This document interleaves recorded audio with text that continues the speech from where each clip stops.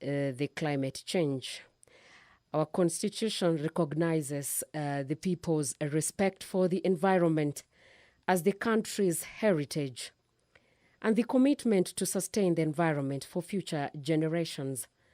Also aware that the cyclic drought in the country has caused devastating effects and a serious disruption to the economy. Climate change is a global problem, with developing countries being the most affected, as regions are dependent on climate-sensitive sectors such as agriculture and forestry.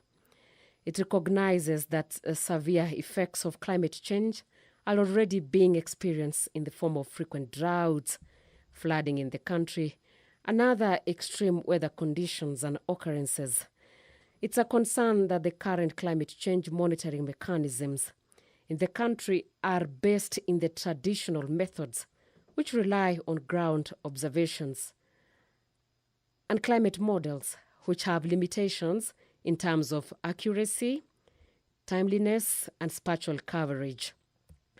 It notes that the country recently launched its first operational satellite to collect and transmit high-quality data. The technology can help in accurately monitoring and forecasting climatic and weather patterns.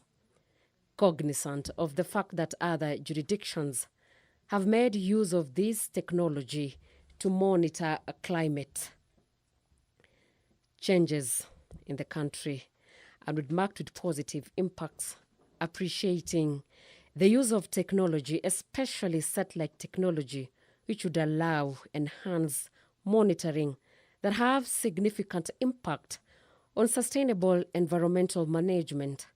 Further, appreciating that this technology would be useful in monitoring difficult to reach, expansive, and unsafe areas in the country, having in mind that out of the 47 countries, 47 constituents, 47 counties and 290 constituencies, there are areas that are very difficult to reach, expansive and unsafe areas. Also, this afternoon, the members are expected to consider the National Disaster Risk Management Bill of the National Assembly by the Leader of Majority, Kimani Ichung'wah, which is in its second reading. And now, the Speaker of the National Assembly, Honorable Dr. Moses Wetangula, has walked in to today's section, today being the third session of the afternoon sitting, which is expected to commence at 2:30 p.m. I now hand over you to today's plenary. Keep watching. Waheshimiwa, na tuombe. Ewe Mwenyezi Mungu, ambaye kwa hekima na wema wako umedhiwa nyadhifa za viongozi na mabunge kwa ustawi wa jamii na utawala wa haki wa wanadamu, twakusihi utasame kwa neema nyingi sisi watumishi wako ambao umeridhika kutuita ili tutekeleze shughuli muhimu za jamhuri yetu. Twakuomba uteremshie baraka zako sisi tuliokutanika hapa, na utujalie tuyatende na kufikiria mambo yote yatakayofikishwa mbele yetu kwa njia ya haki na uaminifu, ili utukufu na sifa zako siendelezwe, na ili kustawisha amani, ufanisi na heri ya nchi yetu na wale ambao haja zao umezikabidhi mikononi mwetu. Amen.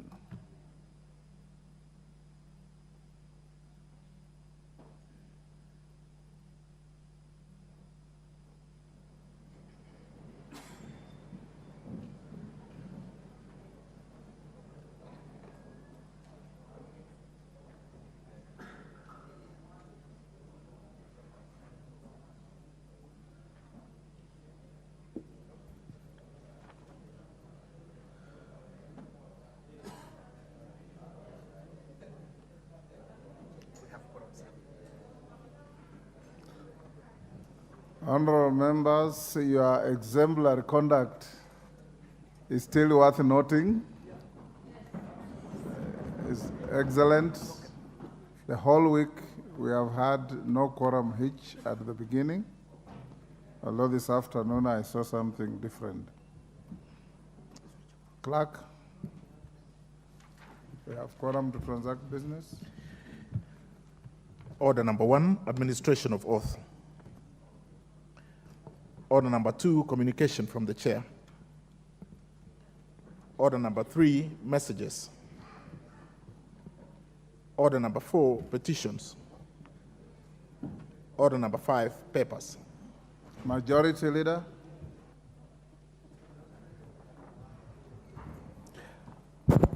Thank you very much, Honorable Speaker. Honorable Speaker, I beg to lay the following papers on the table of the House today, Wednesday, February 21st, 2024, this afternoon sitting.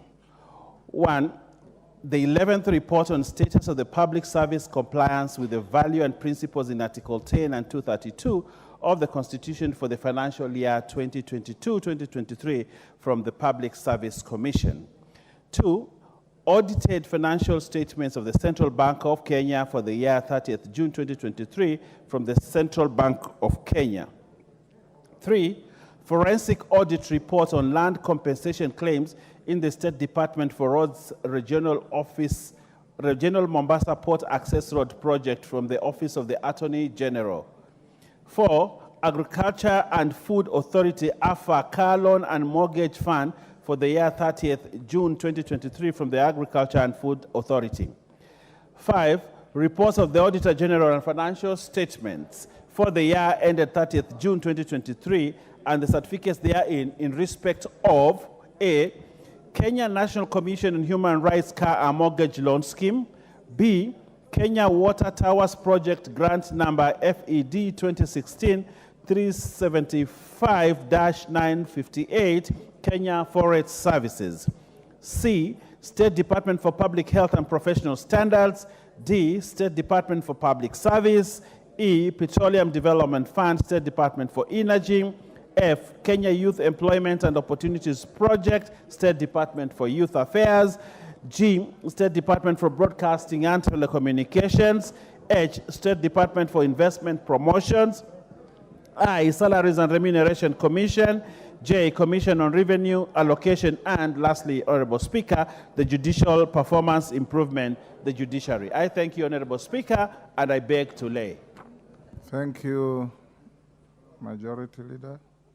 Next, Chairperson, Departmental Committee on Justice and Legal Affairs.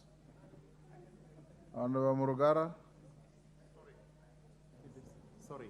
I'm told the papers are coming down. Allow me kindly a few minutes because I'm told they are some in your office, others are with the table office. A few minutes, sir. Okay.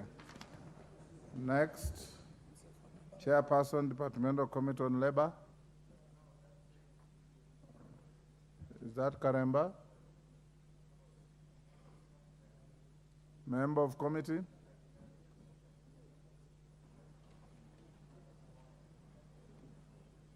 Yeah, you ready?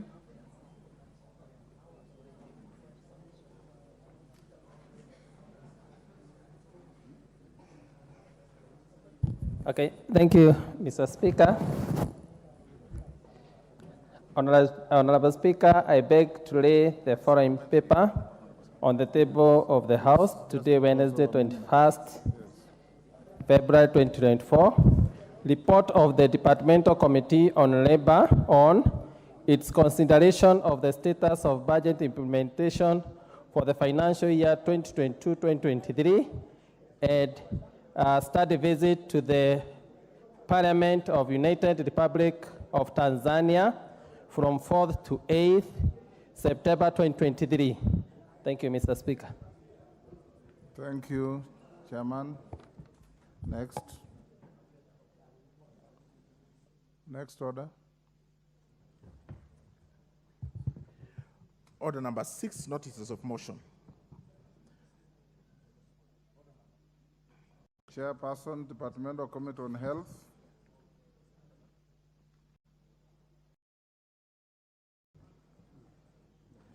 Thank you, Honorable Speaker. Honorable Speaker, I give notice of motion the agreement of the establishment of the International Vaccine Institute. I give the motion that this House adopts the report of the Departmental Committee on Health on its consideration of the agreement on the establishment of the International Vaccine Institute, IVI, laid on the table of the House on Tuesday, 5th December 2023, and pursuant to the provisions of Section 8(4) of the Treaty Making and Ratification Act 2012, approves the ratification of the agreement on the establishment of the International Vaccine Institute. Thank you, Honorable Speaker. Thank you, Chairman. Next, Chairperson, Departmental Committee on Labor, Karemba. One of your members laid the paper. You can now give notice of motion.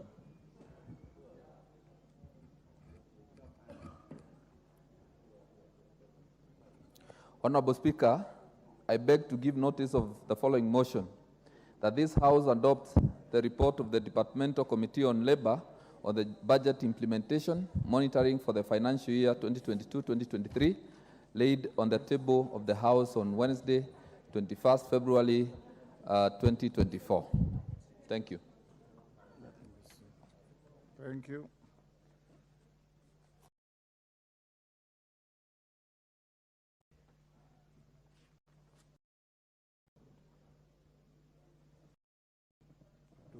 Do we have any statements? We don't have any statements. None is listed, so tomorrow. Yeah. Tomorrow. Next order.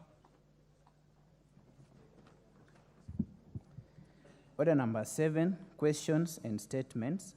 Before we go to order number 7, Murugara, do you have your papers now? So I did ask the clerk to bring the papers, and still I'm checking for the sergeants. I expected the time you made that same excuse to have sent one of your members to run to the table office. Absolutely. Let me just see. Let me check myself how far they've come.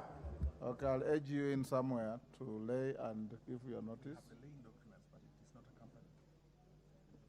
The report is not here.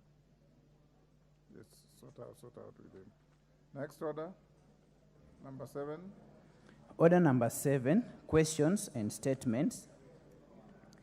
Order number 8, procedural motion, extension of period for consideration of the 2024 budget policy statement. Dindi Nyoro.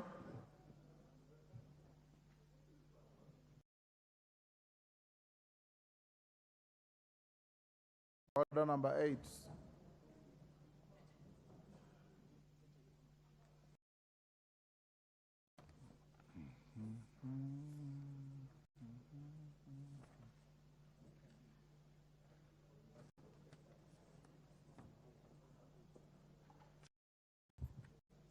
Thank you very much, Honorable Speaker.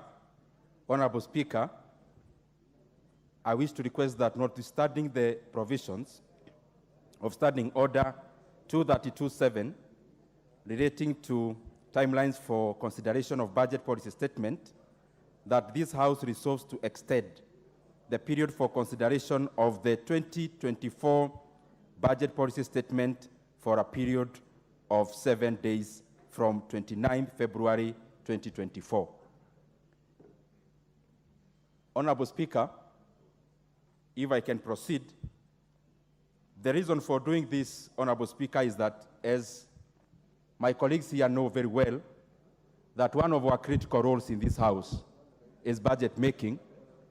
And in that process, Honorable Speaker, every member here plays a very pivotal role. The Budget and Appropriations Committee only comes at the tail end of the entire process, but most of us here actually take part in the budget making process. Honorable Speaker, that process started last year because budget making process, even some of us when we were in the first term, it took us some time to appraise ourselves to the fact that budget making process does not start in June. June is usually actually the tail end. It starts much earlier. For example, this budget making process of year 2024-25, it actually started last year, where the government is divided into compact 10 sectors. Those sectors, they form something we call sector working groups. And Honorable Speaker, the same last year we actually did public participation, where the members of public come and actually practically give their views in regards to the budget making process.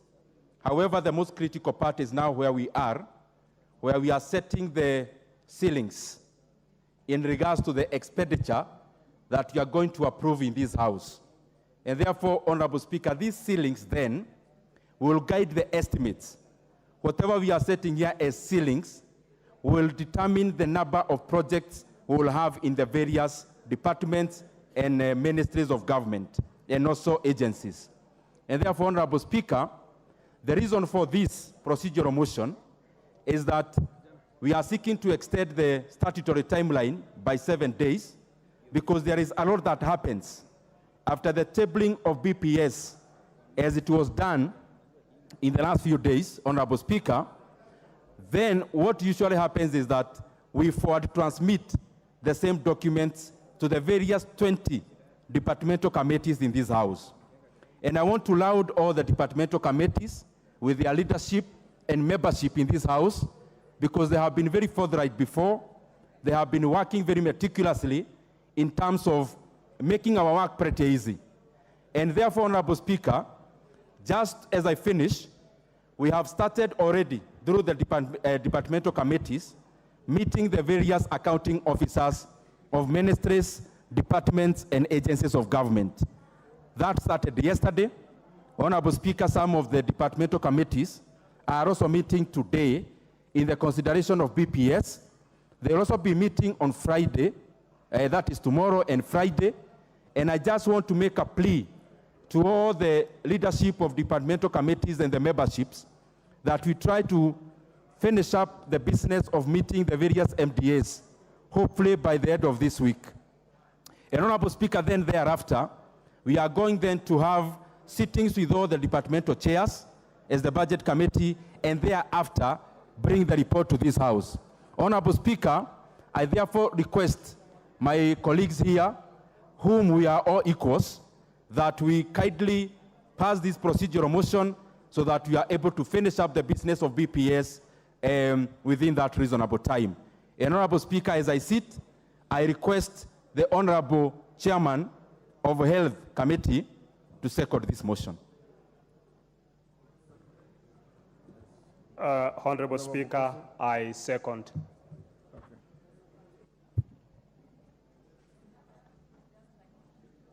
Order, honorable members, I now propose the question, which is that notwithstanding the provisions of Standing Order 2327 relating to timelines for consideration of budget policy statement, this House resolves to extend the period for consideration of the 2024 budget policy statement by a period of 7 days from 29th February 2024. You put the question? Honorable members, I now put the question, which is that notwithstanding the provisions of Standing Order 2327 relating to timelines for consideration of budget policy statement, this House resolves to extend the period for consideration of the 2024 budget policy statement by a period of 7 days from 29th February 2024. As members of that opinion say aye. Aye. Will those of the contrary opinion say nay? The ayes have it. Next order.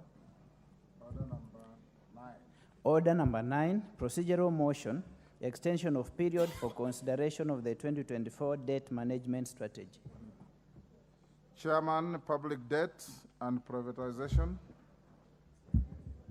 Thank you, Honorable Speaker. Honorable Speaker, I beg to move that, notwithstanding the provisions of Standing Order 232A4 relating to the timelines for consideration of the debt management strategy, this House resolves to extend the period for consideration of the 2024 debt management strategy for a period of 10 days from 25th February 2024. Honorable Speaker, the committee is in the process of reviewing the 2024 medium-term debt management strategy that was laid on the floor of the National Assembly on 15th February 2024.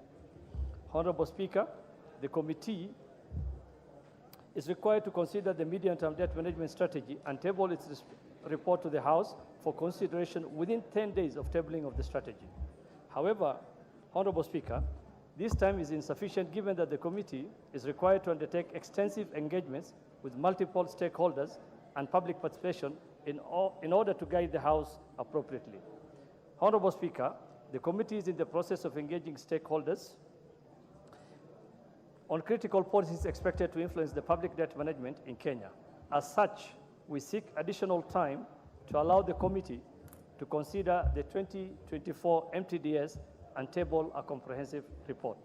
Honorable Speaker, I therefore beg to move and request the Vice Chair, Honorable Dr. Makali Mulu, to second. I thank you, Honorable Speaker. Makali Mulu. Yeah, thank you very much, Honorable Speaker. Honorable Speaker, I second the motion. And as the Chair said, Honorable Speaker, the whole idea behind the extension of time is just to allow more stakeholders to input into this important document, which will determine how much will be borrowed in this country. And bearing in mind, Honorable Speaker, the problem we are facing with public debt, it is important we allow as many stakeholders as possible to give their input. With those remarks, I second, Honorable Speaker. Order, honorable members. Order, members on their feet, take your seats. Ijara member, take your seats. Take your seats. Order, honorable members, I now propose the question, which is that notwithstanding the provision of Standing Order 232A-4, relating to timelines for consideration of debt management strategy, this House resolves to extend the period for consideration of the 2024 debt management strategy by a period of 10 days from the 25th February 2024. We put the question. I now put the question, which is that notwithstanding the provisions of Standing Order 232A-4, relating to timelines for consideration of debt management strategy, this House resolves to extend the period for consideration of the 2024 debt management strategy by a period of 10 days from the 25th February 2024. As many as of that opinion say aye. Will those of the contrary opinion say nay? The ayes have it. Before we go to the next order, allow me, honorable members, to acknowledge the following institutions in the public gallery: Kenya College of Accountancy University from Ruaraka, Nairobi;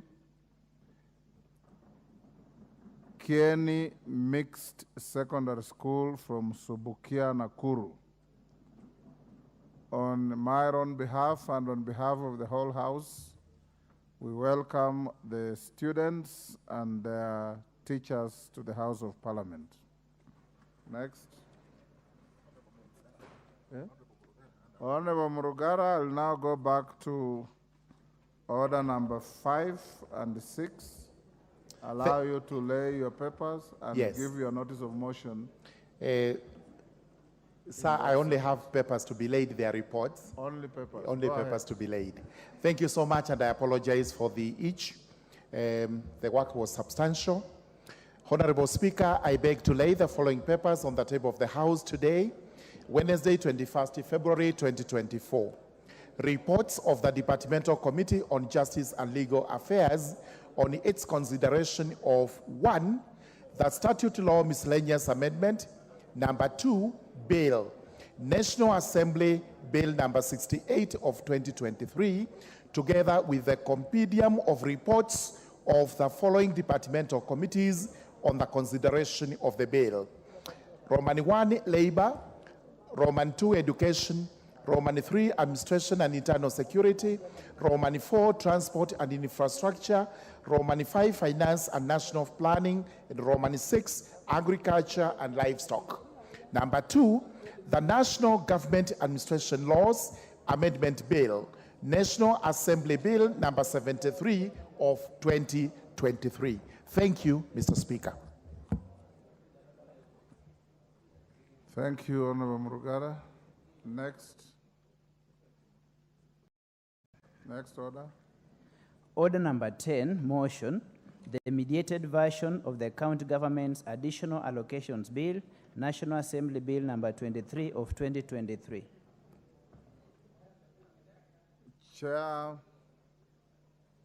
Mediation Committee on the County Government's Additional Allocation Bill.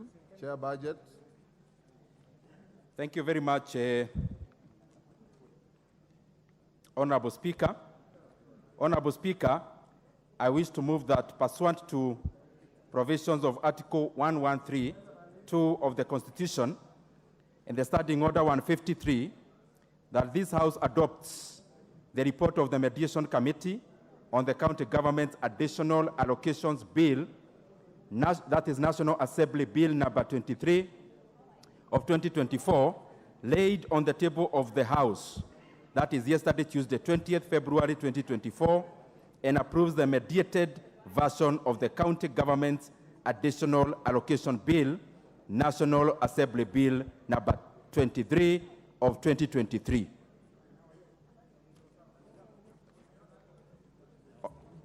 Honorable Speaker, just to give a brief background about the motion before us.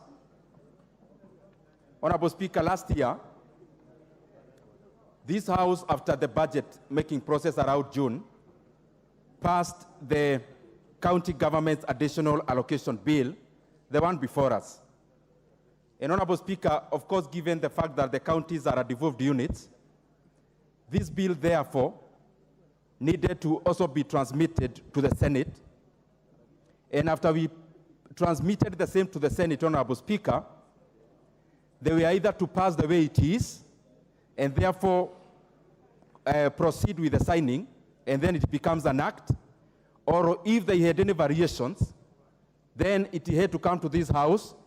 If we concurred at that moment, then we will have gone ahead again for signing, and it becomes an act. Honorable Speaker, the process is usually that when there is variations in terms of opinions between the two houses, as it happened last year, then a mediation committee is formed. Because the proposal by the Senate then, the honorable members of this House felt that they needed to make some changes on them. And making changes, therefore, then that means that the process was not complete, and therefore the next leg of the job was actually to meet between ourselves in this House and also the Senate, so that we mediate and also agree on the issues before us. Honorable Speaker, we did exactly that, and I want to report before you, Honorable Speaker, and this House, that we have worked around the clock. Honorable Speaker, during the festivities, this committee, which was also co-chaired by the Honorable Bonnie Harware, the MP for Kakamega, and of course with the membership of Honorable Catherine from this House, and Honorable GK, and also the other honorable members from the Senate. Honorable Speaker, over the festivities, we did our best to try and look for a solution. And this is what I would wish that my colleagues here, just to understand as a background. The bill here contains the additional resources that we give to our counties beyond the shareable revenue, Honorable Speaker. It also has conditional grants. For example, the monies that come from other external sources. For example, there is a project called KISIP, which usually targets informal areas, which, Honorable Speaker, actually has a tune of 4.5 billion Kenya shillings in this bill. There is also other funds that come with, to targeted sectors. For example, there is a fund called NAGRIP, Honorable Speaker, whose implementation is also done through the county governments. Honorable Speaker, in the same, as we are aware in this House, library services are devolved. But Honorable Speaker, as usually find across many other sectors and functions that are devolved, some, I would say, for lack of a better word, that they are semi-devolved. That the national government also has a role as much as the county governments has a role. Just the same way we see in agriculture, in health, in water, whereas they are devolved, the national government also has a role to play, which is also pivotal. Therefore, Honorable Speaker, there was funds for the library services, which has been a case previously, and we were able to discard with the matter through this mediation committee, Honorable Speaker. Honorable Speaker, this is actually where the rubber meets the road. And it's important that I bring this to the attention of members. And I am doing this, Honorable Speaker, so that we understand why we actually went for mediation. Honorable Speaker, in every scenario, you look for a tool in your hands to be able to also get what you don't have yet. Honorable Speaker, when this matter came before us, there was another outstanding matter in this House, which we thought was critical for us to handle, using this bill also as a tool. Honorable Speaker, there is something called RMLF. That is the Road Maintenance Levy, Honorable Speaker. Roads Maintenance Levy Fund. Honorable Speaker, this is a very important matter because I'm a member of Parliament for Kiharu, and of course, all the members here who are my colleagues, we are all equal. And therefore, Honorable Speaker, in discharging of our duties, it is important for me to put it very categorically, as the Chairman of Budget and also as the Member of Parliament for Kiharu. I know one thing, Honorable Speaker, that because these members care too much about the Kenyan people, there is no bill that will ever come before this House for members, for example, to deduct funds from NGCDF. And I know that can never happen. Because I'm a member of Parliament and I know the kind of patriotism with my colleagues when it comes to serving the people of Kenya through bursaries and other development programs through NGCDF. There is another second fund, Honorable Speaker, which is very critical for every member of Parliament. There is a semantic called 22%. There is another semantic called 10%. Those semantics are found around something called RMLF. In layman's terms, Honorable Speaker, these are carer funds. Honorable Speaker, as the Chairman of Budget and the co-chair of the mediation team, I had to put the interests of the members of this House and the people of Kenya first. And Honorable Speaker, one thing that is very clear, that when it comes to discharging of the duties, NGCDF stands out as a fund that reaches every village in Kenya through these members, Honorable Speaker. The second thing is that, Honorable Speaker, some of our weather roads, the roads that need to be maintained, there is no better way of discharging that role than passing through the Constituency Roads Committee in our Kera regions. And Honorable Speaker, then, when we went for that mediation committee, those were my reference points, Honorable Speaker.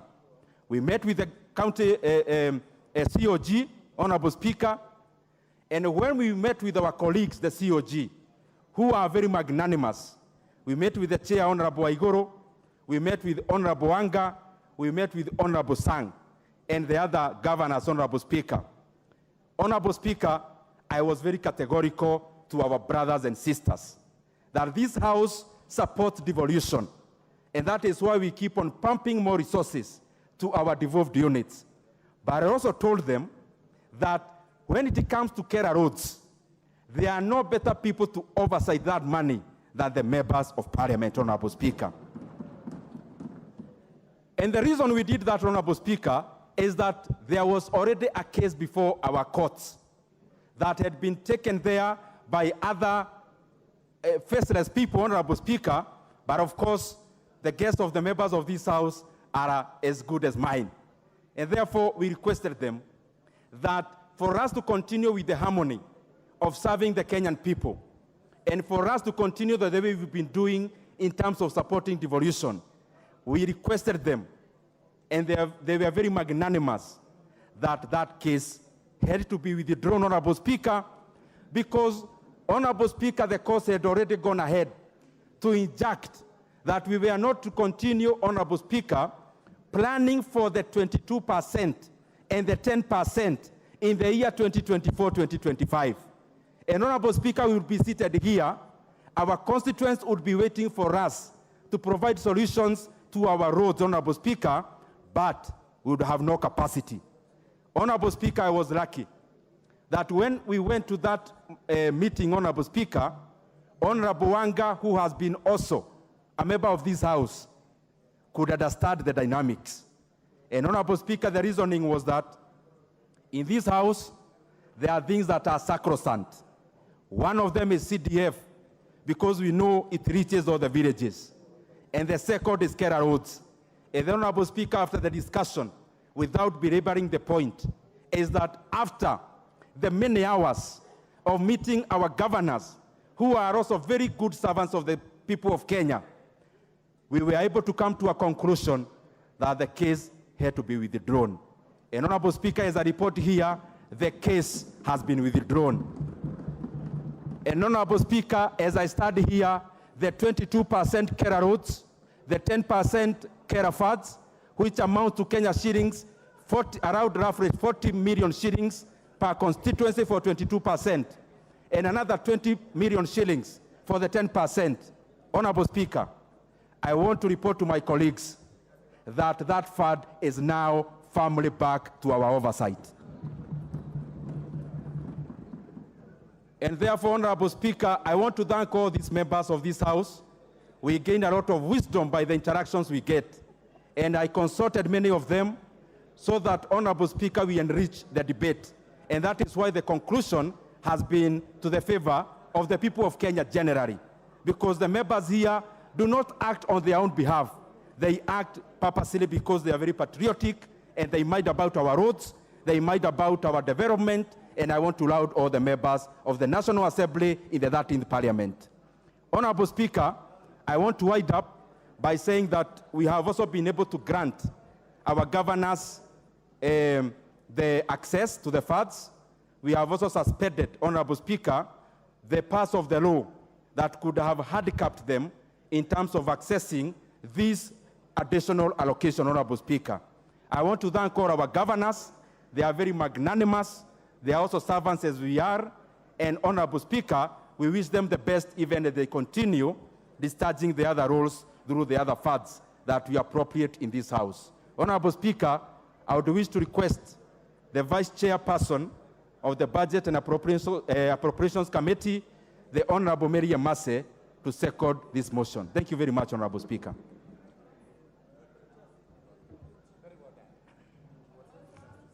Thank you, Honorable Speaker. For reasons already alluded to by the Honorable Chair Budget, we unanimously agree to uphold the proposed bill as presented by the Senate. I second. Thank you. I now propose the question, which is that this House, that pursuant to the provisions of Article 1132 of the Constitution and Standing Order 153, this House adopts the report of the Mediation Committee on the County Government's Additional Allocation Bill, National Assembly Bill number 23 of 2023, laid on the table of the House on Tuesday, 20th February 2024, and approves the mediated version of the County Government's Additional Allocation Bill, National Assembly Bill number 23 of 2023. Honorable members, this is a product of a consensual process of a bill that you passed yourselves. I don't know if you want to debate it or we put the question. I will now put the question. I see a hand there. Is it Olwach? Olwach, what is it? Thank you very much, Honorable Speaker, and I just want to buttress just one point because I was a member of the Mediation Committee, and I fully concur and agree with the reasoning and points advanced by our co-chair in that, Honorable Dindi Nyoro. The only thing I needed to add is that Honorable Dindi Nyoro is trying to be diplomatic. The persons who actually filed this case are the Council of Governors themselves. And for some reason, the Council of Governors and the governors believe that by taking funds from the National Assembly functions, CDF, RLMS, that these would amount to funds that go to county government funds. So one of the key points that we ensured that as members we did was to extract a concession from them. And I thank Honorable Nyoro for the role he played, that they withdraw the cases which they had put. The consequence of that, which I am sure the Chair of Budget will state, is that in the budget policy statement, already there is a negative 10 billion on RLMS, and that would then required to be corrected when the report on the budget policy statement comes before this House. So I am happy that this committee was able to come back with a mediated version that allows counties to get their funds, and in the process protected the carer funds that had been reduced from 22 to 16 and from 10 to 6. With that, I support my Honorable Chair. Thank you, Speaker. Thank you. Makali Mulu, you want to belabor this? Yes, thank you, Honorable Speaker. I'll be very brief, Honorable Speaker, but I think it's important we put this on record, Honorable Speaker. Honorable Speaker, the bill we are discussing, the mediated fashion, is a bill which is talking about resources for this financial year, Honorable Speaker. The financial year runs from July to June, Honorable Speaker. And if you look at the history of this bill, particular bill, because it's an annual bill, Honorable Speaker, every year we are doing it very late, towards the end of the year.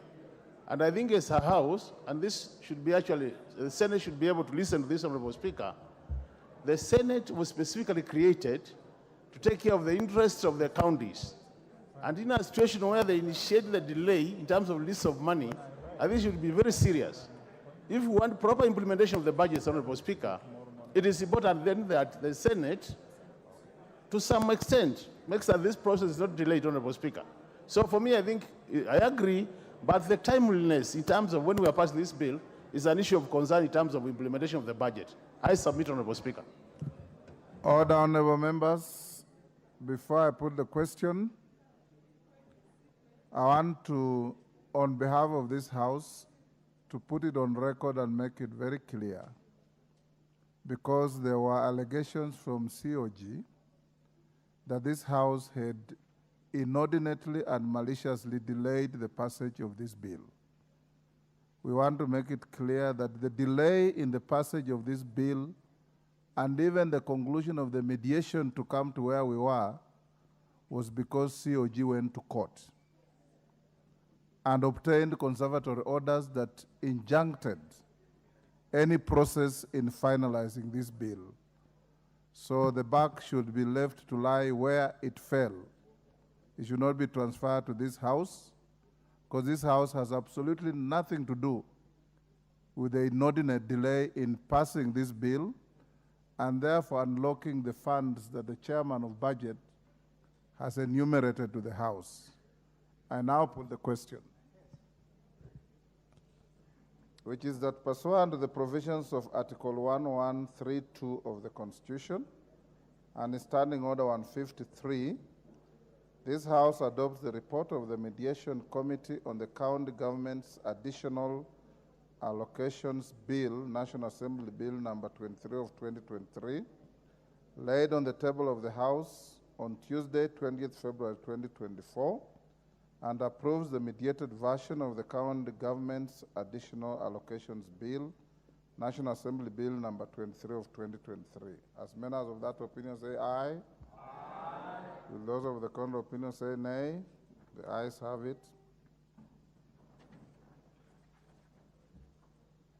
Honorable members, before we go to the Committee of the Whole on the Affordable Housing Bill, National Assembly Bill number 75 of 2023 at order number 11, I want to give the following directions. One, there were certain very fundamental issues that were raised by the Honorable Member for Seme, the Honorable Dr. Nyikal, to the effect that the report lacks considerations and conclusions and something like that. I will give the chairman of the committee a few minutes to respond to that. Before he does that, and you know when you go to committee, Mr. Speaker will leave the chair. It was communicated and recommunicated that voting will be by way of electronic process. This House and PSC has invested heavily in ICT development in this house. And Mother Wangari tells me in the morning while she was in the chair, she also made a communication. So when you go to committee stage, and I've seen quite a number of amendments to the bill for better management of time, all votes that will be called will be actualized electronically. Members who may have forgotten or lost their cards, you may sojourn to the ICT office and obtain your cloned cards for purposes of your proper participation in the proceedings of the House. Kimani?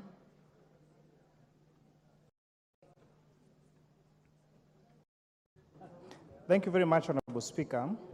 So, Honorable Speaker, as we proceed to the Committee of the Whole House, I would like to lay a fact on a few issues that were raised yesterday during the second reading by the Honorable James Nyakal.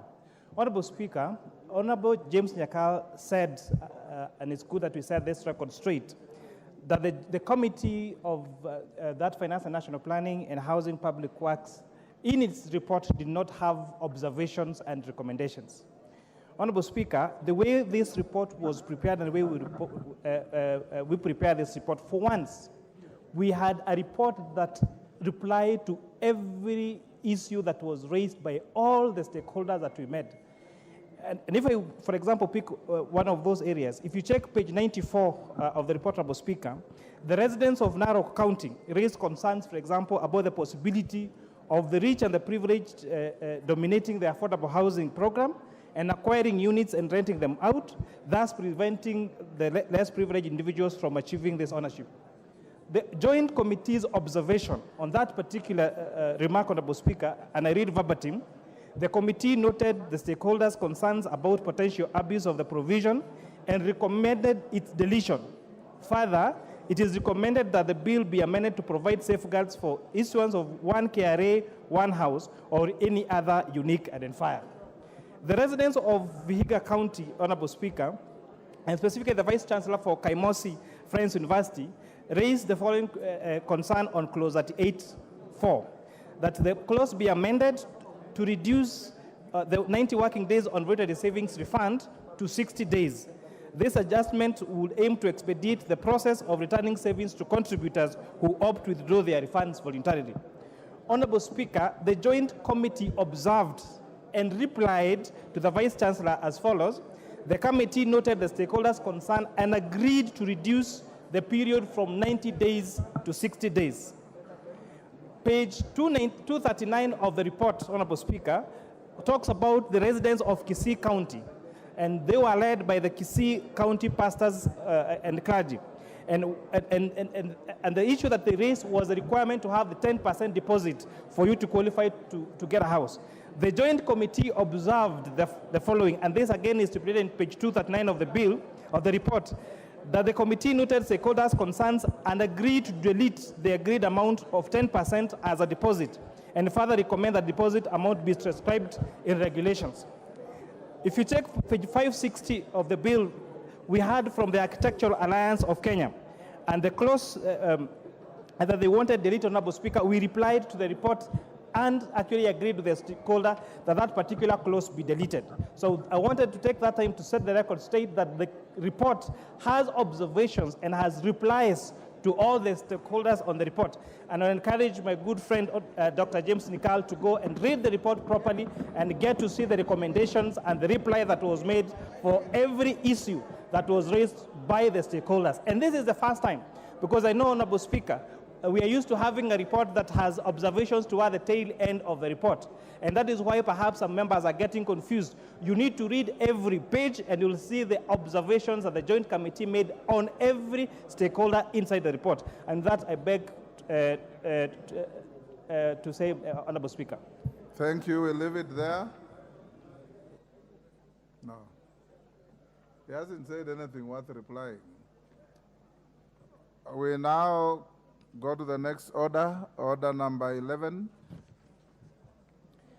Order number 11, Committee of the Whole House. Order, honorable members, will you be upstanding?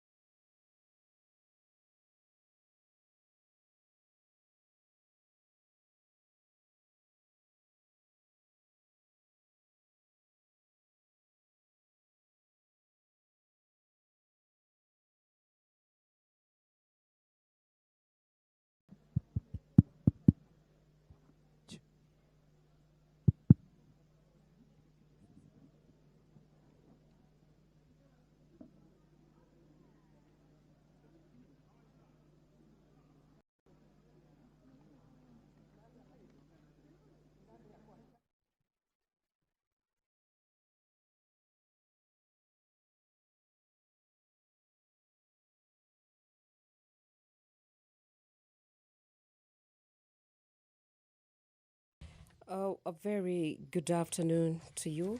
And the session of the Wednesday, the third session of the afternoon sitting being February 21st, where the members of parliament began with a procedural motion on the extension of period for the consideration of the 2024 budget policy statement and the extension of the period for the consideration of the 2024 debt management strategy. Members of Parliament now are on the Committee of the Whole House on the considerations of the Affordable Housing Bill, Bill number 75 of 2023. I now hand over you to... Member for Shuka Igambangombe, take your seat. Member for Manyata, take your seat.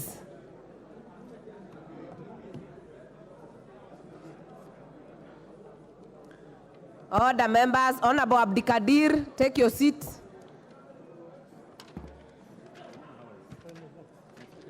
Hi.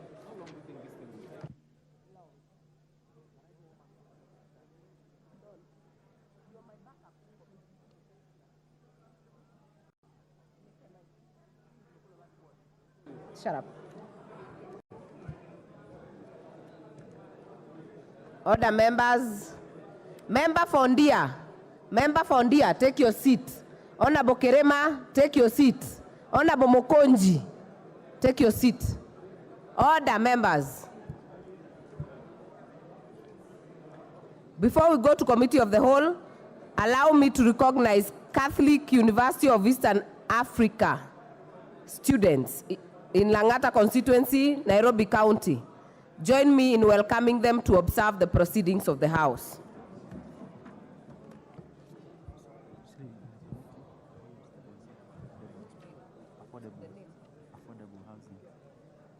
We are now in the Committee of the Whole to consider the Affordable Housing Bill 2023. Clause 3. Clause 3. I propose the question that Clause 3 be part of the bill. Mover. Chair.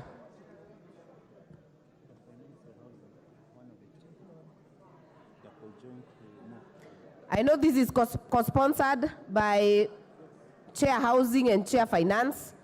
Who is moving the amendment? Honorable Speaker, Honorable Chair, I beg to move that Clause 3 of the bill be amended as per the order paper, that in paragraph A, we insert the words "and to reasonable standards of sanitation," and then the end of paragraph B, in paragraph B by inserting the words "and institutional housing" at the end of the paragraph, and C, in paragraph C by inserting the words "and institutional housing" at the end of the paragraph.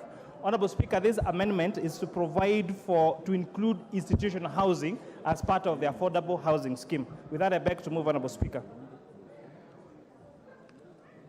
I therefore propose the question that clause 3 be amended as proposed by the Chair Finance. I now put the question that clause 3 be amended as proposed by the Chair Finance Committee. Will as many as are of that opinion say aye? Aye. Will as many as are of a contrary opinion say nay? The ayes have it.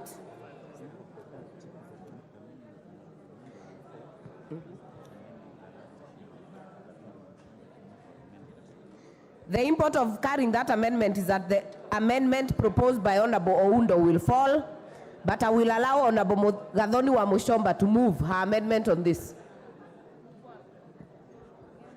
If she's not in the House, it is dropped. Therefore, I will put a global question that the clause 3 as amended be part of the bill.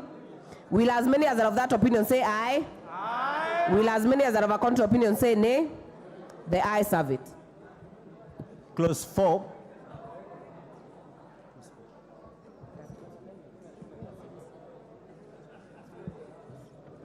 I propose the question that clause 4 be part of the bill. Mover.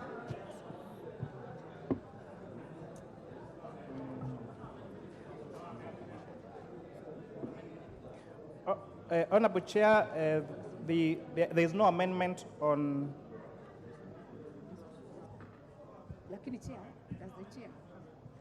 Order, members, order, Chair. The person with an amendment on this is Honorable Gathoni wa Mushomba, who is not in the House, so the amendment. No, where is Millie? But you have told me Gathoni has an amendment. So who are we moving first? Yeah, that's what I was calling. Yeah.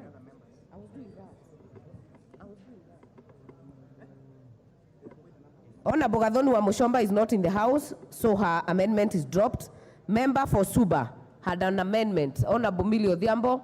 The Speaker has allowed Honorable Nyikal to...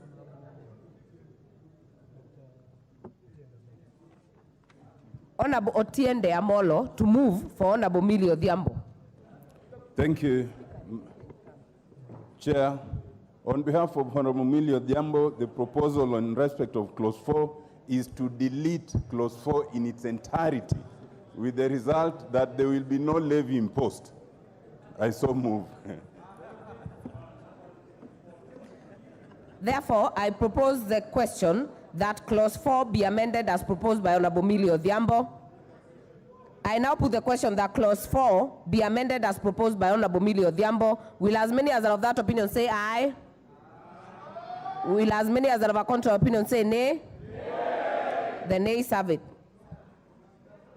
So the import of that, the amendment by Jambo falls. Remember for Finola falls, then we have one by Nikal. The import of that is that the amendment by member for Funyula falls, then we'll have the amendment by the member for Seme, Honorable Nikal. Move your amendment.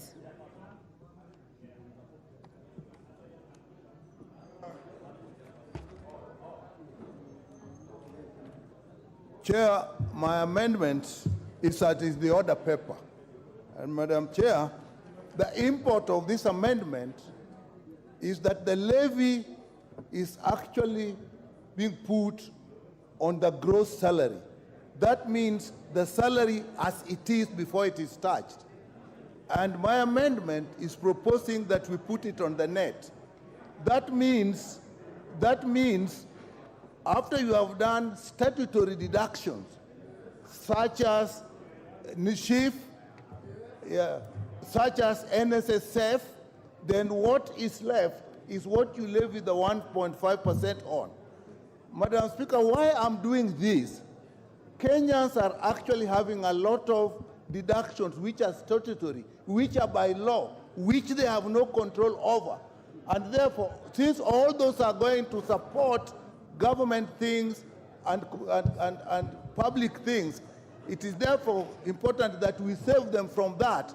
And therefore, we want those deducted first and then what is left is then what is subjected to 1.5%. If you look at it, honorable members, all the deduction is still actually going to either government or whatever levy. So we are just saving the members so that they pay a little less, but what is left is what is deducted, and what they have paid has also gone to the government.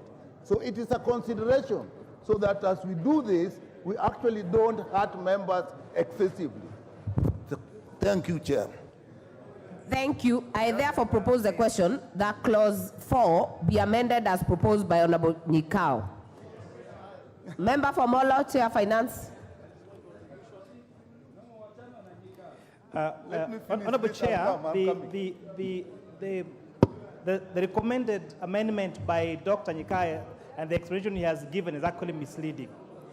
Because by deleting the word gross and substituting that with net, the impact of that would mean that for you to impose a levy, you will have to take into consideration all deductions, including if you had SACCO savings or your SACCO loans or your bank or your loan at the bank, and therefore that would cause an administration nightmare. It is not implementable as recommended by Dr. Nyikao. And therefore our proposal is that we do not support Dr. Nyikao's amendment. Thank you. I will now put the question that clause 4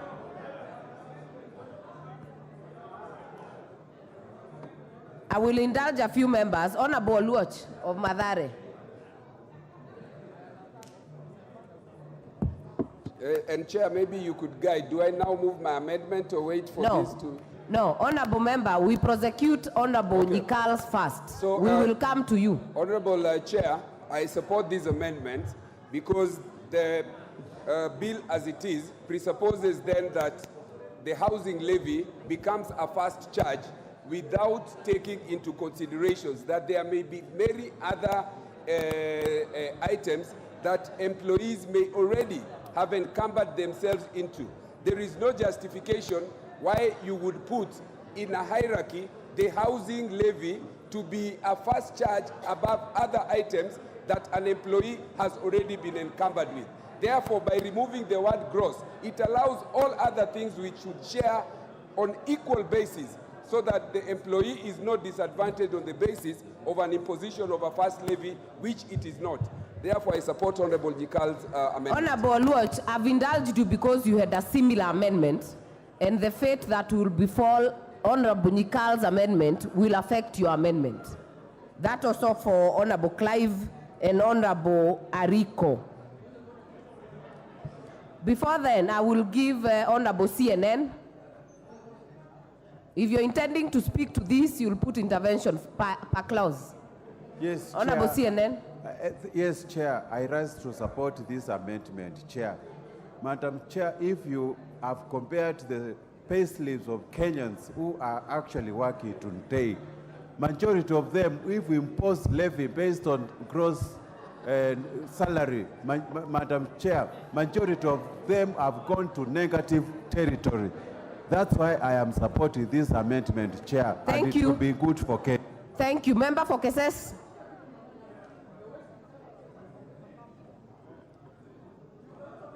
Thank you, Chair. My weight on this matter is that on the proposal by one Honorable Nyikao, it is not workable because as per the provision of the Constitution, we need a basic common denominator that is equitable, that is balanced, that is fair, that is applicable across the board.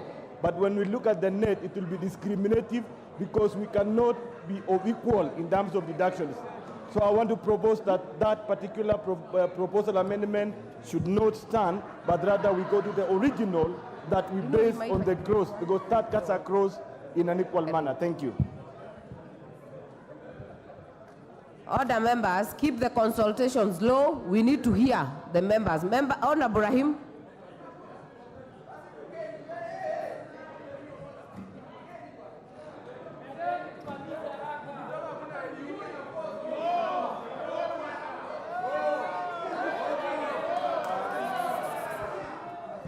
See you.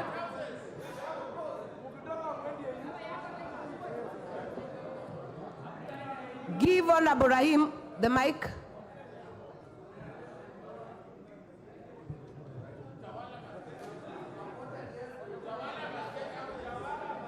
Members, be patient. We'll get to you, Honorable Anjala, but make sure you have your card. We are using the card to speak and to vote. Honorable Rahim.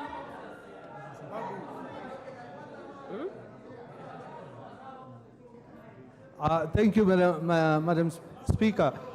If Honorable Nikal's amendment had talked about statutory deductions, then it would have been fine if there was statutory deductions. But the way it stands right now, it's very vague because it says net what the chair has explained. But if it was statutory deductions, yes, that would be okay. Honorable Makali Mulu.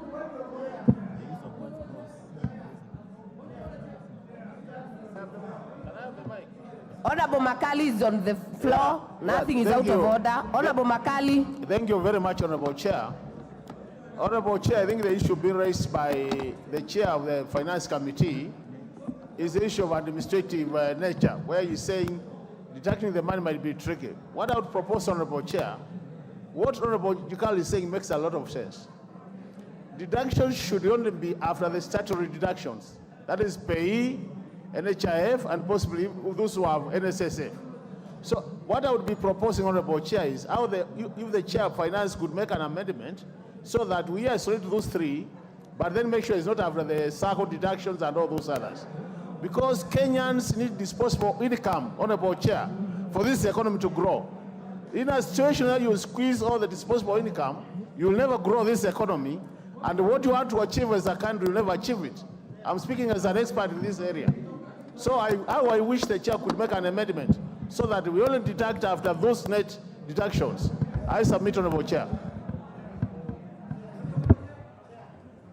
What is out of order, Honorable Junet? Yeah, thank you very much for giving me. Chair, I want to urge our members on this side to drop all the amendments because it's not making any improvement in the House, and we allow the Kenya Kwanza people to do the amendments as they wish and pass the bill. Sasa nyinyi mnaambiwa mtoke nje, mwendeni nyumbani.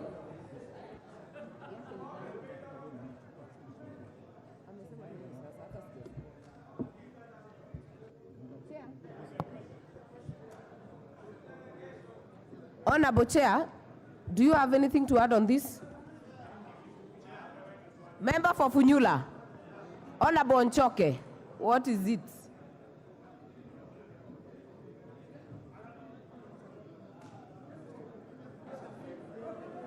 Chair. You have the mic now, Honorable Nchoke. Yeah, can you give me a mic?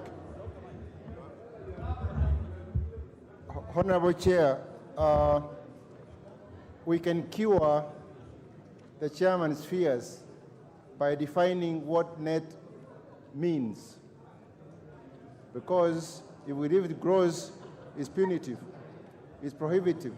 Kenyans are already suffering, so we can define that and remove the fears that the chairman has. Thank you.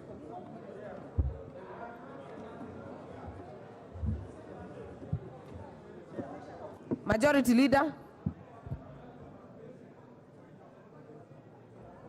Thank you, Honorable Chair. Chair, I think it's only fair that you put the question now on this matter because what Honorable Nikali is saying, Honorable Speaker, Honorable Chair, is that just geared towards reducing the amount that is collectible with no justification at all, and we completely disagree with the justification he's giving. It doesn't make a lot of sense.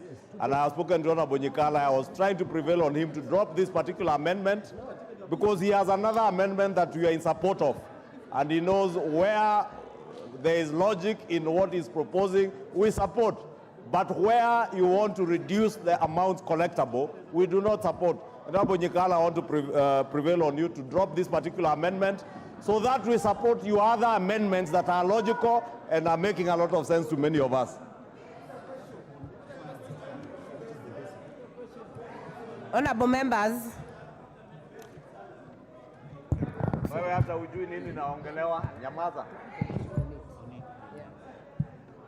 Order members, I will put the question that clause 4 be amended as proposed by Honorable Nikal.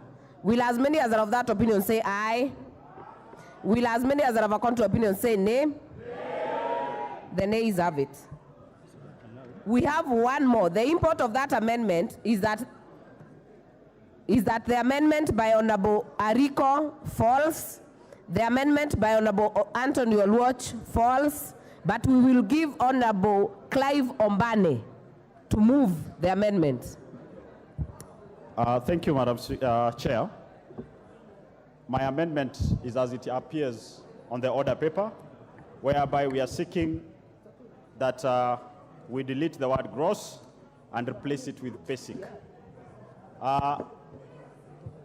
The justification here is that already the taxpayer is overburdened. And by deducting these from the gross is highly punitive and very insensitive. Yes, we may not be supporting this bill at all, but if we have to stuff it down the throat of the people, then let us do it with some humanity in us. So I therefore ask that this House considers that we move it from gross to basic, Chair. I propose the question that clause 4 be amended as proposed by Honorable Clive Gisairo. What is out of order, Honorable Chepkonga?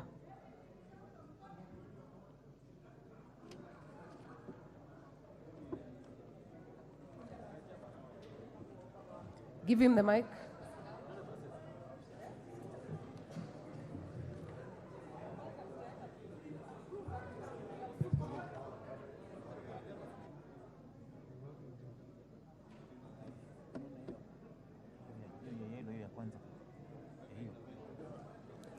Thank you very much, Honorable Chair. Honorable Chair, it's not that I just wanted to say that Honorable Clive, although he's making some proposals, the difference between gross and basic, we know gross is defined. He has not defined basic. So you cannot seek to amend something that's already defined, is in the interpretations, and put in something that is not defined. It is not interpreted. What he should have done was to bring the definition of what basic is. As it is right now, nobody knows what basic is. We hear you, Honorable Chepkonga. I'll give the member for Funyula. Chair, thank you for this opportunity, but I'm thoroughly worried that a whole senior like Honorable Chepkonga does know the difference between basic, gross, and net. It is very telling. At this age, at his age, he does not understand. On that matter, Honorable Chair, really, it becomes very difficult. Even to have basic, Honorable Chair, is very clear. Basic is the basic salary as provided anywhere. When we add these others, the one for housing allowance and everything, that's when it becomes gross. I thought these are very basic things. We hear you. Thank you, Honorable. Chair, Finance. Honorable Chair, although this amendment seems to be very innocent, the difference between basic and gross would imply that what employers and employees will do would to reduce the basic pay payable and load all the other emoluments that are payable to the employee as allowances. So if, for example, you have a salary of 100,000, if we change the principle from making a percentage of gross to making it a percentage of profit, there's nothing that will stop taxpayers from reducing, from now saying that the basic salary that they're paying is 20,000 and 80,000 as allowances. And therefore, that would really depict the whole purpose why we are setting up this fund for the purpose of affordable housing and institutional housing. I will therefore put the question that clause 4 be amended as proposed by Honorable Clive Gisairo. Will as many as are of that opinion say aye? Will as many as are of a contrary opinion say nay? Nay. The nays have it. I will now put the question that clause 4 be part of the bill. I will put the question that clause 4 be part of the bill. Will as many as are of that opinion say aye? Aye. Will as many as are of a contrary opinion say nay? The ayes have it. Clause 5.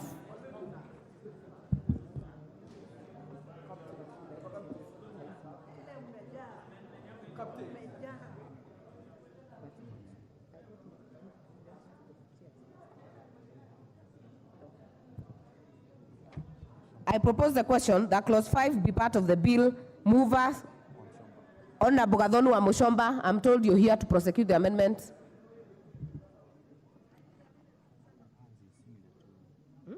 How's it similar to Millie?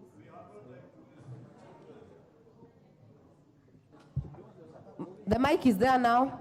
Prosecute. Honorable Chair, I request for 2 minutes to settle. Just 2 minutes. Honorable Amoshomba, we had called you earlier. You are missing. I will drop this amendment. Honorable Millie Odhiambo, Otiende Amolos, not in the House. I will drop the amendment. Proposed amendment by the chairpersons. Honorable Chair, I beg to move that clause 5 of the bill be amended as proposed in the order paper, A, by numbering the existing provisions as 1, and B, by inserting the following new subclause immediately after the numbered subclause 1, that without prejudice to the generality of Section 6, any business or company which complies with the provisions of Section 5 shall not be liable to pay the levy under Section 4(2)(b).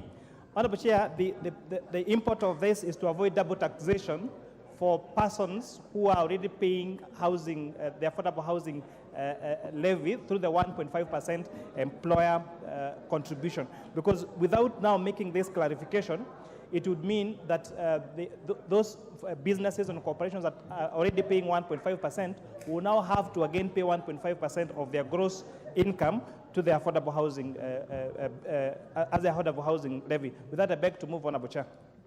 Thank you. I will now propose the question that clause 5 be amended as proposed by the chairs.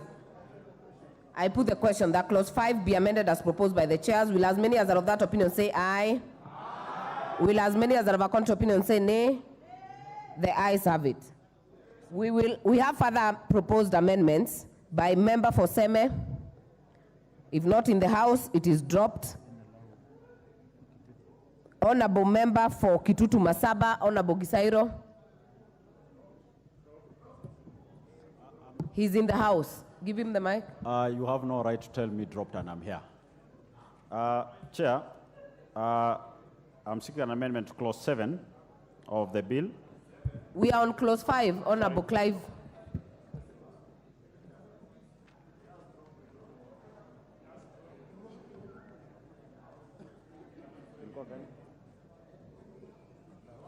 Clause 5, sorry. I think clause 5 is what we've already passed on the gross. All right, then I drop basic, this right? proposed amendment here. Member for Turkana South, Honorable Ariko. He's in the House. Madam Chair, I think my amendments under clause 4 is the same as amendment clause 5. And Prosecute clause 5. I'm not ready to prosecute. Let me wait. If you're not ready, I will drop it. Yes. And with that, honorable members will conclude clause 5. So I'll put the global question that clause 5 be amended, as amended, be part of the bill.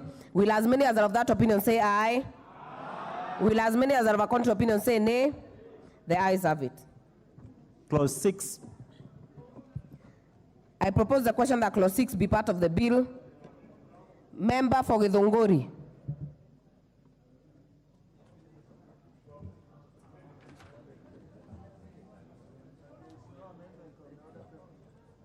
There is no amendment on the order paper.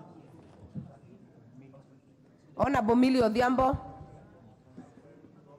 Absent, amendment dropped. Member for Seme, amendment dropped. Member for Madare.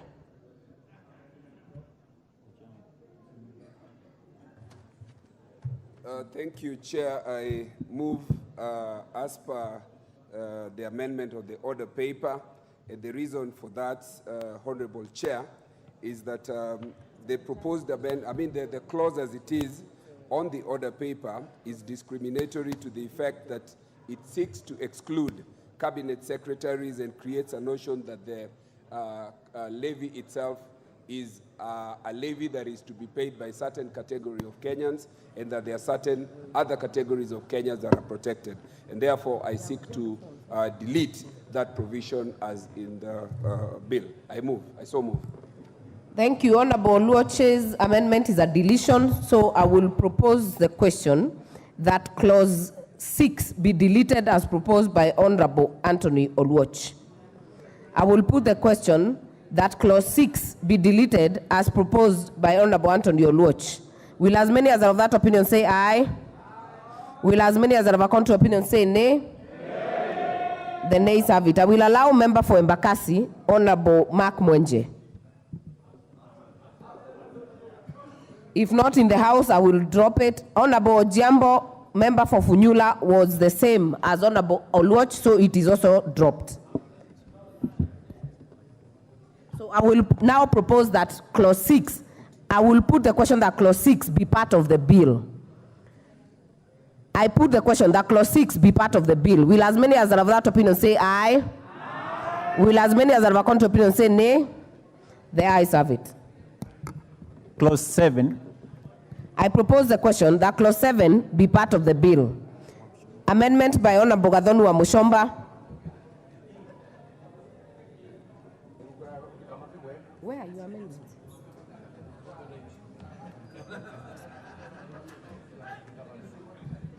Honorable Gathoni. Madam Chair, you'll forgive me, I don't have my card for now. That is why I'm not able to access the microphone.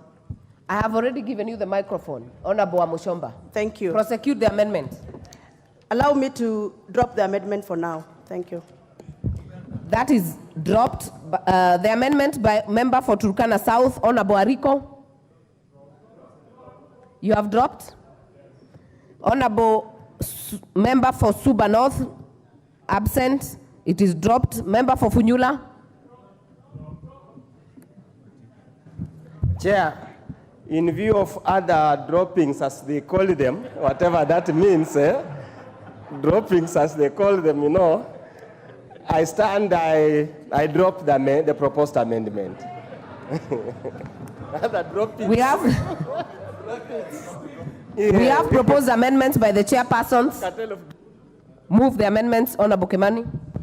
Honorable Chair, I beg to move that clause 7 be amended as per the order paper, and this is deleting and substituting therefore the following new clause, that the levy shall be a debt due to the government and shall be recoverable in accordance with the Tax Procedures Act of 2015. This, Honorable Chair, is to make all fines and penalties for payee and for the other statutory deductions to be the same as that of this housing levy. Honorable Chair, I beg to move. I therefore propose the question that clause 7 be amended as proposed by the chairs. Will as many as are of that opinion say aye? Aye. Will as many as are of a contrary opinion say nay? The ayes have it.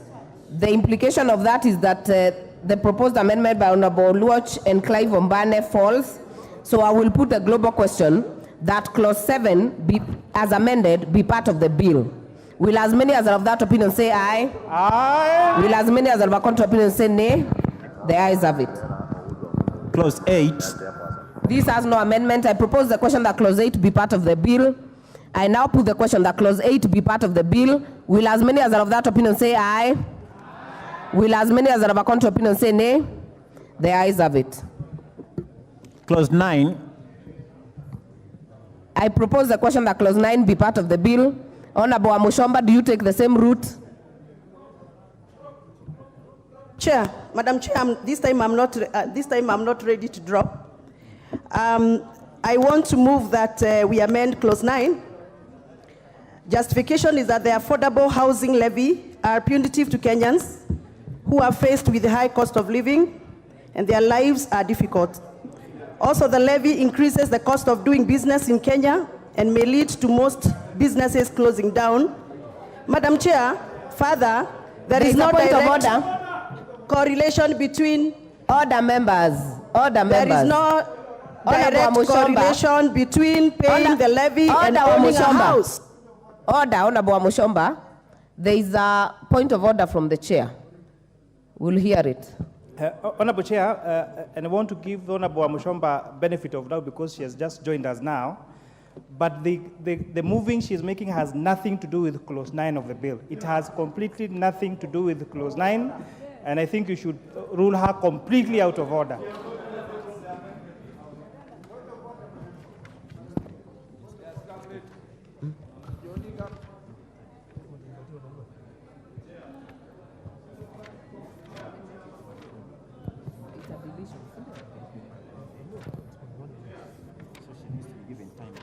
Honorable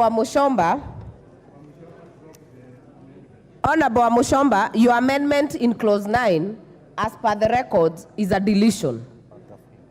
Paragraph A, the entire paragraph A. So kindly move the right amendment as filed by the Speaker.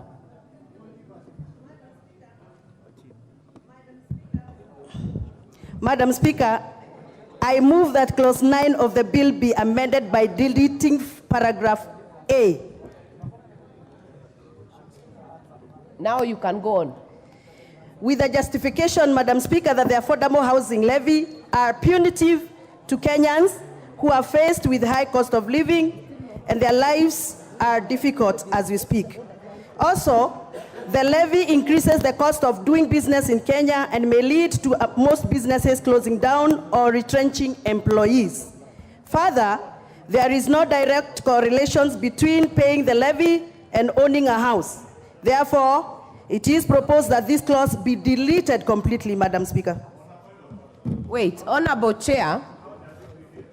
No, order members. Order members. I have the bill here.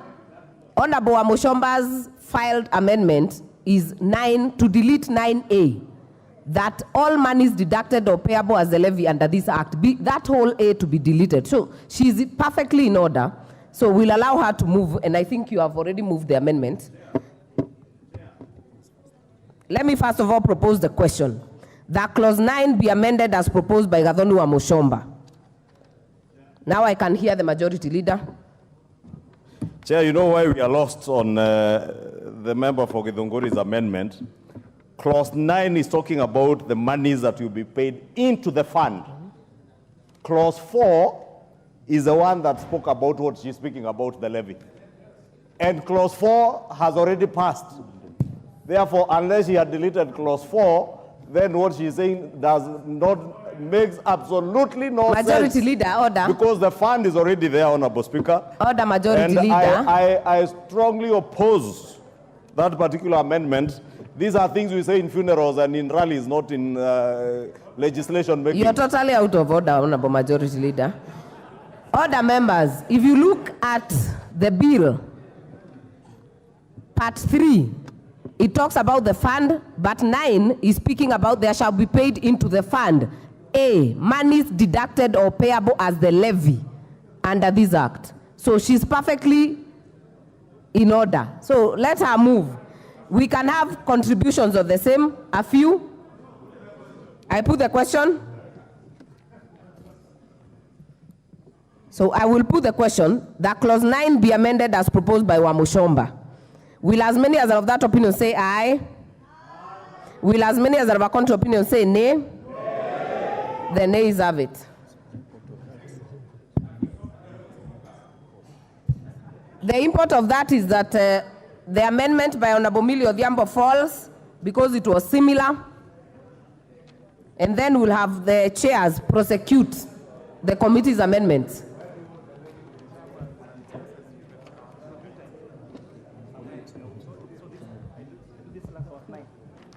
So close. Kuna amendment ya clause 9.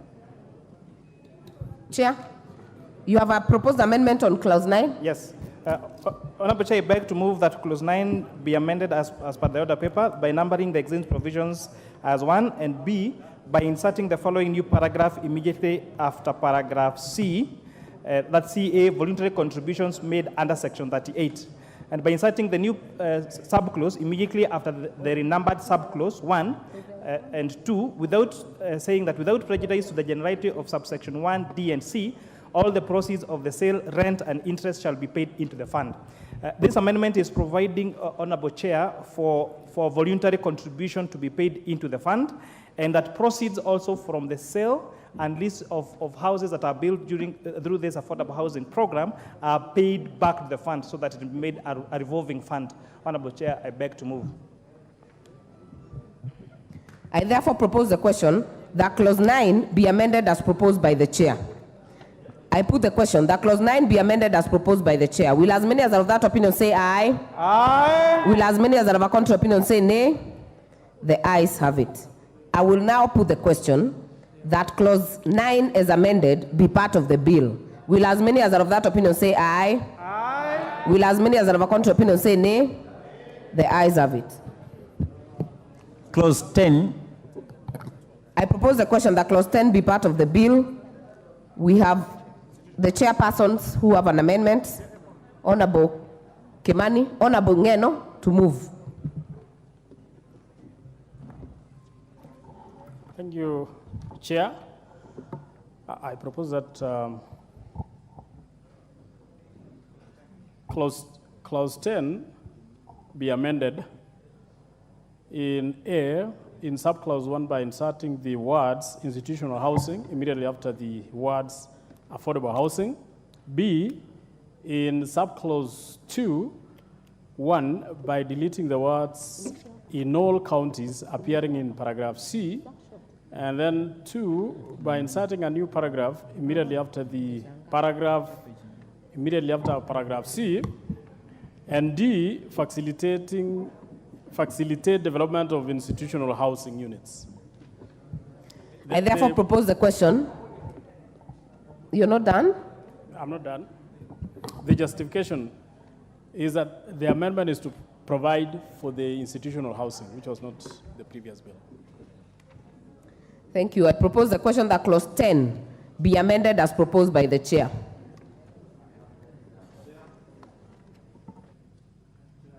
Majority Leader. Chair, I rise to support this particular amendment. And Honorable Chair, you know, out of the public participation, you saw university students appear before the committee. And I see the Honorable Ariko, who is a member of the committee, remembers.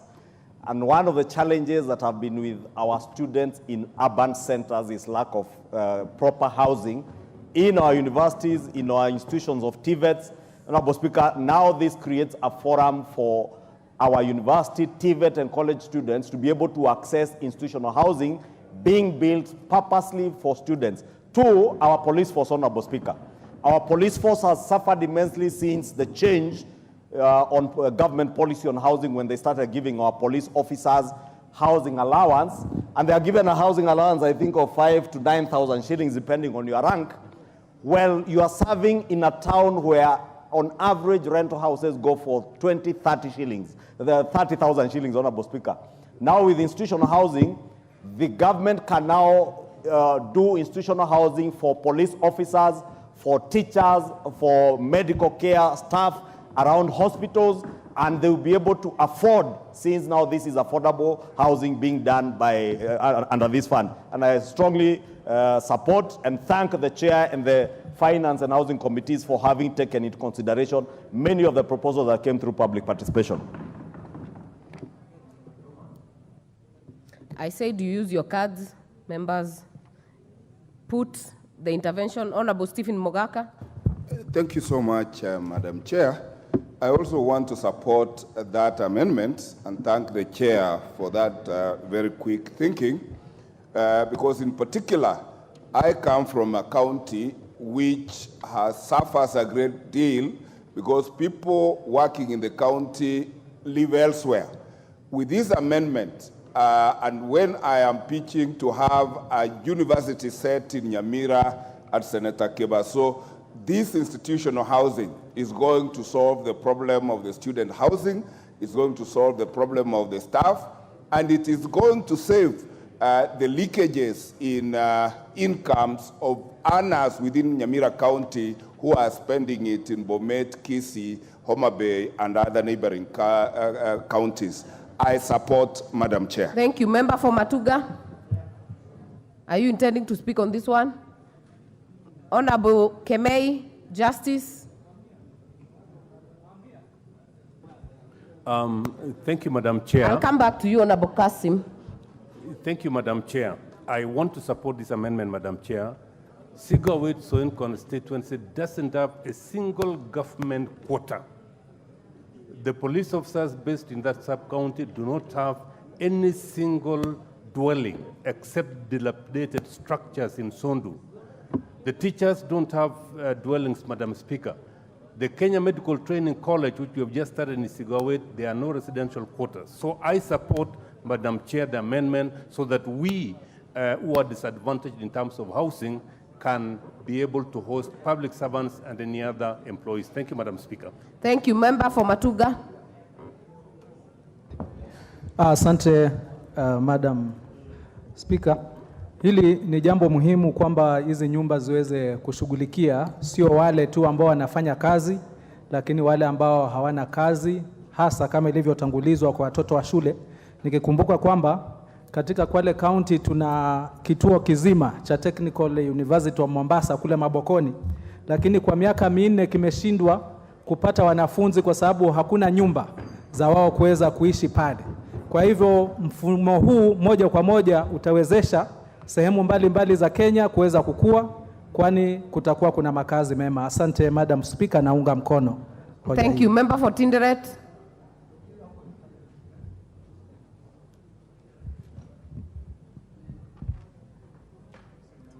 Yes, thank you, Chair.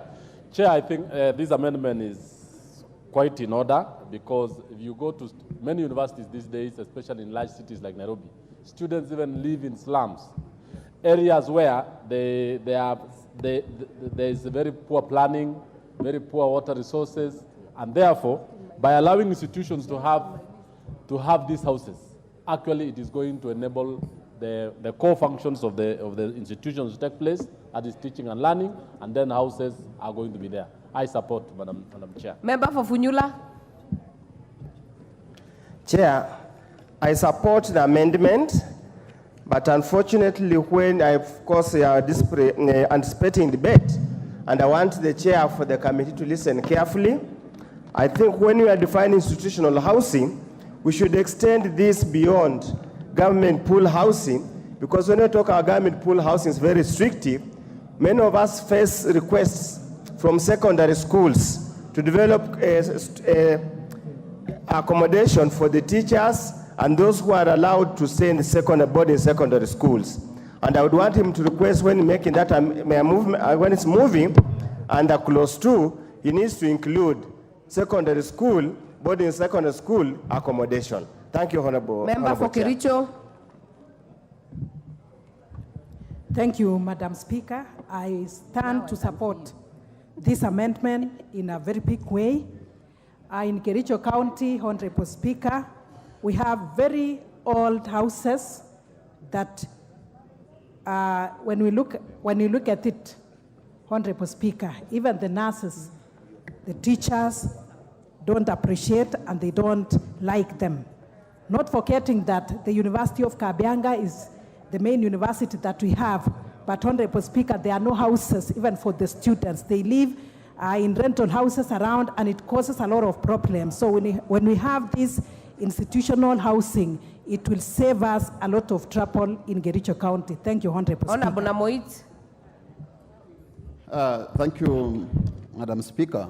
Madam Speaker, I raised to support this amendment because these amendments came out from the pastoral community and specifically the people of Turkana County. Madam Speaker, the institutions in Turkana do not have these houses. So I'm requesting that when the Ministry of Education admitted 900 students in one of the secondary schools, we do not have the right structures to accommodate these students. The people of Turkana do not need these houses, but our institutions, like the Turkana University College, we do not have houses to house our students. So basically, Madam Speaker, this amendment will support the people of Turkana County and I again support this amendment. Thank you, Madam Speaker. Other members, I now put the question that clause 10 be amended as proposed by the chair. Will as many as are of that opinion say aye?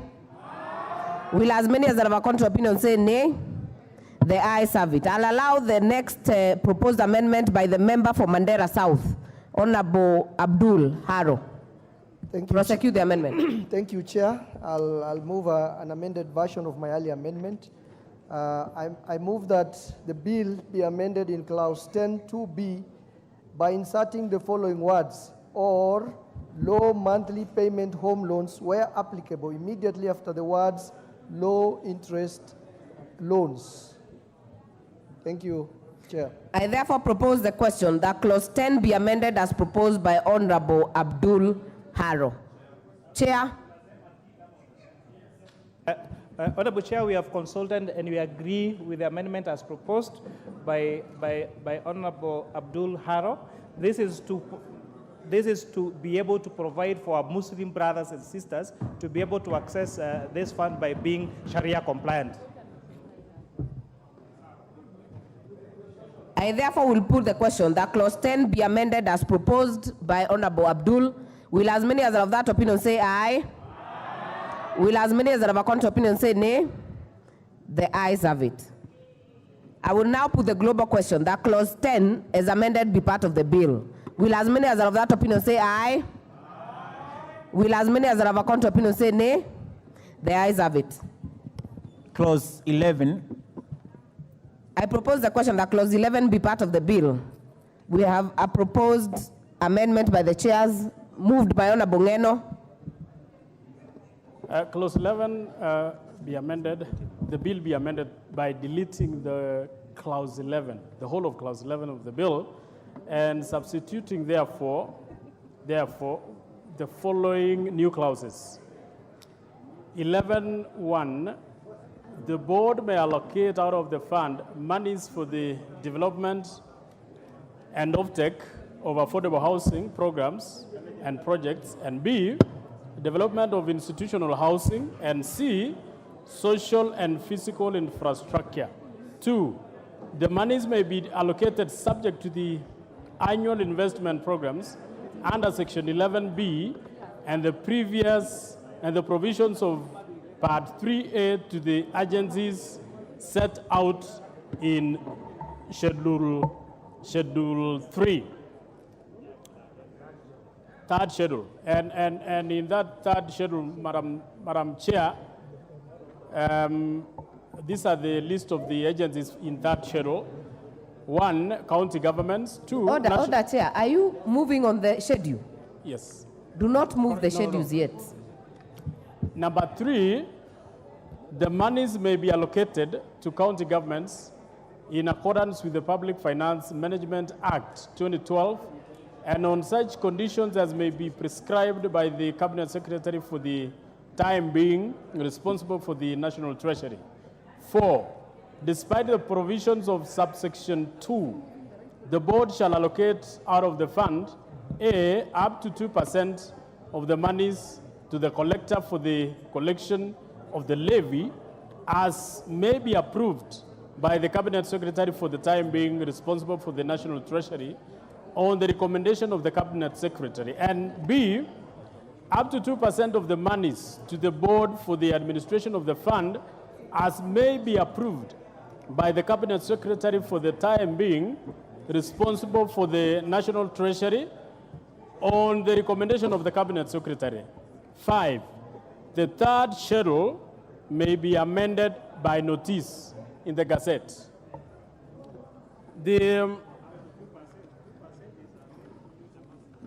The justification for this, Madam Chair, is that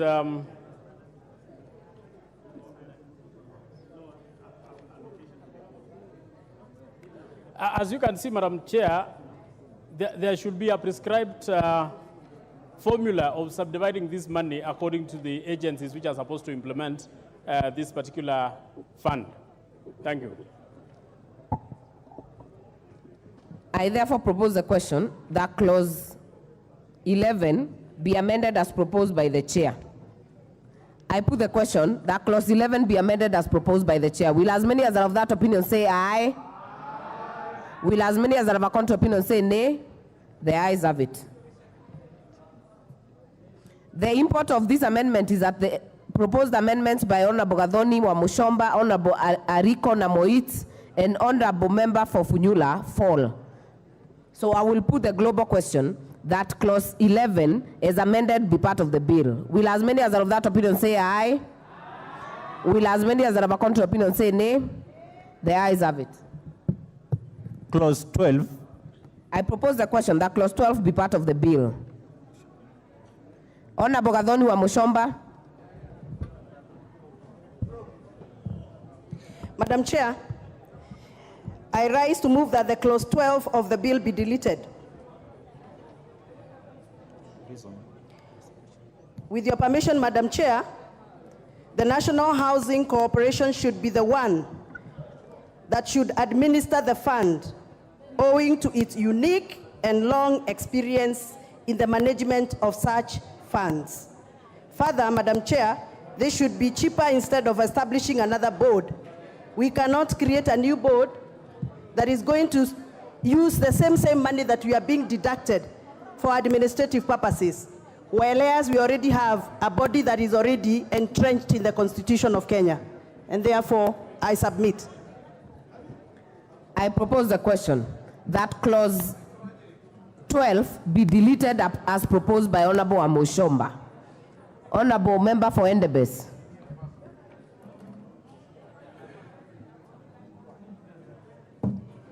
Thank you, Madam Speaker. Madam Speaker, you know the amendments the Honorable Wamushomba has been moving was that there should be this, she was opposing. Now I wonder why she's collecting now the money and wants to give it to a certain board. You know, it is it is kind of rhetorical. It is funny, Madam Speaker. And I want to oppose on that Member basis. for Endebess. Any member can move amendments on any bill. So no, but you see, Madam Speaker, she was opposing the collection of the funds. She is saying this issue of the housing fund is punitive. It is costly to the taxpayer. Member for now, Endebess. she wants the same money. Member for Endebess. Contribute, oppose yes, the amendment, but do not say that she cannot bring an amendment. I'm giving the reasons why I'm opposing. And she was saying the fund is scandalous. Now the scandalous fund, she wants to give the same fund to the housing corporation. So I oppose, Madam Speaker. We hear you. Member for Buri, are you on this?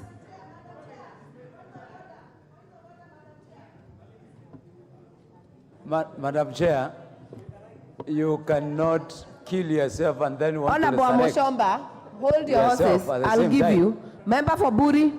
Yes, Madam Chair, I'm saying you cannot kill yourself and then you want to resurrect and come back to light again. I oppose that amendment. Member for Dagoretti North.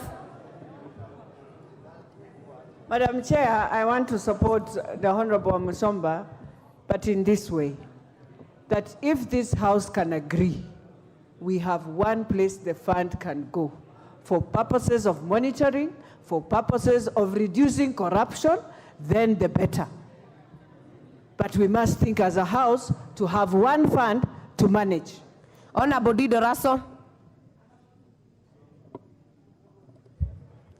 Thank you very much, Madam Chair. Honorable Wamushomba just sits behind me. And I think her proposal, she's making political statements here. The reason why we are having this bill is because the National Housing Corporation failed, and it has not achieved the mandate. And that is why we are coming up with a new law. For that reason, I oppose. Other members, I said I'll give the ones who have put for intervention. Member for Mosop. Madam Chair, I stand to oppose that amendment specifically because Housing Corporation has actually failed, and I support the member. And so coming up with an independent body to just to monitor this fund is the right thing to do. So I oppose the proposal. Majority Leader. Chair, I rise to oppose. Honorable Chair, you know what Honorable Pukosa was saying. We have already collected the levy. The money is going to a fund that is also giving money to other implementing agencies, including county governments. How are we going to use NHC, for instance, as proposed by Honorable Amushomba, to give money to counties? They have no modality of giving money to counties and to the other implementing agencies, including the State Department that is currently engaged in the work of construction of the affordable housing schemes, including some in Githunguri. And I want to assure the people of Githunguri constituency, the affordable housing scheme for Githunguri constituency will be advertised within another week or so. A total of close to 2,200 houses, including a cultural center within Githunguri constituency. And I must thank the former member of parliament for Githunguri, the Honorable Kago Alidia, who has gone out of his way to make sure that the people of Githunguri will not miss out on this opportunity to access jobs for the people of Githunguri and to make sure the people of Githunguri also access affordable and social. Order, members. Order, members. I will hear Honorable Nyamai. Honorable Amushomba, I'll give you a minute. Just hold your horses. Honorable Nyamai. Thank you, Madam Chair. I oppose this amendment by the Honorable Gathoni. First of all, funds have already been collected. And I think we will be over-legislating by identifying an institution, a specific institution where this money should go. Two, Honorable Chair, it's about the moral authority. In the earlier amendment, the Honorable Gathoni totally rejected the collection of money. So morally, this amendment is morally wrong for her to bring it. Thank you, Chair.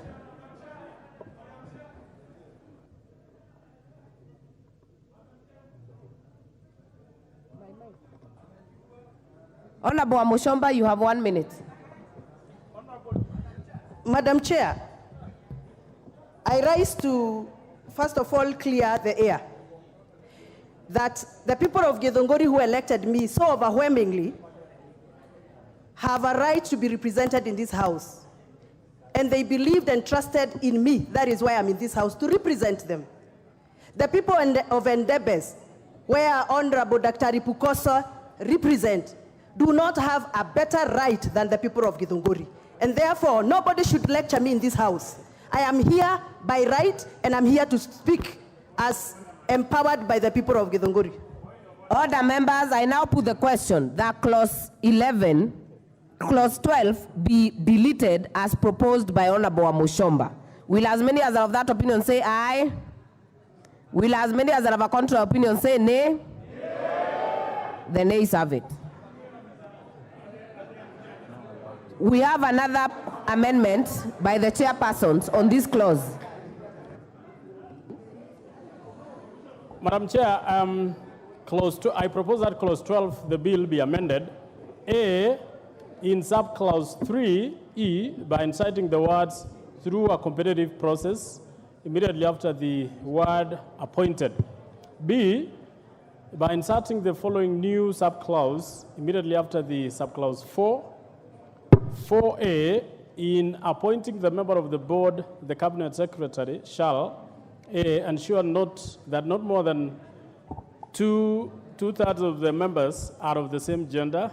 B, take into account regional balance. C, consider special and marginalized groups, including youth, women, and persons with disabilities. The import of this, Madam Chair, is that this amendment provides clarity in the recruitment of members of the board so that it is through a competitive process and to actualize the constitution where there is a provision for gender balance, regional balance, and all that. Thank you. I therefore propose the question that clause 12 be amended as proposed by the chair I put the question that clause 12 be amended as proposed by the chair. Will as many as are of that opinion say aye? Aye. Will as many as are of a contrary opinion say nay? The ayes have it. I now put the question that clause 12 as amended be part of the bill. Will as many as are of that opinion say aye? Aye. Will as many as are of a contrary opinion say nay? The ayes have it. Clause 13. I propose the question that clause 13 be part of the bill. Mover, Honorable Mushomba. Madam Speaker, I drop it because you have already made an amendment for the previous clause. Thank you. The amendment is dropped. Proposed amendment by the chairpersons on clause 13. I propose that clause 13 be amended as per the order paper. I propose the question that clause 13 be amended as proposed by the chair. Are you still on your feet, Chair? I've already proposed the question, and I want to put the question. I put the question that clause 13 be amended as proposed by the chair. Will as many as are of that opinion say aye? Aye. Will as many as are of a contrary opinion say nay? The ayes have it. The import of that amendment is that the proposed amendment by Honorable Millie Odhiambo is dropped. So I will put the global question that clause 13 as amended be part of the bill. Will as many as are of that opinion say aye? Aye. Will as many as are of a contrary opinion say nay? The ayes have it. Clause 14. I propose the question that clause 14 be part of the bill. Mover, member for Githunguri. Madam Chair, clause 14 and 15 still goes together with clause 13. So I drop both of them. Amendment dropped. We have an amendment by Honorable James Nikal, which will be moved by Honorable Member for Funyula. Chair. Yes. I propose that clause 14 is amended as provided for in the order paper. And the import of it is to professionalize the management of the fund. Thank you, Chair.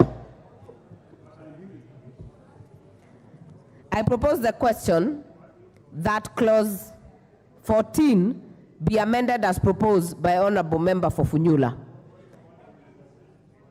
I'll give the chair the first chance.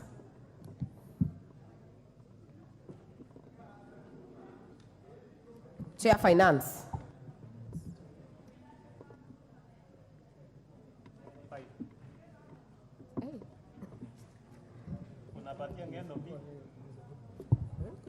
So, okay, thank you.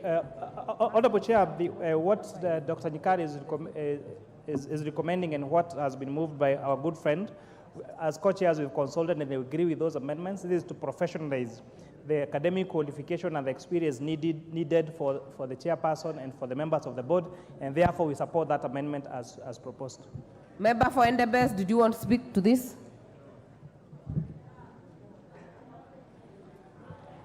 Thank you, Chair. As you remember, the majority leader had said that proposal by Honorable Nyikal on the membership for the board is an improvement to what it is in the bill. Therefore, I stand to support. I have very many people on the interventions, but I don't see the interest right now. Member for Dagoretti South, are you on this one? No. I will therefore propose the question that clause, I will put the question that clause 14 be amended as proposed by Honorable Member for Funyula. Will as many as are of that opinion say aye? Aye. Will as many as are of a contrary opinion say nay? The ayes have it. We have a proposed amendment by the chairpersons on clause 14. So, Honorable Chair, our amendment was similar to that, and that's why we yielded to their amendment. So our amendment is therefore dropped. So we'll have the amendments by the chair, by Honorable Luoch, and by Honorable Clive dropped, and I will therefore put the global question that clause 14 as amended be part of the bill. Will as many as are of that opinion say aye? Aye. Will as many as are of a contrary opinion say nay? The ayes have it. Clause 15. I propose the question that clause 15 be part of the bill. There is a proposed amendment by member for Githunguri. Have you dropped? Chair, I said from clause 13 14, 15, and 16 are dropped because they are aligning with the clause 13. Thank you. Thank you, Member for Githunguri. To be on record, that amendment is dropped. Therefore, I'll put the question that clause 15 be part of the bill. Will as many as are of that opinion say aye? Aye. Will as many as are of a contrary opinion say nay? The ayes have it. Clause 16. I propose the question that clause 16 be part of the bill. The proposed amendment by a member for Githunguri has been dropped, so I will put the question that clause 16 be part of the bill. Will as many as are of that opinion say aye? Will as many as are of a contrary opinion say nay? The ayes have it. Clause 17. I propose the question that clause 17 be part of the bill. Member for Githunguri, you did not touch on clause 17. Are you ready to move the amendment? Chair, not necessarily because it's the same. Dropped. It is dropped, so we'll prosecute it in the same manner. I will put the question that clause 17 be part of the bill. Will as many as are of that opinion say aye? Will as many as are of a contrary opinion say nay? The ayes have it. Clause 18. I propose the question that clause 18 be part of the bill. Again, member for Githunguri, similar to member for Suba North. Member for Githunguri.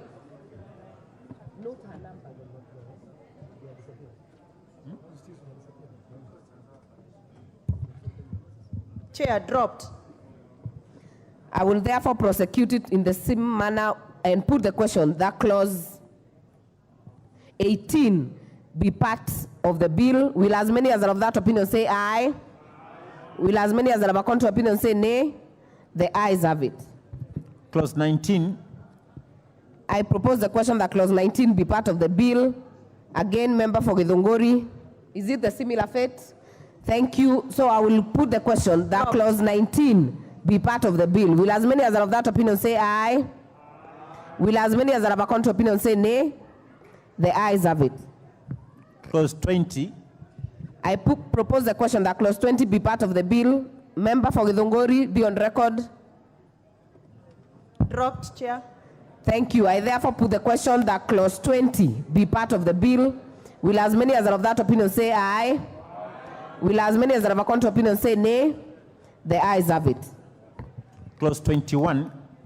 I propose the question that clause 21 be part of the bill. Proposed amendment by member for Githunguri.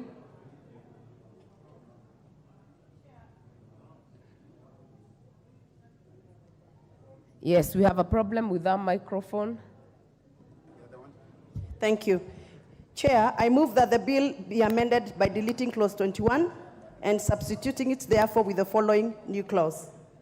21A, there shall be an administrator of the fund who shall be competitively recruited and appointed by the National Housing Corporation.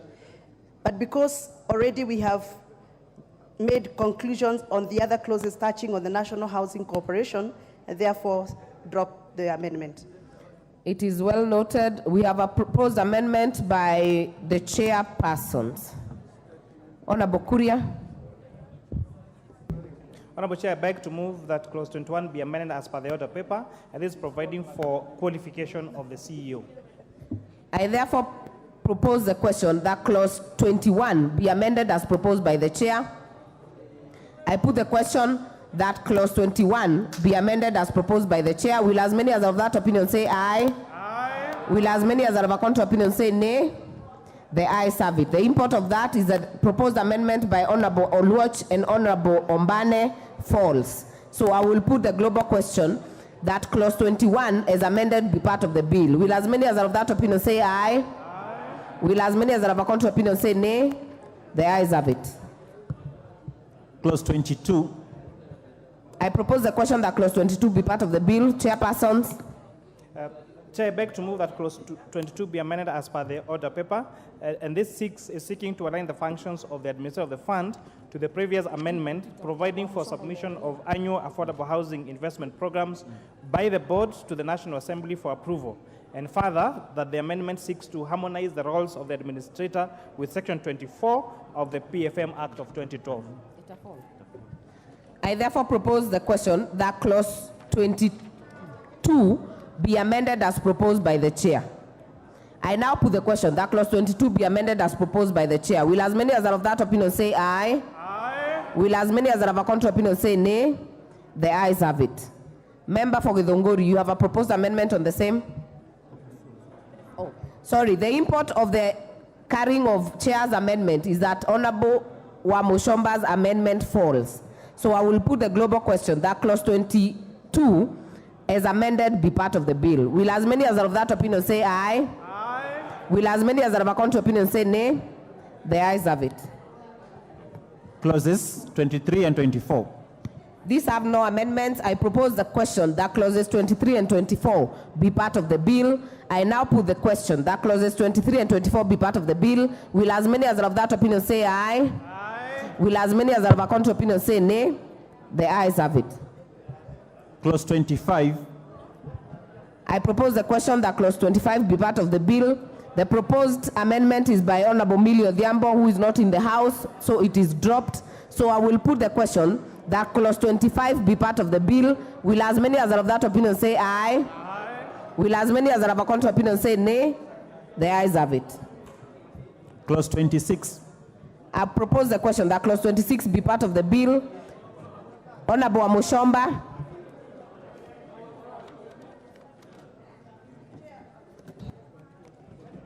Chair, clause 20, 26 and 27 are aligning with what we have previously handled, so it started dropped. Thank you, Honorable Member. The next, before we go to the next amendment, so to be on record, Honorable Gathoni, you have dropped amendment in clause 26. Honorable Millie's amendment is also dropped, so we will put the question. I will put the question that clause 26 be part of the bill. Will as many as are of that opinion say aye? Aye. Will as many as are of a contrary opinion say nay? The ayes have it. Clause 27. I propose the question that clause 27 be part of the bill. I think Honorable Wamushomba, you're on record that this is also dropped. Member for Seme is not in the House, it's also dropped. So I will put the question that clause 27 be part of the bill. Will as many as are of that opinion say aye? Aye. Will as many as are of a contrary opinion say nay? The ayes have it. Clause 28. I propose the question that clause 28 be part of the bill. Honorable Gathoni Wamushomba, is this also affected? Chair, clause 28 and 29 are affected, so they stand dropped. Thank you. To be on record, that amendment is dropped, so I will put the question that clause 28 be part of the bill. Will as many as are of that opinion say aye? Aye. Will as many as are of a contrary opinion say nay? The ayes have it. Clause 29. We will treat this as I will propose the question that clause 29 be part of the bill. The amendment by Honorable Member for Githunguri is dropped, so I will put the question that clause 29 be part of the bill. Will as many as are of that opinion say aye? Amendments. Yeah, we have an amendment to clause 29. Yeah?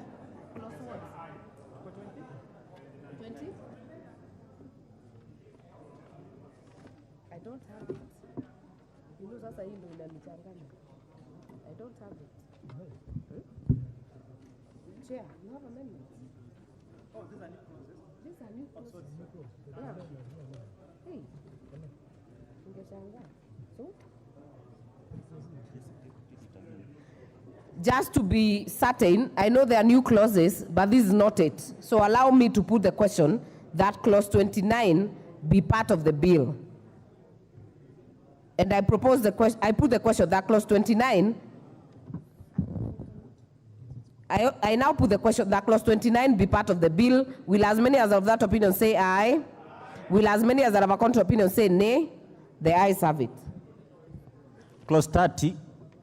I propose the question that clause 30 be part of the bill. There is a proposed amendment by the chairpersons. Honorable Chair, I beg to move that clause 30 be amended as per the order paper.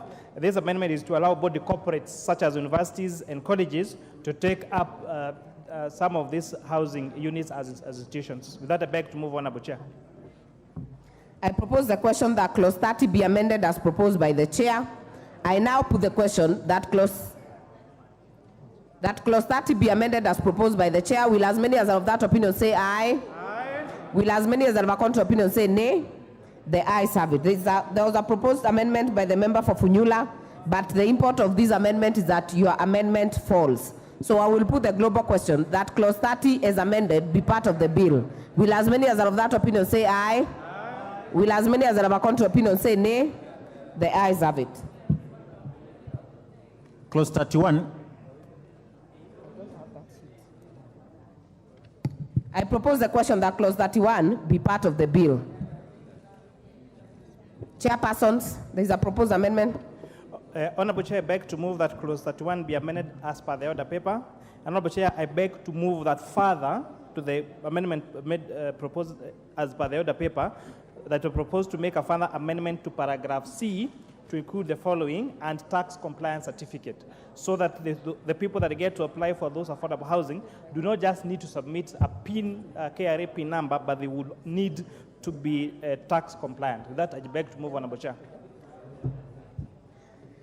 I will propose the question that clause 31 be amended as proposed by the chair.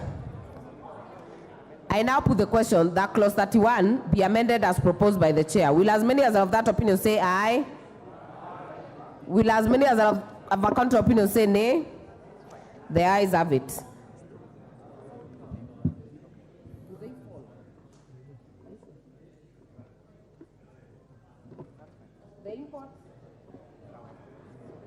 The import of that amendment is that the amendment by Honorable Nikal and that of the Honorable Member for Turkana South are dropped. So I will put the global question that clause 31 as amended be part of the bill. Will as many as are of that opinion say aye? Aye. Will as many as are of a contrary opinion say nay? The ayes have it. Clause 32. I propose the question that clause 32 be part of the bill. Member for Seme, not in the House, amendment dropped. There is a proposed amendment by the chairperson.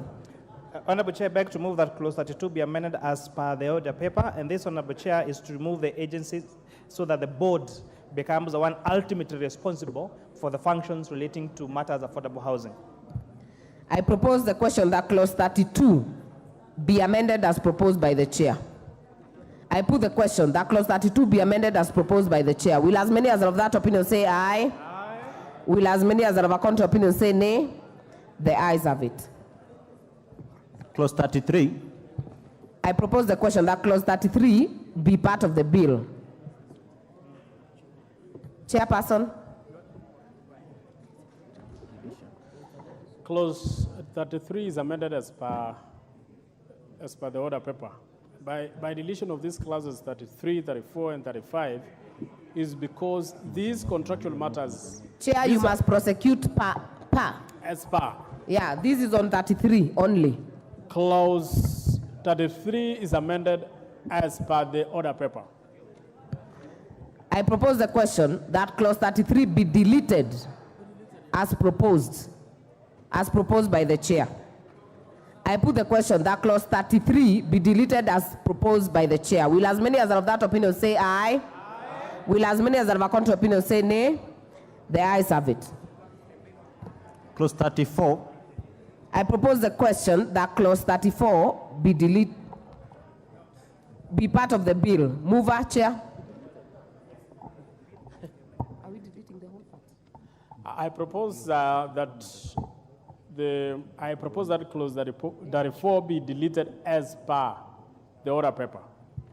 Thank you, Honorable Chair. I propose the question that clause 34 be deleted as proposed by the chair. And I now put the question that clause 34 be deleted as proposed by the chair. Will as many as are of that opinion say aye? Aye. Will as many as are of a contrary opinion say nay? The ayes have it. Clause 35. I propose the question that clause 35 be part of the bill. Chairperson. I propose that clause 35 be deleted as per the order paper. And Madam Chair, these are issues that can be dealt with through regulations and therefore doesn't need to appear before on this particular bill. Thank you. I now propose the question that clause 35 be deleted as proposed by the chair. And I put the question that clause 35 be deleted as proposed by the chair. Will as many as are of that opinion say aye? Aye. Will as many as have a contrary opinion say nay? The ayes have it. We have a proposal of an amendment by Honorable Millie. Of course, this falls after the chairs is carried. Clause 36. I propose the question that clause 36 be part of the bill. We have member for Turkana South. Are you in the house? If not, it is dropped. We have proposed amendments by the chairpersons. I propose that clause 36 is amended as per the order paper. Madam Chair, you also realize that this is to recognize the interest. The interest here is contractual, and therefore it doesn't have to, the alternative is provided in the regulations, and therefore it can wait for the regulations. Thank you. I therefore propose a question that clause 36 be amended as proposed by the chair. And I put the question that clause 36 be amended as proposed by the chair. Will as many as are of that opinion say aye? Will as many as are of a contrary opinion say nay? The ayes have it. We have further amendments by the member for Seme, who is not in the house, so it is dropped. Then we have Honorable Amoshomba, who has an amendment. Can you prosecute the amendment? Thank you, Madam Chair. I move that clause 36 of the bill be amended by deleting paragraph C. And my justification is, Madam Chair, this is a consequential amendment arising out of deleting of the definition affordable market housing unit, which might be sold at market rates. Also, Madam Chair, this could be abused and frustrate the objective of the bill, and also move away from the spirit of the Constitution, Article 43 of the Kenyan Constitution.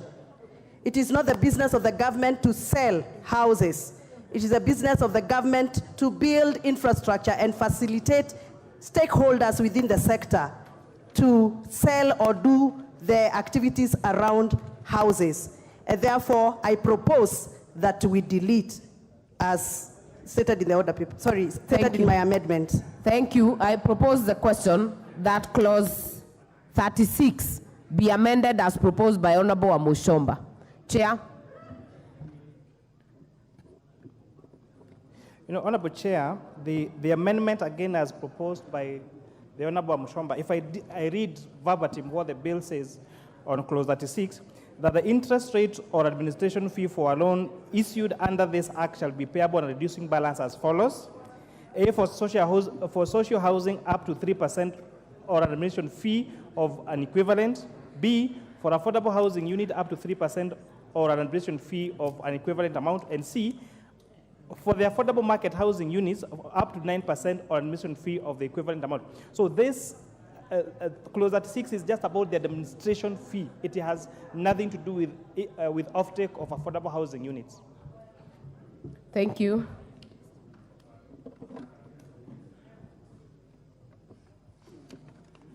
I will therefore propose the question. I will put the question that clause 36 be amended as proposed by Honorable Gathonu Amoshomba. Will as many as are of that opinion say aye? Will as many as are of a contrary opinion say nay? The nays have it. There is a proposed amendment by member for Suba North. It is dropped. There is a proposed amendment by the member for Mandera South. Honorable Haro. Yeah, I propose that clause 36 of the bill be amended as per the order paper by inserting the words where applicable immediately after the words under this act. The import is actually to make sure that Muslims, who are also going to be mandatory contributors like all other Kenyans, participate fully in this affordable housing scheme. Honorable Chair. Okay, before I give you, let me propose the question that clause 36 be amended as proposed by Honorable Abdul Haro.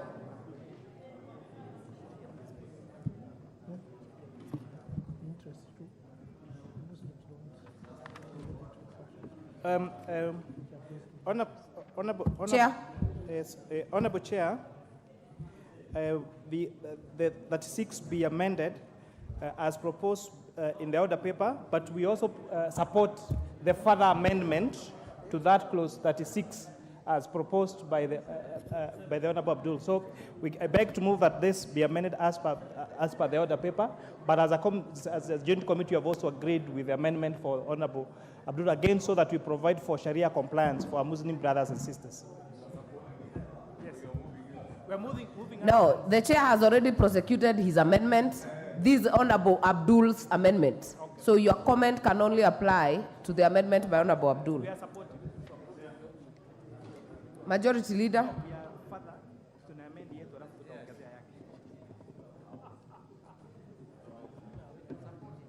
We are supporting. Okay. In short, we are supporting.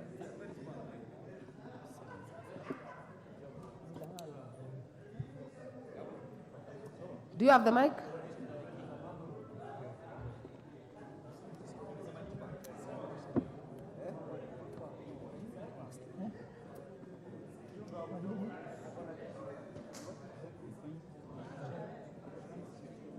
Thank you, Chair. Chair, we support this amendment. As the Honorable Haro has said, it's just inserting the words where applicable to take care of our Muslim brothers and sisters who will usually not pay interest on loans, but have low loan repayments. And that's why we are using the words where applicable to just take care of that for our Muslim brothers and sisters, and we support. Thank you. Member for Matuga.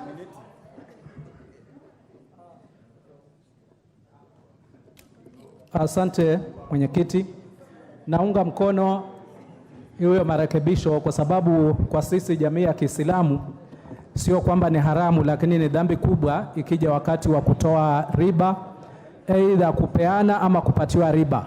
Kwa hivyo naiunga mkono iweze, ili jamii yote ya Waislamu pia naweze kunufaika na huu mradi wa nyumba. Nikizungumzia nikijua sasa kama sehemu za pwani manyumba yanajengwa, wengi ni Waislamu na wangetaka kuchukua hizi nyumba. Kwa hivyo naunga mkono hoja hiyo kwamba swala la riba lisiguse Waislamu, wawe na nafasi ya kuchukua kwa njia nyingine.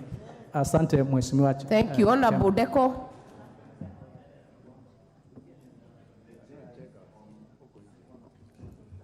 Sema kitu hapa. Thank you very much, Madam Chair, in support of the amendment by Honorable Abdul Haro for Mandera South. We are in total support, and I want to thank the Chair and the Majority Leader for supporting this amendment to take care of the interests of the Muslim community who are also paying for this, to this fund. So I support. Thank you very much.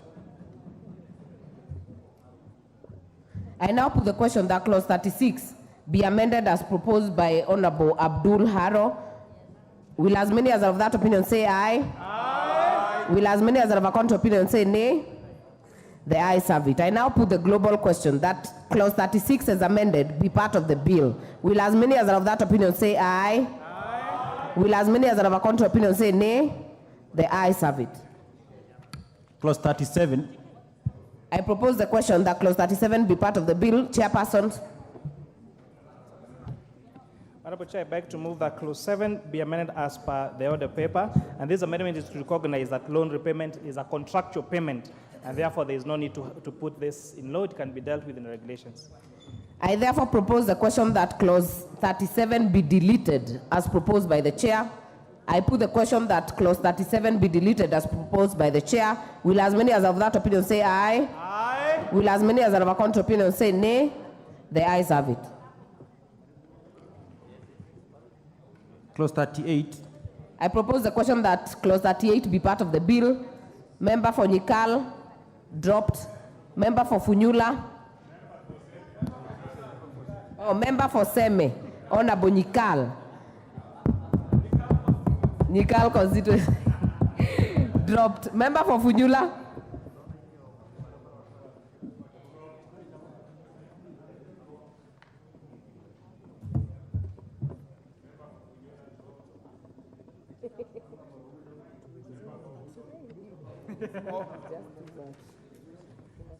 Chair, in view that my amendments under clause 4 failed to proceed, I therefore drop amendments under clause 38.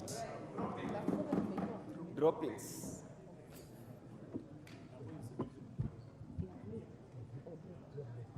Oh, he has, Honorable Member for Funyula has dropped.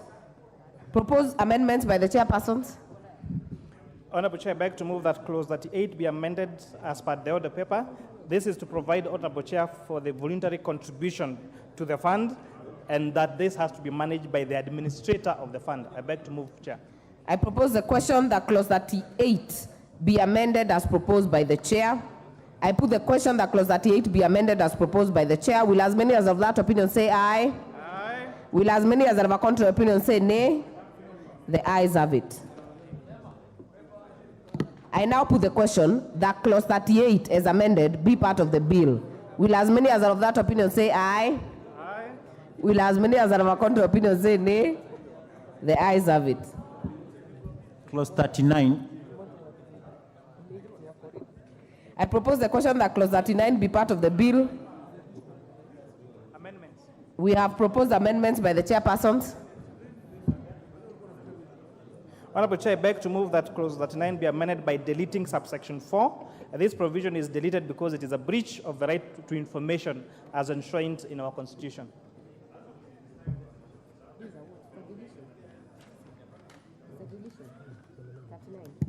I propose the question that clause 39 be amended as proposed by the chair. I now put the question that clause 39 be amended as proposed by the chair. Will as many as are of that opinion say aye? Aye. Will as many as are of a contrary opinion say nay? The ayes have it. I now put the... Oh, sorry, there is another amendment. Oh, the amendment by Honorable Wamushomba is similar with the chair, so it falls by the carrying of this one. So I'll put the global question. I put the question that clause 39 as amended be part of the bill. Will as many as are of that opinion say aye? Aye. Will as many as are of a contrary opinion say nay? The ayes have it. Clause 40. I propose the question that clause 40 be part of the bill. Proposed amendment by the chairpersons. Honorable Chair, I beg to move that clause 40 be amended as per the order paper. This amendment, Honorable Chair, is seeking to provide for the commensurate penalty for misappropriation of funds and assets of the fund. And therefore, the bill provides for a period, provides for a penalty that does not consider the amount misappropriated. So this clause is supposed to make it very punitive for anybody who attempts to misappropriate funds into this fund. I therefore propose the question that clause 40 be amended as proposed by the chair. I now put the question that clause 40 be amended as proposed by the chair. Will as many as are of that opinion say aye? Aye. Will as many as are of a contrary opinion say nay? The ayes have it. We have another amendment. The import is that this amendment by Honorable Gathoni also falls by carrying of this amendment. So I will put the question that clause 40 as amended be part of the bill. Will as many as are of that opinion say aye? Will as many as are of a contrary opinion say nay? The ayes have it. Clause 41. I propose the question that clause 41 be part of the bill. The proposed amendment by member for Seme is dropped, so I will put the question that clause 41 be part of the bill. Will as many as are of that opinion say aye? Aye. Will as many as are of a contrary opinion say nay? The ayes have it. Clause 42. 41, there was an amendment. I propose the question that clause 42 be part of the bill. There is an amendment. Member for Githunguri. Madam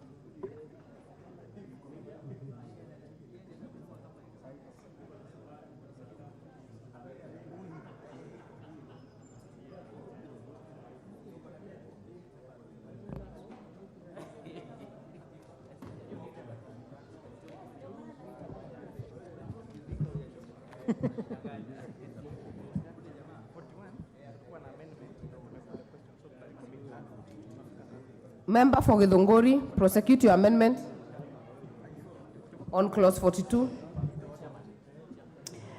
Madam Chair, I move that clause 42 of the bill be amended in sub-clause 1 by deleting the word board, appearing immediately after the words in consultation with the, and substituting therefore with the word cooperation.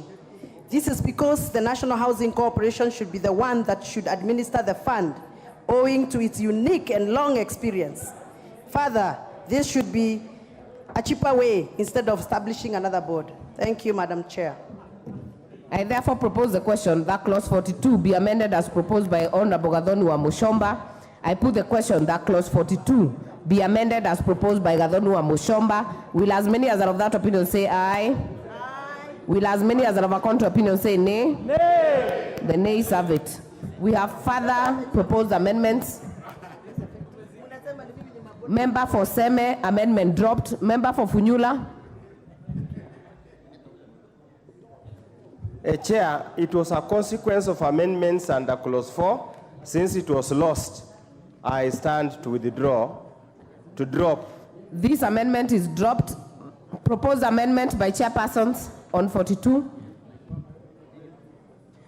Honorable Chair, I beg to move that clause 42 be amended as per the order paper. This is the provision for regulations being amended to deal with the issue of deposits, the 10% deposit that was needed. After listening to the members of the public through our public hearings, the Joint Committee resolved to delete the requirement that those people who want to be allocated housing needed to deposit 10% into the fund. So this is a deletion of that clause that requires 10% deposit for you to be given a chance to acquire the affordable houses. Thank you. I therefore propose the question that clause 42 be amended as proposed by the chair. I now put the question that clause 42 be amended as proposed by the chair. Will as many as are of that opinion say aye? Aye. Will as many as are of a contrary opinion say nay? The ayes have it. I now put the question that clause 42 as amended be part of the bill. Will as many as are of that opinion say aye? Aye. Will as many as are of a contrary opinion say nay? The ayes have it. Clause 43. I propose the question that clause 43 be part of the bill. Proposed amendment by the chair. Honorable Chair, I beg to move that clause 43 be amended as per the order paper. Honorable Chair, this amendment is to make additional consequential amendments to the other act so that to give, so that we allow the collector of the levy on a temporary basis to be the one administering this fund as we wait for the operationalization of the fund and the getting into office of the board. You do not want to ask where you went to primary or primary school. Honourable members, I propose the question that clause 43 be amended as proposed by the chair. I now put the question that clause 43 be amended as proposed by the chair. Will as many as are of that opinion say aye? Aye. Will as many as are of a contrary opinion say nay? The ayes have it. I now propose the question. I now put the question that clause 43 as amended be part of the bill. Will as many as are of that opinion say aye? Aye. Will as many as are of a contrary opinion say nay? The ayes have it.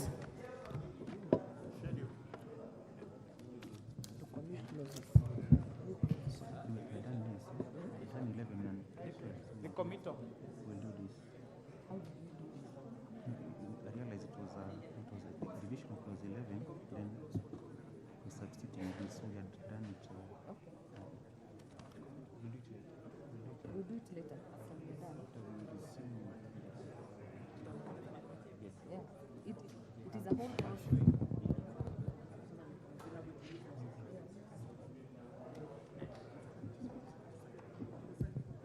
New clauses.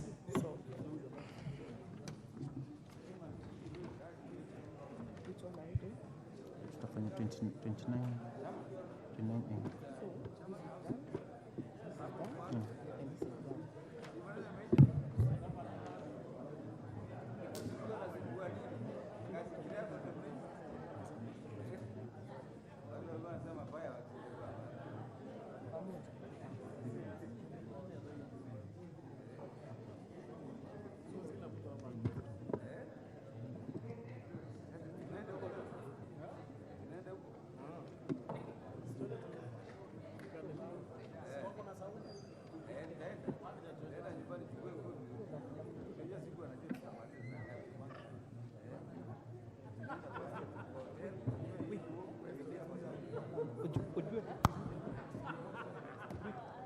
Mike. Oh, sorry. New part 3A, new clause 29A. Mover, move the second reading of the new clause. Honorable Chair, I beg to move that clause 29 A, B, C, D, E, and F be read. No, you will have to do one by one. Start by with 29A. Honorable Chair, I beg to move that clause 29A be read a second. Yes. A second time, and this is the provision of the Land Act of the provisions of the Land Act 2012 shall apply with regard to allocation of national or county government land. I propose the question that new clause 29A be now read a second time. I put the question that new clause 29A be now read a second time. Will as many as are of that opinion say aye? Aye. Will as many as are of a contrary opinion say nay? The ayes have it. I now propose the question that clause 29A be part of the bill. I put the question that new clause 29A be part of the bill. Will as many as are of that opinion say aye? Aye. Will as many as are of a contrary opinion say nay? The ayes have it. New clause 29B. Chair, move the second reading. Chair, beg to move that clause 29B be read a second time, and this is the establishment of the other agencies, including government agencies, that can be used to implement the affordable housing programs. I propose the question that new clause 29B be now read a second time. I put the question that new clause 29B be now read a second time. Will as many as are of that opinion say aye? Aye. Will as many as are of a contrary opinion say nay? The ayes have it. I now propose the question that new clause 29B be part of the bill. I put the question that new clause 29B be part of the bill. Will as many as are of that opinion say aye? Aye. Will as many as are of a contrary opinion say nay? The ayes have it. New clause 29C. Mover, move the second reading. Honorable Chair, beg to move that clause 29C be read a second time. This, Honorable Chair, is a provision of institutional housing units. I therefore propose the question that new clause 29C be now read a second time. I put the question that new clause 29C be now read a second time. Will as many as are of that opinion say aye? Aye. Will as many as are of a contrary opinion say nay? The ayes have it. I now propose the question that new clause 29C be part of the bill. And I put the question that new clause 29C be part of the bill. Will as many as are of that opinion say aye? Aye. Will as many as are of a contrary opinion say nay? The ayes have it. New clause 29D.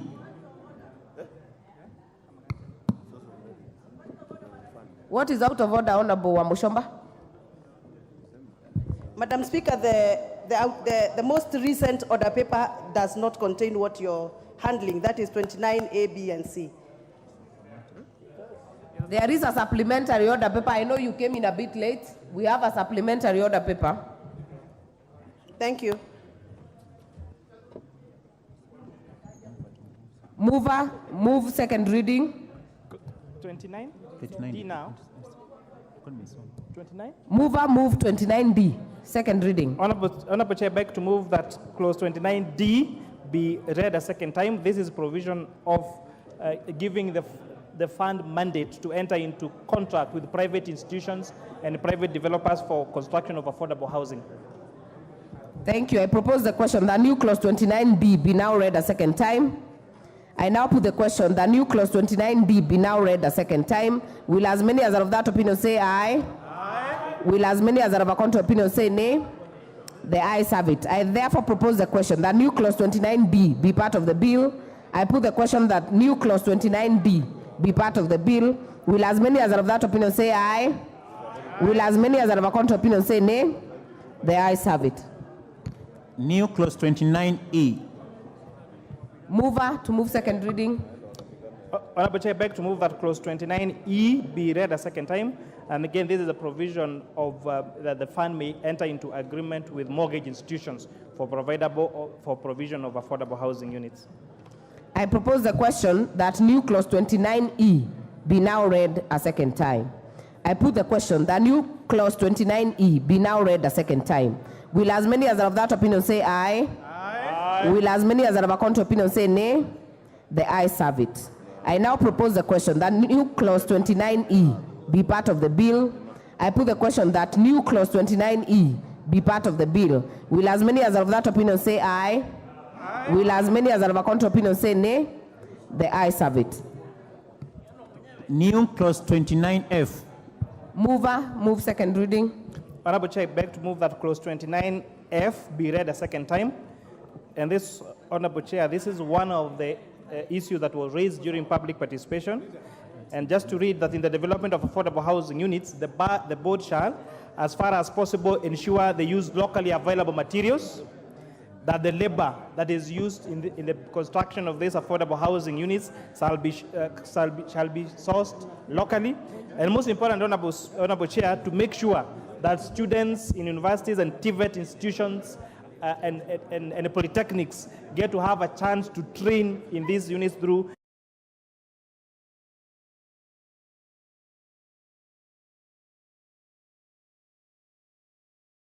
be now read a second time. I put the question that new clause 29F be now read a second time. Will as many as are of that opinion say aye? Aye. Will as many as are of a contrary opinion say nay? The ayes have it. I propose the question that new clause 29E be part of the bill. I put the question that new clause 29E, I propose the question that new clause 29F be part of the bill. I now put the question that new clause 29F be part of the bill. Will as many as are of that opinion say aye? Aye. Will as many as are of a contrary opinion say nay? The ayes have it. Insertion of new part 3A, new clause 29A. This is to be moved by member for Funyula. Move second reading. Chair, I move that the new clause 29A, being new section of part 3A, be read a second time. And Honorable Chair, let me give the background on this matter. One, we admit and accept that this part, housing is part of the county government, so it is in order for us to prescribe exactly and precisely the function of the county government in respect of this project. And that's why, Chair, I need to move in an amended form so that I retain what is mentioned as A, and I take functions assigned to county governments under Part 2 of the 4th schedule to the Constitution in respect of county planning and development housing. Number B, collaborate with the National Housing Corporation to undertake housing needs and demands for affordable housing scheme, design affordable housing scheme units that meets the demand of the local community. Chair, and the point here is that whatever is considered housing in Mount Kenya or Nyeri will not be considered housing in Wajir. Whatever is considered housing in Limuru might not be considered housing in Sioport. So they say the essence that the housing must be customized to the local community. The design must meet local community. In some communities, there's really nothing wrong with a parent living in the same house with teenage children or senior children. There is nothing wrong in some communities, families sharing a father or a family sharing the married child the same home. Just like the Asian community has no problem, while other communities have got any problem. I propose I delete what's indicated as C, I delete what's indicated as D, because that has already been covered by the amendments moved by the chair, just as he has done. But again, I request that we allow amendment recorded as E, whereby we are embodying that the county government, whatever funds they are given, because if you look at the housing policy, sessional paper on housing policy, Chair, of 2015, we identified rural housing as one of the most challenges that we have, of inadequate quality, of poor quality. So we are saying, I move in amended form, that the county government should set aside funds. So we remove the prescription on the percentage allocated from the fund for development and improvement of rural housing and housing for the vulnerable members of the community. And then I drop what's indicated at F. So the amended form is as A, B, C as amended, and that's all. That's what I'm requesting. We move. to move. Thank you, Honorable Chair. Thank you. I therefore propose the question that new clause 29A, as proposed by Honorable Oundo, be read a second time. I'll allow the chair. I'll allow Honorable Bowen.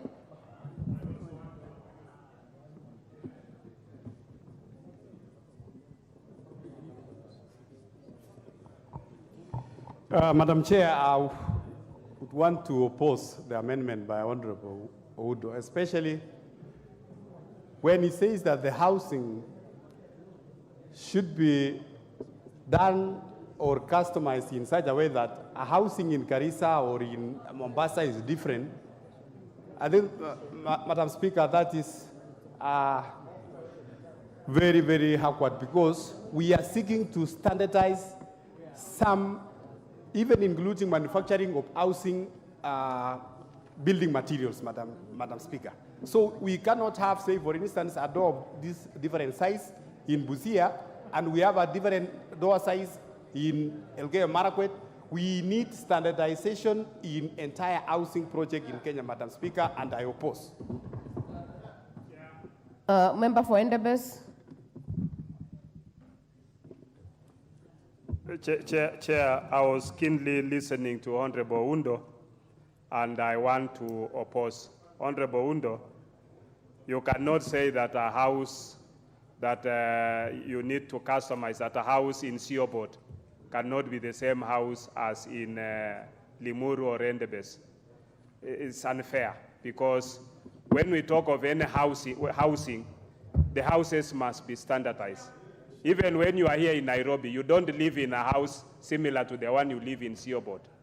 You live in a house that here is that you want to make it habitable, that a house that is standard and is built in a modern way. So I want to oppose it.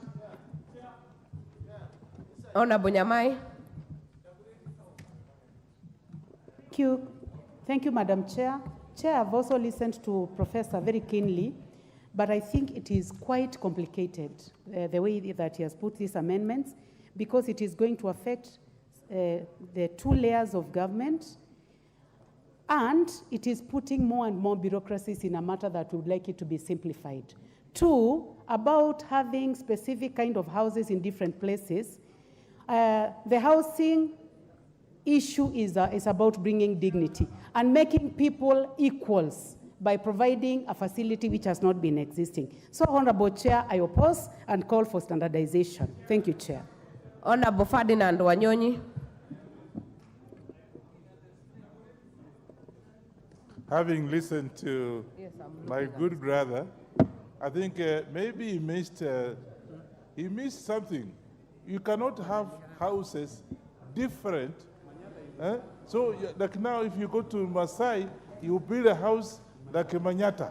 You go to my place, which is actually, there were too many Wazungus that were staying in my place. You build a different one. That one will not be possible. I think it was a slip of the tongue. But I think I want to request him to drop that amendment, and please let's move forward. You are going to vote on it, Honorable Owen Bayer. So I actually oppose.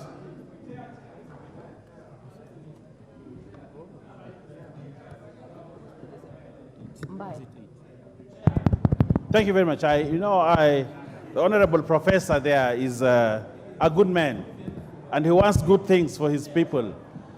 But his people also want better things than he wants for them. They want good houses, like the houses in Nairobi. So do not want to subject your people to lower standards of life. Just like you moved from the village, came here, and you are enjoying a good house here in Nairobi. Allow them also to take Nairobi to the village so that they can enjoy what you are enjoying. And therefore, humbly oppose. Thank you, Member for Dagoretti South. Madam Chair, the last person I'd like to stand up and oppose is the Honorable Oundo. But, Honorable Chair, the magic of affordable housing rests on three things: aggregation, standardization, and specialization. And it goes beyond the construction and the occupation of the houses. Remember, we want to engage our artisans to be the ones furnishing these houses. When you get an order for the building of such houses, and you get an order for the entire project, If they are standardized, it means a better delivery by the artisans who shall be doing the work. And in fact, in the pilot that was at Park Road, it was proven that standardization works magic in the delivery of the furnishing, the woodwork, and the fittings, because when they are all standardized, the order is given to an entity that can deliver and earn out of this affordable housing. So it goes beyond the construction and occupation. So Honorable Oundo, unfortunately, I oppose your amendment. Thank you. Honorable Tongoyo.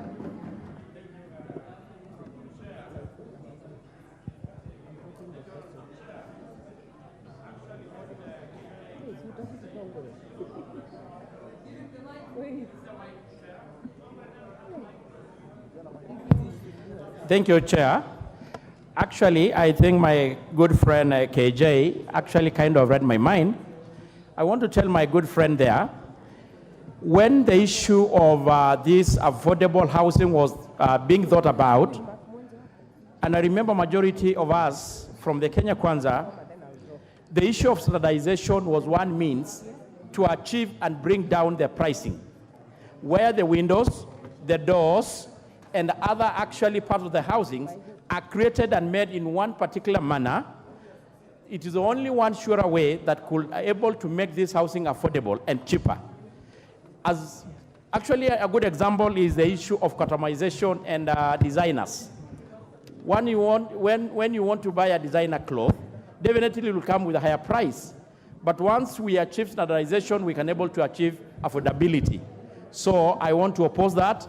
And I want to challenge my good friend to actually to appeal to you to the extent that you actually understand the whole intention of availability in this housing program. Thank you. Thank you. I now put the question that the new clause 29A be now read a second time as proposed by Honorable Oundo. Will as many as are of that opinion say aye? Will as many as are of a contrary opinion say nay? The nays have it. New clause 31A. The mover, Honorable Mwenje, not in the house, dropped. New clause 31B. Again by Honorable Mwenje, dropped. New clause 40A. Chairperson, move second reading. Honorable Chair, I beg to move that new clause 40A be now read a second time. This amendment, Chair, is seeking to provide for the commensurate penalty for misappropriations of funds and assets of the fund, and the bill therefore provides the penalty that is commensurate to the amount of money that may have been misappropriated, to make it impossible or very punitive for anyone who may have intention of misappropriating these funds. I propose the question that new clause 40A be now read a second time. I put the question that new clause 40A be now read a second time. Will as many as of that opinion say aye? Aye. Will as many as are of a contrary opinion say nay? The ayes have it. I propose the question that new clause 40A be part of the bill. I put the question that new clause 40A be part of the bill. Will as many as are of that opinion say aye? Aye. Will as many as are of a contrary opinion say nay? The ayes have it. New clause 43A. Chairperson to move second reading. Honorable Chair, I beg to move that the new clause 43A be read a second time, that all regulations that is in force immediately for the commencement of this act and applicable to affordable housing and regulatory contributions will be revoked, will now be revoked. Two, that all monies which immediately before the commencement of this act were held by the National Housing Corporation under the Housing Fund Regulations of 2018 shall vest in the fund and shall be deposited into the fund. And three, the National Housing Corporation shall account for and give a record of all contributions made under the Housing Fund Regulations of 2018. And four, that the administration of the fund shall notify the contributors and create an account for each contributor. So the import of this, Honorable Speaker, Honorable Chair, is that funds, for example, that have been held in Bomayango platform, we now have to all fall into the new fund. With that, I beg to move, Honorable Chair. I therefore propose the question that new clause 43A be now read a second time. Honorable Oundo. Chair, as the amendments is well intentioned, because normally a consequence of such kind of changes when you make to the law. But I'm apprehensive, Chair, that asking National Housing Corporation, to transfer the funds they collected as a consequence of the regulation of 2018, you are essentially incapacitating and killing a National Housing Corporation. That's the long-term consequence of the amendment. By the time you reorganize and put them funds to continue to undertake their functions, you have literally put them in the limbo, yet they already have ongoing contracts, they already have ongoing arrangements. Indeed, we have essentially killed one of the jewels that has transformed the urban residential landscape in this country. I'm afraid we might do it for political expedience, but we have essentially disorganized the housing sector in this country. So on that score, I stand to oppose. Member for Buri. I think with all due respect to Professor, he did not get the gist of that amendment. It simply says there are some money that were collected before this act, and which need now to be regularized, and that's why the chair gave an example of the Bomayangu. So that's the fund that he's talking about. It has nothing to do with incapacitating. That money is not being used by National Housing Corporation at the moment. It's just there. That's what he's talking about. So please get it right, Professor.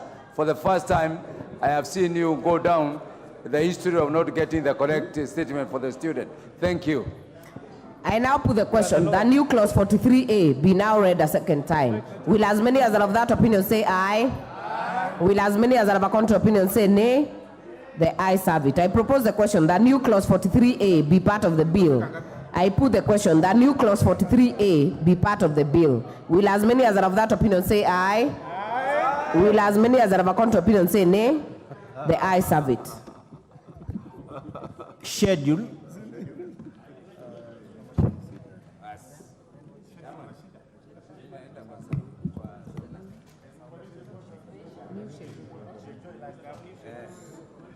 Member for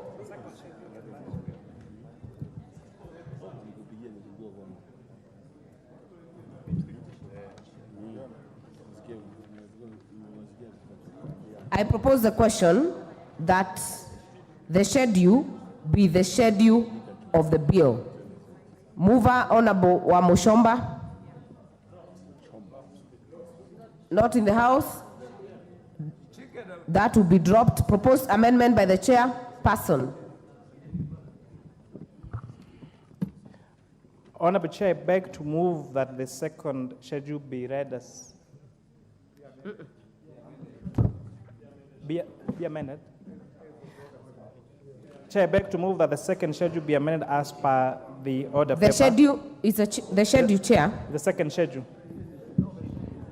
No, the schedule. The schedule, yes. And the amendment to the, so this has several inputs. One is the amendment of the Income Tax Act so that we make housing levy a deductible expense for companies.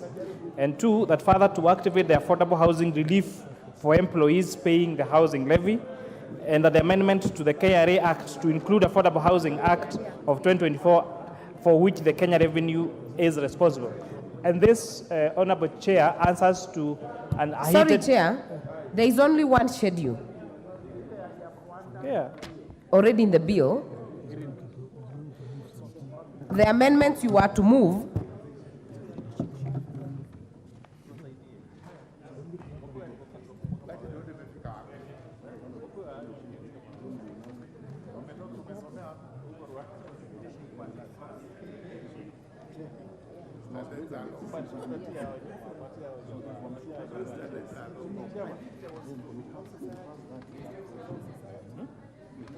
Karibu.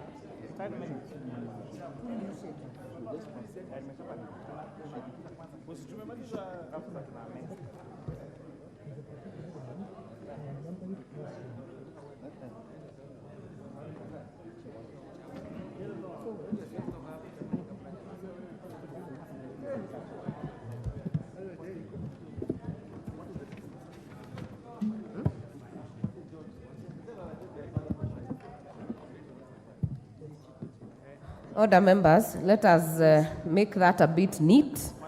I will propose the question that the schedule be the schedule of the bill. I now put the question that the schedule be the schedule of the bill. Will as many as are of that opinion say aye? Aye. Will as many as are of a contrary opinion say nay? The ayes have it. New schedules, second schedule.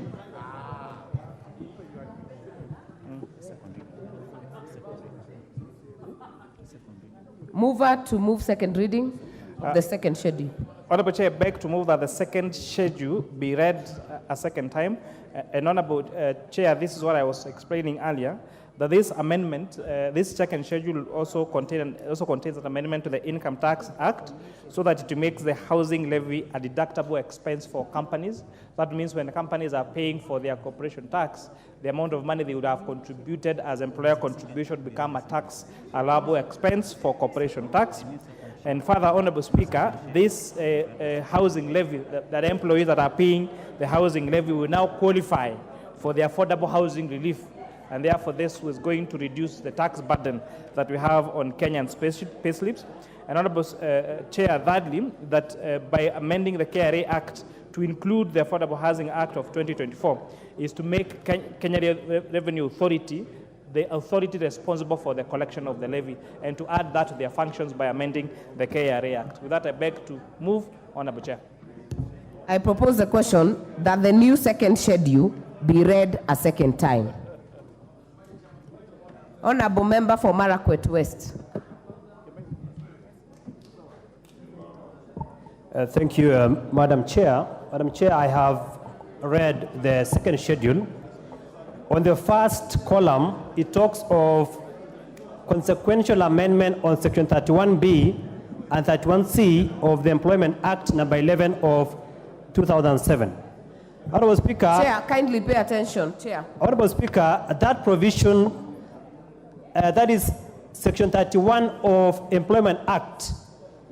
The purpose of this is to repeal Section 31 of the Employment Act of 2007.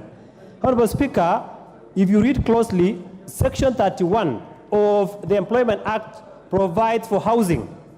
Honorable Speaker, what it provides, Madam Chair, Section 31 of the Employment Act provides very clearly that an employer is obligated to provide reasonable housing accommodation for its employees near their place of employment. Number two, that an employer is obligated to pay an employee some money for rent, house allowance, or reasonable accommodation. Honorable Speaker, if we repeal this provision, Section 31 of the current Employment Act, it will mean that one, employers who are paid housing allowance, it shall cease forthwith if we repeal that provision. Number two, Chair, it means that mortgages that are given by employers shall cease forthwith. So, Honorable Chair, this amendment will bring dire consequences to those in public service who are enjoying housing allowance and who are enjoying mortgages because they will no longer benefit from it. Honorable Speaker, we should be able to look at this clearly, and even whether Section 31B and C exist in the current Employment Act. Chair. So, Honorable Chair, the Honorable Member refers correctly to Section 31 of the Employment Act. But the section that's being repealed on this schedule is Section 31B and Section 31C. And Section 31B and 31C were introduced in the Finance Act of 2023. This is a provision that is requiring a 1.5% housing levy employee and employer contribution. So the Honorable Member should not be worried at all. We are not repealing Section 31. We are repealing Section 31B and 31C as a consequence, now that the new housing levy is anchored now through this affordable housing bill.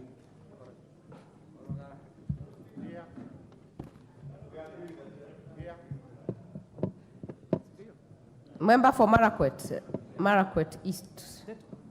West. Honorable West. Chair, yeah. With a lot of respect to the Chair of Finance, he is talking of the Finance Act. But if you read this schedule, it talks of the Employment Act number 11, unless there is an amendment in respect to the Finance Act. You know, Chair. We will listen to the members, honorable members. Honorable KK.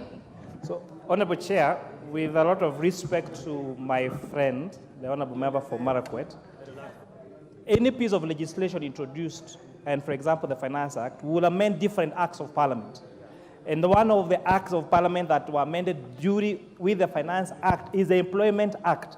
The same way, even this affordable housing bill is amending other sections of the law, for example, the KRA Act, the Employment Act, and other legislation. Yeah, but it is... Honorable Mogaka. Yeah, thank you so much, and I want to support the proposal and explanation given by the Chair of Finance, because indeed Section 31 B and C were a creation of the Finance Act that we passed here in June, and which contain the housing levy, which is now the subject before this House. It is indeed correct that unless Section 31 B and C are amended to be in consonance with the amendments we have done today and that we will pass, we will be leaving as still two subsections of the Section 31 which will not be operational. So I support the explanation as given by the Chair Housing. Honorable Murugara. Thank you. Thank you, Madam Chair. It's important we actually get it very clear that the first introduction of the housing levy was through an amendment to the Employment Act. This is where we introduced the sections 31 B and C. And if you don't believe it, this was the subject of litigation in courts, when we were told we do not have a good framework of how to deal with the housing fund. Therefore, what we are doing now, having brought in the framework through an amendment, through the enactment of the bill we are dealing with, those amendments in the Finance Act to the Employment Act are obsolete. And that is why the chairman proposes that we actually delete those two. I now put the question that new second schedule. I now put the question that new second schedule be now read a second time. Will as many as are of that opinion say aye? Aye. Will as many as are of a contrary opinion say nay? The ayes have it. I propose the question that the new second schedule be part of the bill. I now put the question that the new second schedule be part of the bill. Will as many as are of that opinion say aye? Aye. Will as many as are of a contrary opinion say nay? The ayes have it. New third schedule. Chairperson, move second reading. Honorable Chair, I beg to move that the third schedule be now read a second time. Honorable Chair, this provides a list of agencies that will be used for implementing the affordable housing programs, which are the county governments, the National Housing Corporation, the Kenya Slum Upgrading Program, the State Department responsible for matters of affordable housing, the National Social Security Fund, and any other private sector agencies as may be approved by the board. So this Honorable Chair is providing for the legal framework that says even counties could now be allocated money from this fund. The National Housing Corporation, that means the fears that are raised by my good friend Honorable Gathoni Mushomba and the other colleagues should now take a rest because they are contained in this third schedule. I therefore propose the question that the new third schedule be now read a second time. Majority Leader. Chair, allow me to support. And Honorable Chair, this schedule now caters for many issues that a number of contributors during the second reading raised issues with, especially around the issue of the Kenya Slum Upgrading Program and how we will use the monies raised by the fund to cater for people who will benefit from social housing, especially those who would be catered for under the Kenya Slum Upgrading Program. and also our county governments, the role of our county governments under this program. Now our county governments across the country can be able to access money from this fund to implement their own affordable housing or social housing programs, including something that I know, Honorable Speaker, is very dear to the member for Funyula, on housing in our rural areas. And I want to encourage our governors across the country, especially those with very rural constituencies and counties in far-flung districts in this country, to now formulate programs where you can have rural housing that suits the people in those backgrounds, including the people of Turkana County, where I had the member for Turkana Central, I think Honorable Ariko, saying that they do not need housing.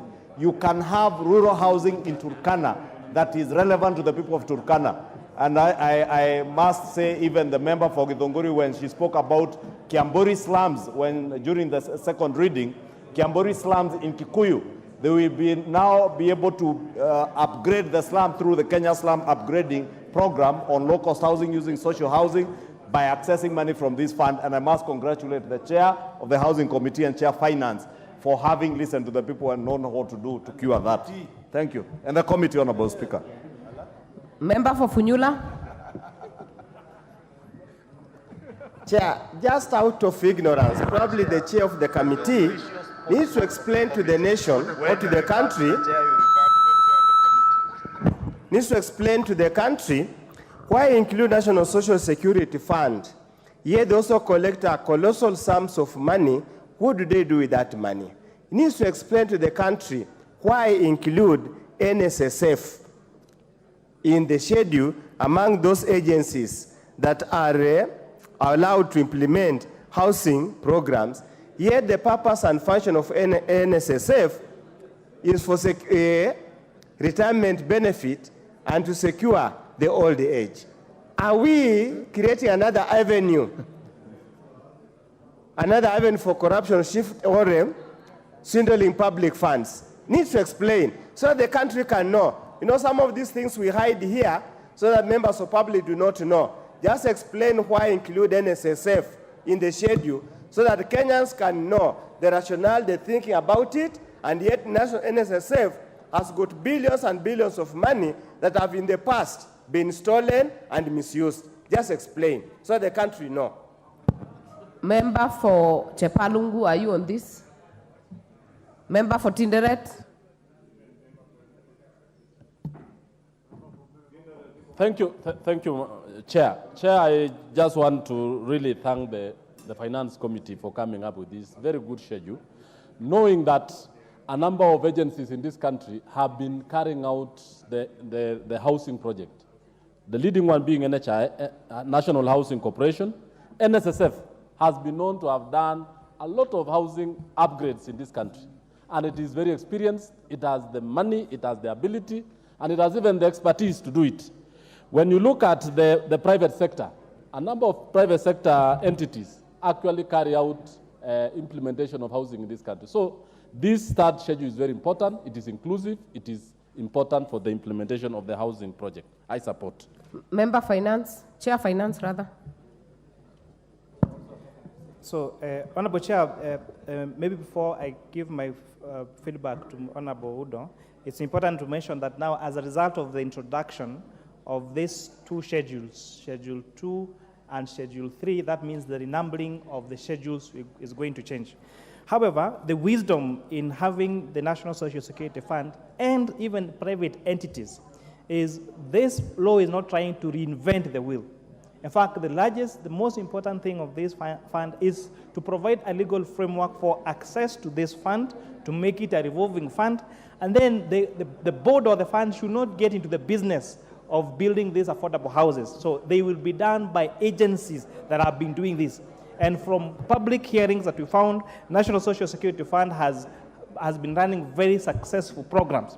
There are private sector entities that have been running very successful programs. There are county governments, they also have land There are county governments that have assigned an MOU with the State Department saying they want to implement. And therefore, this law is just now pulling up this fund and making it accessible to these institutions so that they can continue to do what they have been doing, so that we can benefit from the expertise and the experience they have gained over the years in terms of providing affordable housing to Kenyans. Member for Ugenya.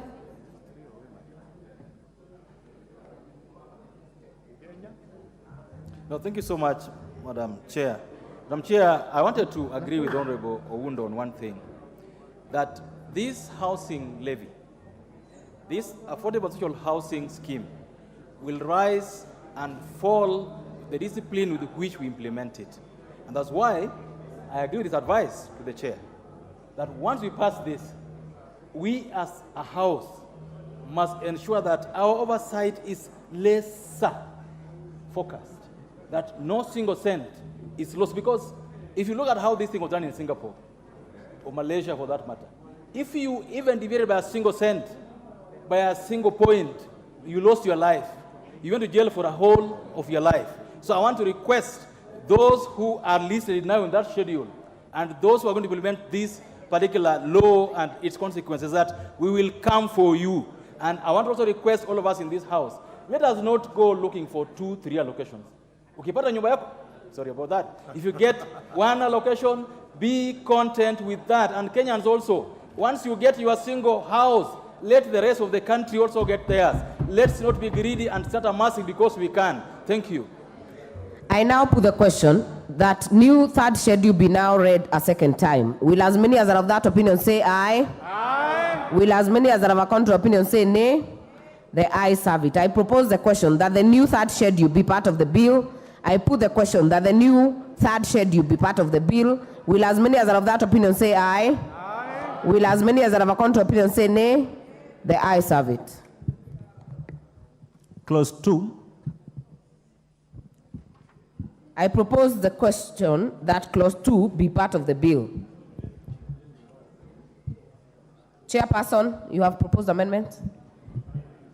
Honorable Chair, I beg to move that clause 2 be amended as per the order paper. And this, Honorable Chair, is to remove the discretion of the Cabinet Secretary to appoint another collector other than the Kenya Revenue Authority. And this also amendment on clause 2 is also providing for definition of institutional housing. I therefore propose the question that clause 2 be amended as proposed by the chair. I now put the question that clause 2 be amended as proposed by the chair. Will as many as are of that opinion say aye? Aye. Will as many as are of a contrary opinion say nay? The ayes have it. Member for Turkana South, you had a similar amendment to the chairs. It is dropped. Member for Kitutu Masaba, it is also dropped. Member for Githongori.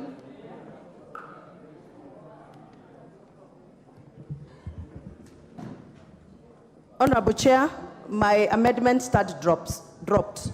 Thank you. Member for Madare, not in the House, amendment dropped. Member for Funyula. Chair, I propose to amend the definition of affordable housing as provided in the bill, and the definition, Honorable Chair, is to align the definition of affordable housing as provided for the National Housing Sessional Paper or National Housing Policy of 2003, and to align with international best practices, UN Habitat and the rest, on how we define affordable housing. And Honorable Speaker, for avoidance of doubt, therefore people so that we get very clear, I'm proposing we replace and say affordable housing means housing that comprises a minimum 2 habitable rooms, separate cooking area, and sanitary facilities, and whose cost of acquisition or market rent payable is not more than 10 times the annual income or 30% of monthly income of the residents in the county in which the housing is to be constructed.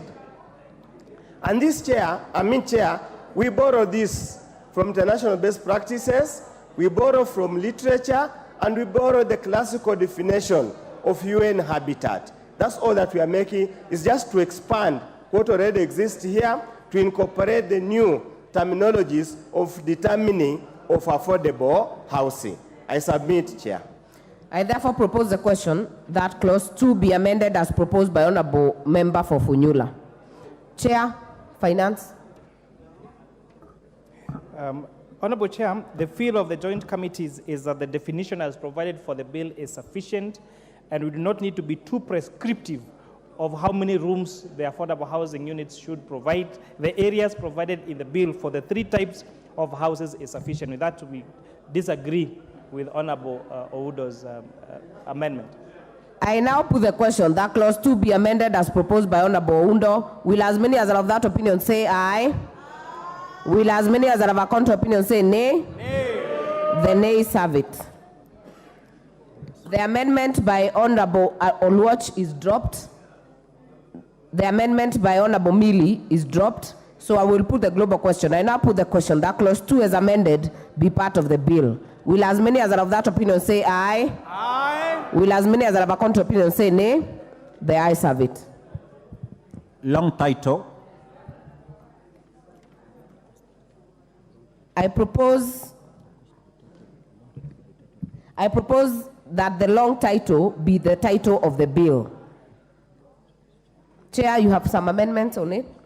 Yes, Honorable Chair, beg to move that the long title be amended as per the order paper, and the 92 will read, an act of Parliament to give effect to Article 43(1)(b) of the Constitution to provide a framework for the development and access to affordable housing and institutional housing and for connected purposes. So this, Honorable Chair, there is a deliberate now introduction of institutional housing even to the title of the bill to take care of the institutions that we defined when doing definitions on what institutional housing means.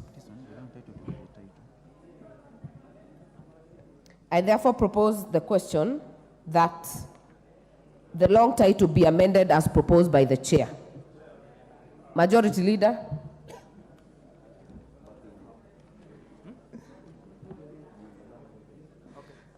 Thank you, Honorable Speaker. Honorable Speaker, I rise to support this particular amendment because, as has been said by the chair, it brings into the fold now even institutional housing. And Honorable Chair, since I had prosecuted the case for institutional housing, I would only have wished the Housing Committee and the Finance Committee had considered in the long title to consider something to do with job creation or employment creation as part of this, this long title, Honorable Speaker. Because this bill, Honorable Speaker, is not just talking about affordable institutional and social housing. It's also speaking about job creation. Honorable Speaker, how I wish the chair and the committee had considered to be ingenious in how they will bring in the question of wealth creation, the creation of new home owners, and of course, the value addition that will come with manufacturing, Honorable Speaker, especially in manufacturing around the implements or inputs into the housing projects. But more importantly, Honorable Speaker, is the agenda of job creation. Because as I said, this bill is, to me and to many of these people who are here, especially these members of the Kenya Kwanza Coalition, who feel the burden of millions of young people who have no jobs. Honorable Speaker, this bill is about jobs. How I wish the chair and the committee had been found an ingenious way of bringing about the question of employment creation in the long title. Honorable Speaker, may I re-emphasize this bill has a lot to do with jobs and creation of employment. And I want to congratulate the Honorable John Buddy, the Honorable Member for Funyula, the Honorable Elisha Odhiambo, the Honorable CNN, who have withstood the intimidation that they had to go through not to be here, to stand with the people of Kenya and their constituents who are languishing in poverty because they have no jobs.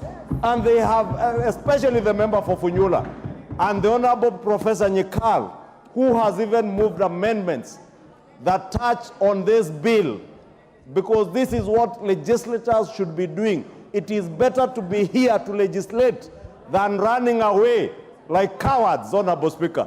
And I thank the chair and I support. Chair. Honorable Chair, the sentiments by the Majority Leader are very welcome. However, we did not feel the need to include that in the title because new clause 29F actually expressly provides that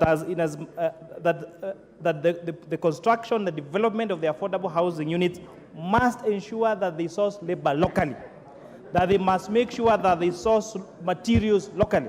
When we went to Vihiga during public hearings, Honorable Speaker, the people of Vihiga told us they have bricks that are locally available there. And so they do not want those houses to be built in Vihiga using machine-cut stones that are not available in the community. They want those locally available materials to be used. We have also expressly provided in 29FC for students who are in vocational training colleges, in polytechnics, we now have an opportunity to get internship and attachment opportunities in this project. And therefore, that is why we do not feel the need to provide that in the long title. I now put the question that the long title be amended as proposed by the chair. Will as many as are of that opinion say aye? Aye. Will as many as are of a contrary opinion say nay? The ayes have it. I now put the question that the long title as amended be part of the bill. Will as many as are of that opinion say aye? Aye. Will as many as are of a contrary opinion say nay? The ayes have it. Title. I propose the question that the title be the title of the bill. There is an amendment by Honorable Mushomba. Majority Leader is distracting me. Chair, please send away the Majority Leader, Kimani Ichung'wah, from my desk. He's the one who is distracting me, so I have lost. I couldn't see him there. I was wondering whether. I am here, and I'm just wondering whether we are doing the same business with Kimani Ichung'wah, Majority Leader, who is always coming to my desk. Members. He is coming to my desk to disrupt me. Order Mushomba, move your amendment. Move your amendment. He came here with an intention to disrupt me. Honorable Mushomba, you either move the amendment or drop it. Let me drop it because I was not following the procedure. Thank you. Thank you. I therefore will move the title. I will move that the title be the title of the bill. I put the question that the title be the title of the bill. Will as many as are of that opinion say aye? Aye. Will as many as are of a contrary opinion say nay? The ayes have it. Clause 1. I propose the question that clause 1 be part of the bill. I now put the question that clause 1 be part of the bill. Will as many as are of that opinion say aye? Aye. Will as many as are of a contrary opinion say nay? The ayes have it.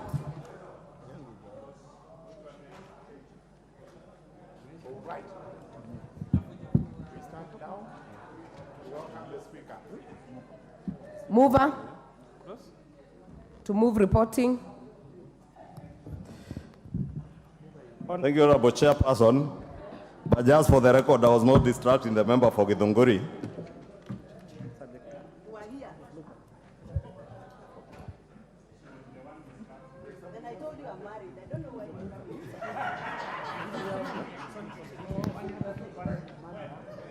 He came here and I told him I'm married, so let him stay at his desk. Honorable Chairperson, I don't know who has the mic, Honorable Chairperson, because I hear the member for Githunguri. I know she has a penchant for me, but I am not interested, Honorable Speaker. Honorable Kimani Ichung'wah and Honorable Mushomba, please spare us the theatrics. Move the reporting. Honorable Chairperson, I beg to move that the committee do report to the House its consideration of the Affordable Housing Bill, National Assembly Bill number 75 of 2023, and its approval thereof with amendments. Honorable members, I put the question, which is that the committee do report to the House its consideration of the Affordable Housing Bill, National Assembly Bill number 75 of 2023, and its approval thereof with amendments. As many as are of that opinion say aye. As many as have a contrary opinion say nay. The ayes have it.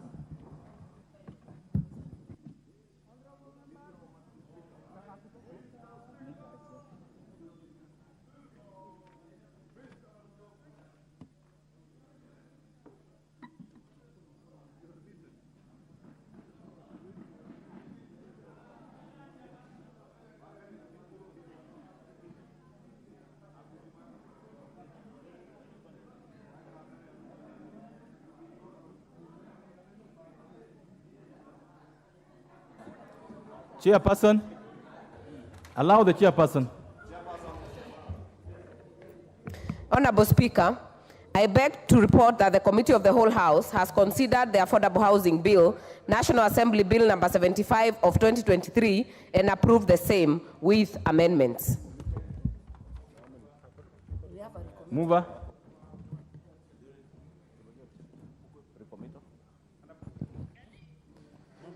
Honorable Speaker,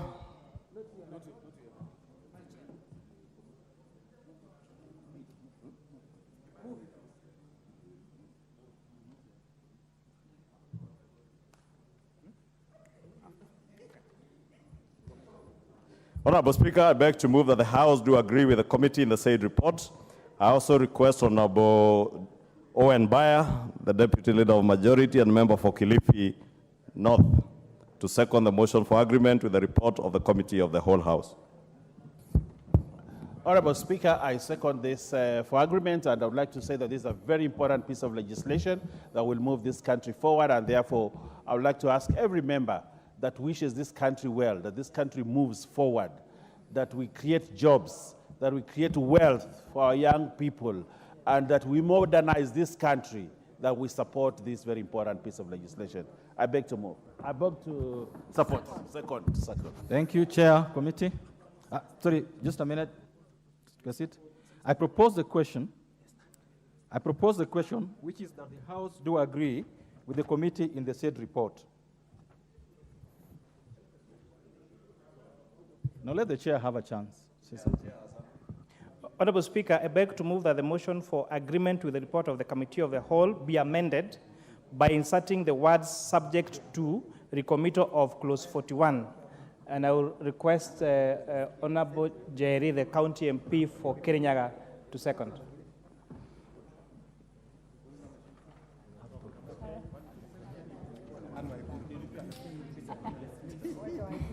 Honorable Speaker, I note the amendments to clause 41. As it was but in law as good faith is discretionary and is subject to interpretation, inserting that all facts must be within the confines of the law, ring fences the fund from ultra-vires abuse. Thank you. I beg to second. Thank you, members. I propose the question, which is that the motion for agreement with the report of the Committee of the Whole House be amended by inserting the words subject to the recommittal of clause 41. Put the question.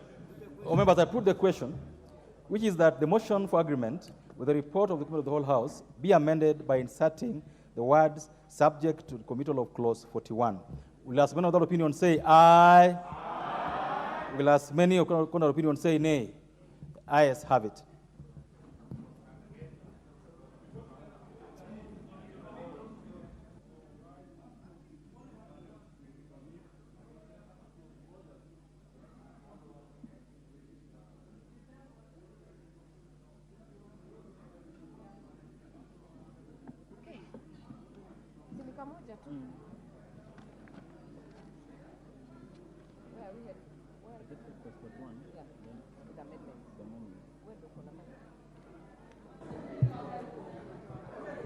Clause 41.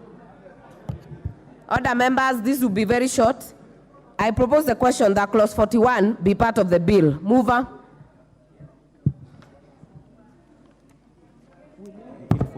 Honorable Chair, I beg to move that clause 41 be amended as per the order paper. Honorable Chair, clause 41 reads that no matter of thing done by any person under this act shall, if the matter of thing is done in good faith, render that person personally liable to any action, claim, or demand whatsoever. We are amending that to include that that particular person would have to act in accordance with the law. So we want to amend the ambiguity so that even when they give that information in good faith, there must be in accordance with the law. And I would really like to thank Honorable Njeri, the county MP for Kirinyaga, for pointing this out and making sure that we adopt it in our amendments.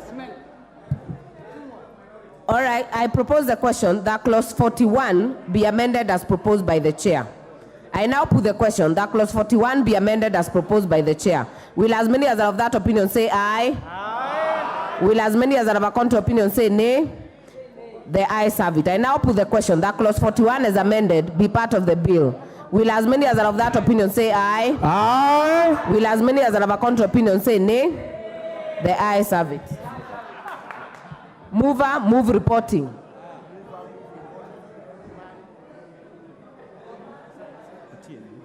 Majority Leader. Honorable Majority Chairperson, I beg to move that the committee do report to the House its consideration of the Affordable Housing Bill, National Assembly Bill number 75 of 2023, and its approval thereof with amendments. I put the question, which is that the committee do report to the House its consideration of the Affordable Housing Bill, National Assembly Bill number 75 of 2023, and its approval thereof with amendments. As many as are of that opinion say aye. Aye. As many as are of a contrary opinion say nay. The ayes have it. Namna hiyo. Unaweza sema the nays have it.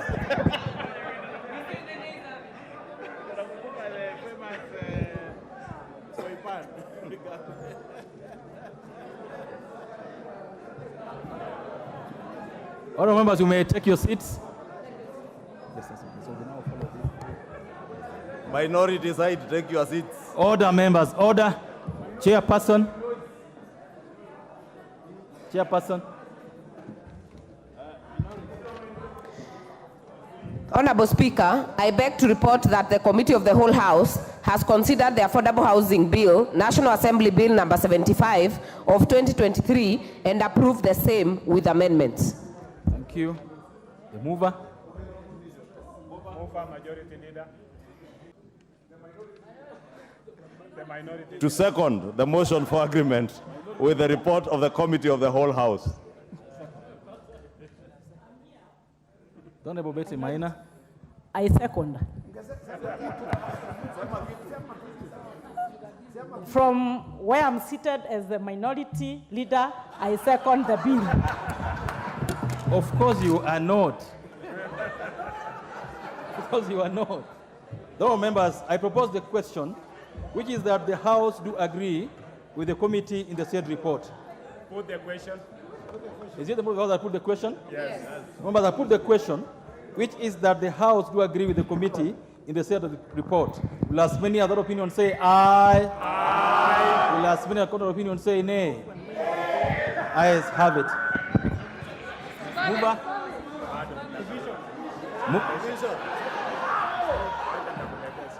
Mover.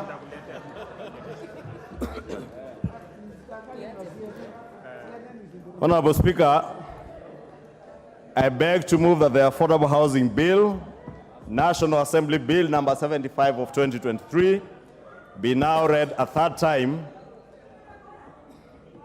Honorable Speaker, before I call the Honorable Hillary to second, allow me to take this opportunity, Honorable Speaker, to thank all these members, including those seated on the minority side, for their very active participation, even those who are belatedly calling for division like the Honorable CNN. And this is the true spirit of democracy, that often the majority will have their way and the minority will always have their say. And today we have seen that democracy being exercised in this House, that the majority of members of parliament who believe that this is an important agenda for our country, the majority of members who believe that we are dealing with a time bomb of millions of our youth who are unemployed, sitting through this sitting, Honorable Speaker, and even with the support of a few within the minority. And Honorable Speaker, allow me once again to single out the Honorable Member for Funyula, the Honorable John Buddy, the Honorable Harry Kombe, the Honorable, my good friend, the Honorable Millie Odhiambo, who even in absentia from outside the country, took time to propose amendments to this particular bill with a view to improving on what we are legislating today. Honorable Speaker, the members like the Honorable Professor Nyikal, who is a very diligent member of this House, the Honorable Haro, who has taken time together with his Muslim brothers and sisters, to make sure that there are amendments that ensures that this bill captures the spirit of the Sharia law, that even as we charge interest, we do not offend our Muslim brothers and sisters as they prepare for the holy month of Ramadan. Let me congratulate the Honorable Haro and the other many Muslim brothers and sisters who are here today, who have taken their time.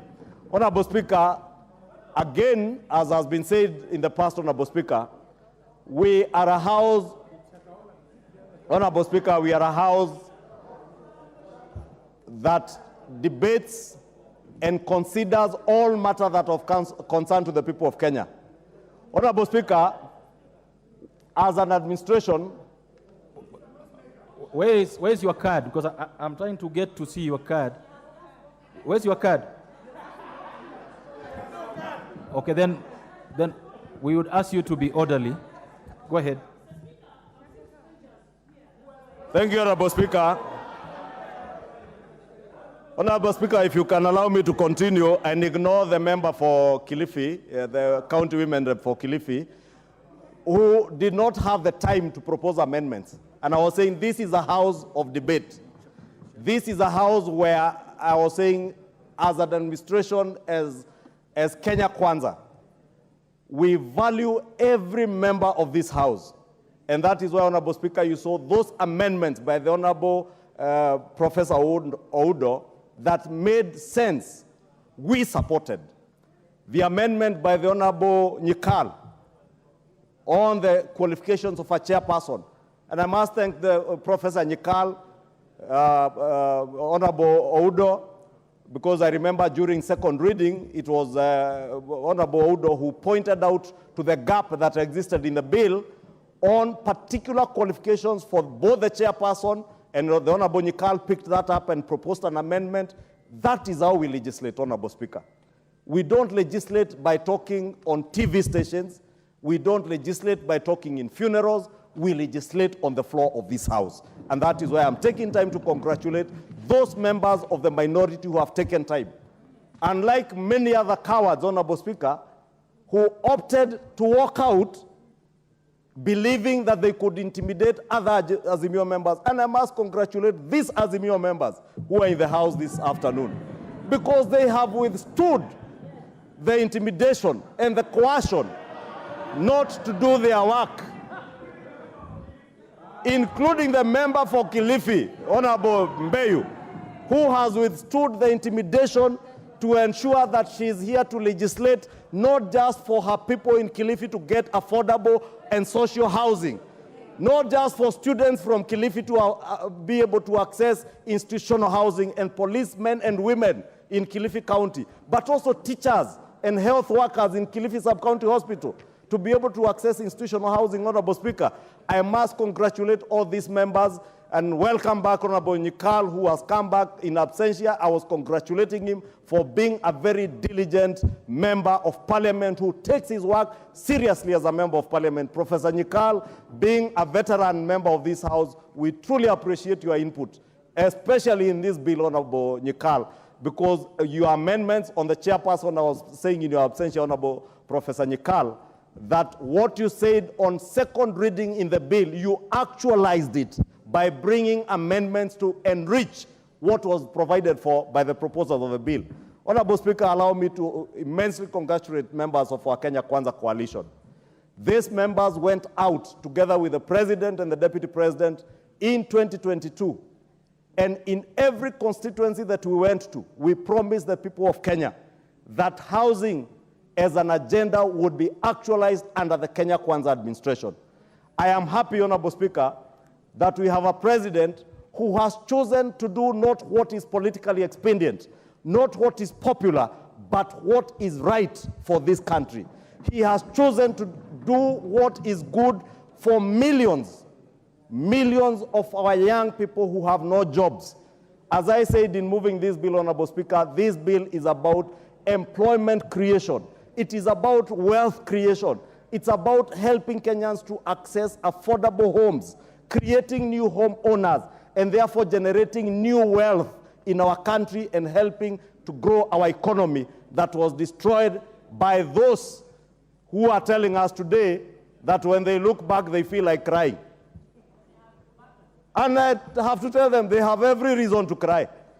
Because if in 10 years, you could only implement or build 1,900 houses,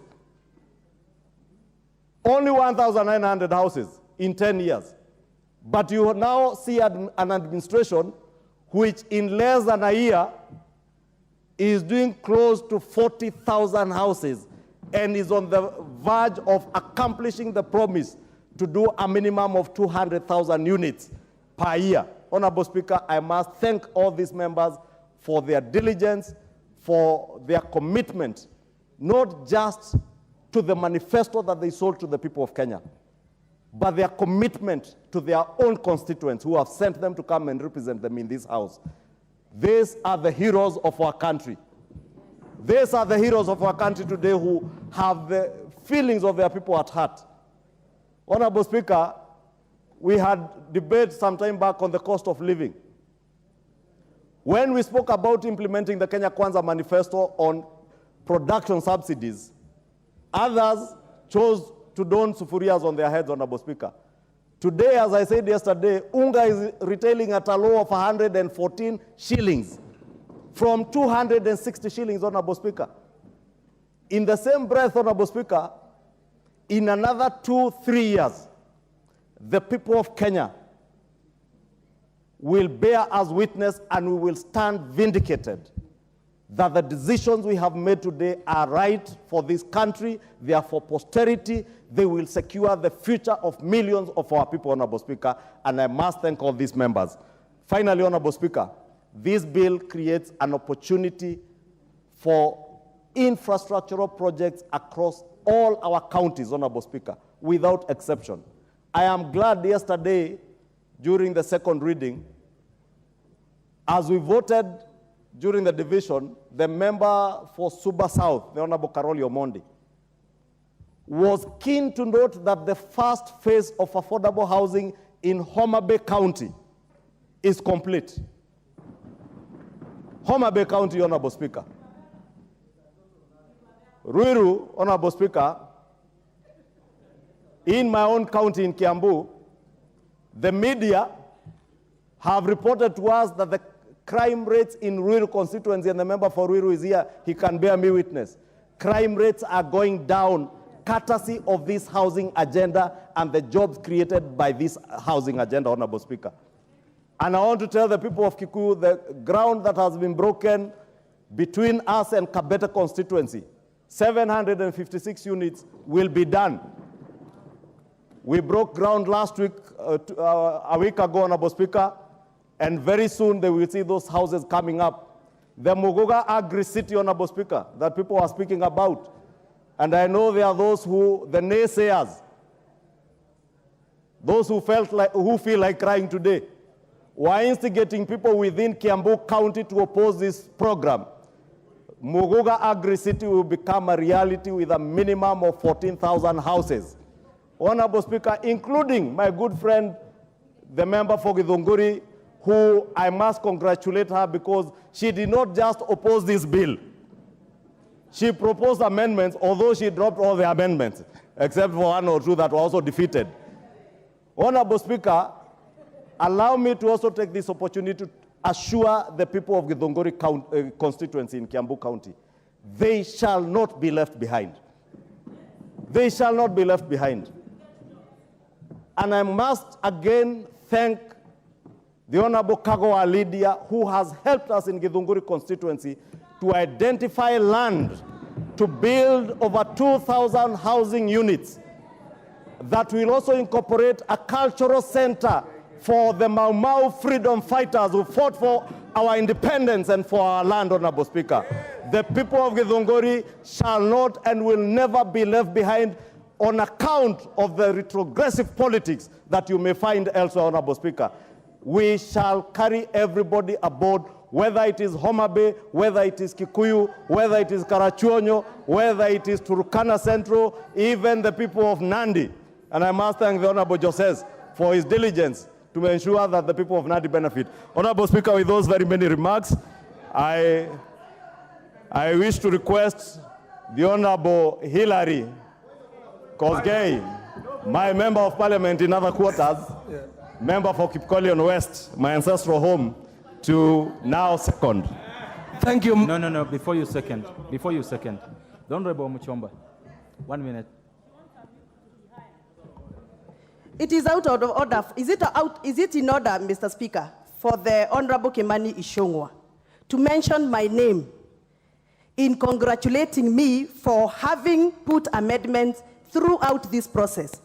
And then I sit with lies that I have dropped all the amendments, yet it is in record that I have not dropped all the amendments. It is not right.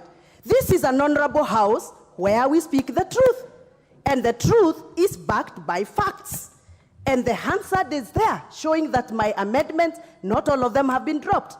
Is it in order for the Honorable Majority Leader, a leader we respect from Kiambu County, and even in this House, the member that we give a lot of respect for being the Majority Leader, and a senior member in this House, to put things that are not factual and true on the floor of the House, and worst of all, to attack a woman leader like myself? Thank you. The Honorable Mbadi, what is out of order? Mr. Speaker, the last time I checked, our standing orders were still relevant.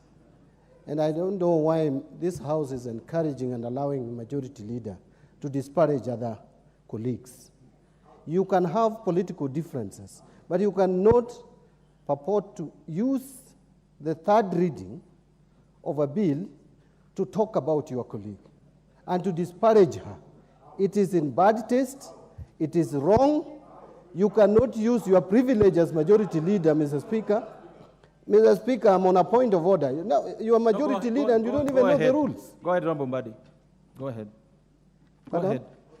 Go ahead with your point of order. Mr. Speaker, if you listen to Majority Leader speak, she is continuously referring to the constituency of another MP. Close to discussing that member of parliament in the House. You came to parliament the other day, my friend. You can't teach me points of order. You came to parliament the other day. Whether elected, you came the other day. I've been elected 3 times. So you keep quiet when I'm speaking, you get your opportunity. Honorable Mbadi. Stop heckling. Order. If leadership of majority is heckling. Majority and majority whip. Order, members. Order. Don't the majority whip and don't the majority leader. Order. Honorable Mbadi will go on and finish your point of order so that you proceed. Mr. Speaker, we can't have. Could you proceed and finish your point of order? Mr. Speaker, and remember, Honorable Mbadi, the leader of majority, remember to address the speaker. Mr. Speaker, I'm exactly addressing the speaker. Mr. Speaker, the leader of majority has no authority to misuse his position. That position you have does not belong. Whether you heckle me, I'll talk. How many people have heckled me in this parliament? Do I care? You can heckle me for whatever you want. You will not stop me from talking. The Honorable Mbadi, you have 30 seconds to keep your point of order. Mr. Speaker, the majority leader is out of order, discussing Gathoni Wamachomba in this House and her constituency. She represents that constituency by right. She was voted. Order, members. It's a very small matter, and this matter shall be sorted this way. I've just confirmed from the clerks at the table that the Honorable Muchomba's amendments, some of them were moved as required by law, and I would request the Honorable Majority Leader to address that matter as raised by her without casting aspersions and without going personal to her. Thank you, Honorable Speaker. And if you listen to me carefully, Honorable Speaker, you hear I said I congratulated the member for Githunguri for not only opposing the bill, but also proposing amendments, some of which she dropped. It is also on record, Honorable Speaker, that many of her amendments were dropped because I have been seated here throughout. Honorable Speaker, the other thing I take offense with, because the Honorable John Mbadi rose on a point of order, and he's a ranking member and he knows I respect him as a former leader of minority. But he cannot rise on a point of order claiming that I am disparaging a member for stating a matter that is a matter of fact, then use the same opportunity to attempt to lecture my deputy leader of majority that he came to parliament the other day. The deputy leader of majority and member for Kilifi South was duly elected by the people of Kilifi South now for a second term. And he was not brought here by anybody, he was brought here by the people of Kilifi South. Unlike John Buddy, who was nominated by his own party, having failed as a governor. You cannot disparage an elected member of parliament when you are nominated on account of having failed as a governor. We let the matter lie there, members. I will now call upon the Hillary to second the motion.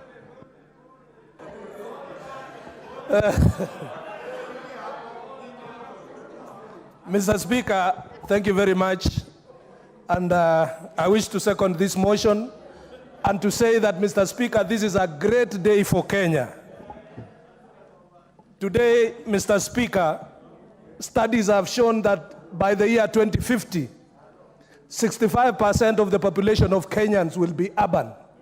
What this bill seeks to cure is another Kibera going to the future.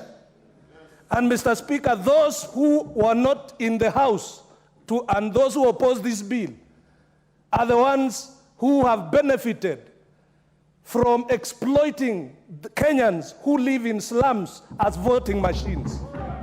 And Mr. Speaker, the Bible says in Matthew chapter 7, verse 16, that you shall know them by their fruit. You do not expect people who benefit from slums to support an idea as noble as this, Mr. Speaker. And therefore, Mr. Speaker, I wish to congratulate every member who has sat through this bill, who has helped this country to move forward. And to say that, Mr. Speaker, the generations coming will thank the House that sat to pass this bill for solving a problem, a generational problem, Mr. Speaker. So, Mr. Speaker, even as we create jobs, we are looking forward to rolling out this affordable housing, even in my constituency in Kipkelion, where land is already available for putting up houses. And I want to ask the executive to concentrate, Mr. Speaker, first of all, to give housing to those people who support housing, so that the new converts will follow once they see the success of this project, Mr. Speaker. And Mr. Speaker, to congratulate the members of Jubilee for standing with the people of Kenya to pass this important bill, and to say, Mr. Speaker, that Kenya will never remain the same. And to thank the President of the Republic of Kenya for scoring many firsts, giving Kenyans affordable fertilizer, where we got a bumper harvest. Majority Speaker has alluded to the fact that unga today is retailing for between 110 and 140. And 110 and 114. So, Mr. Speaker, these are the benefits of the administration that has chosen to bite the bullet and to do the right thing for the people of Kenya. So, Mr. Speaker, I wish to second and to say thank you so much to the members seated here today, and that history will vindicate you in the many years to come. Thank you. Members, order. Order. I propose the question, which is that the Affordable Housing Bill, National Assembly Bill number 75 for 2023, be now read a third time.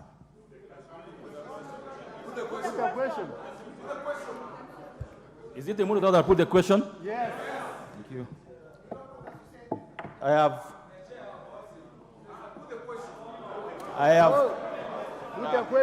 have confirmed that the House is properly constituted for the purpose of making a decision, and I therefore put the question, which is that the Affordable Housing Bill, National Assembly Bill number 75 for 2023, be now read a third time.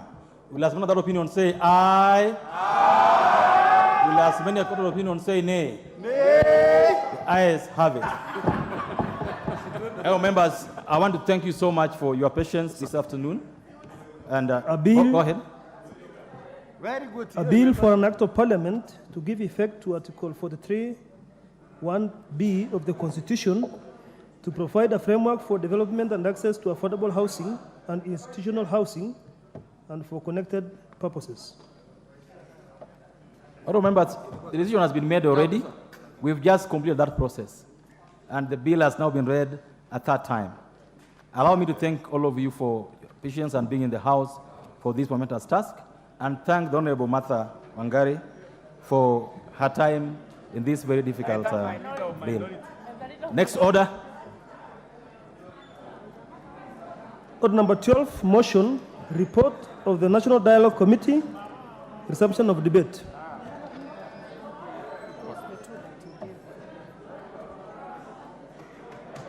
On this matter, the Honorable Peter Kihugi had a balance of 4 minutes.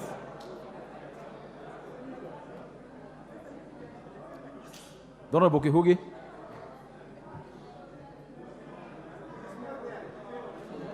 Okay. Thank you, Mr. Speaker. I start to support the report of the Dialogue Committee. Mr. Speaker, I want to say that dialogue was extremely necessary for this country because we had come out from a very hard time. We had come out from elections. And I want to thank the two principals who agreed to come and sit down and think about the nation. Mr. Speaker, we support the issues that are raised by the Dialogue Committee, the issue of entrenching the CDF fund in the Constitution, the issue of considering the World Development Fund, especially also the issue of increasing the equitable revenue share for counties from 15% to 20%. And Mr. Speaker, also on the issue of constitution of IEBC. IEBC is extremely critical, whereby we come up to a consensus so that we may continue to improve on its performance. Mr. Speaker, one thing I can say is that we have continued to improve on IEBC because most of the issues that have been raised mostly are on the presidential. But when you come to the lower levels where the MCA, the MP, the senator, the governor, we are almost perfecting. And if we come good on this issue, we will be able to perform well on IEBC. Mr. Speaker, my issue is on the annexes. The annexes on the amendment of the Constitution. There is somewhere there is an amendment of the term of the member of parliament and the term for the senator, whereby in the amendment, in the annexes, they have said that the senator should go for 7 years and the member of parliament remain at 5 years. Mr. Speaker, that's an issue. I know it can bring contention or division maybe among its members, and I wish the committee should consider on that amendment, whereby the senators have been considered for 7 years. That is allowed amendment Article 105, 102, 103, 105, whereby senators have been considered for 7 years. That, Mr. Speaker, is an issue I know can bring issue on the issue of the dialogue.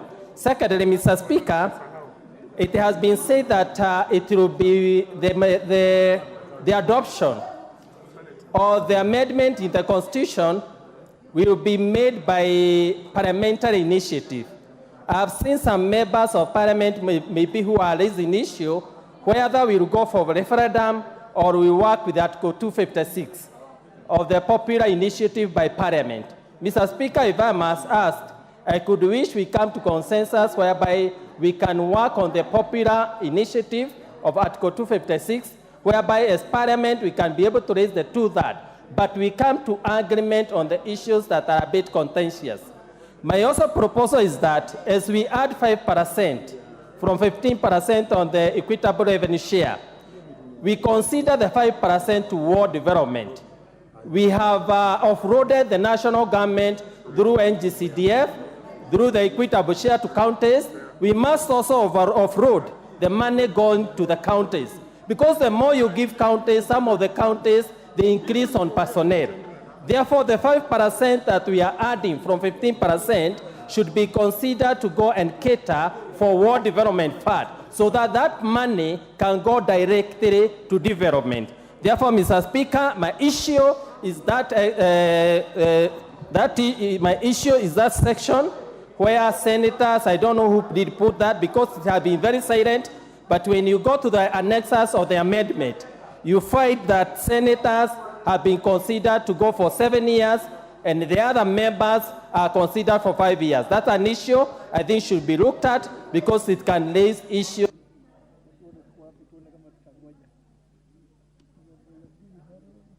The Honorable Wanjiku Muhia. The Honorable John Namoit. Members who do, the Honorable John Namoit. I have a dashboard that I look at, so I will follow it. The next is the Honorable Beatrice Elachi.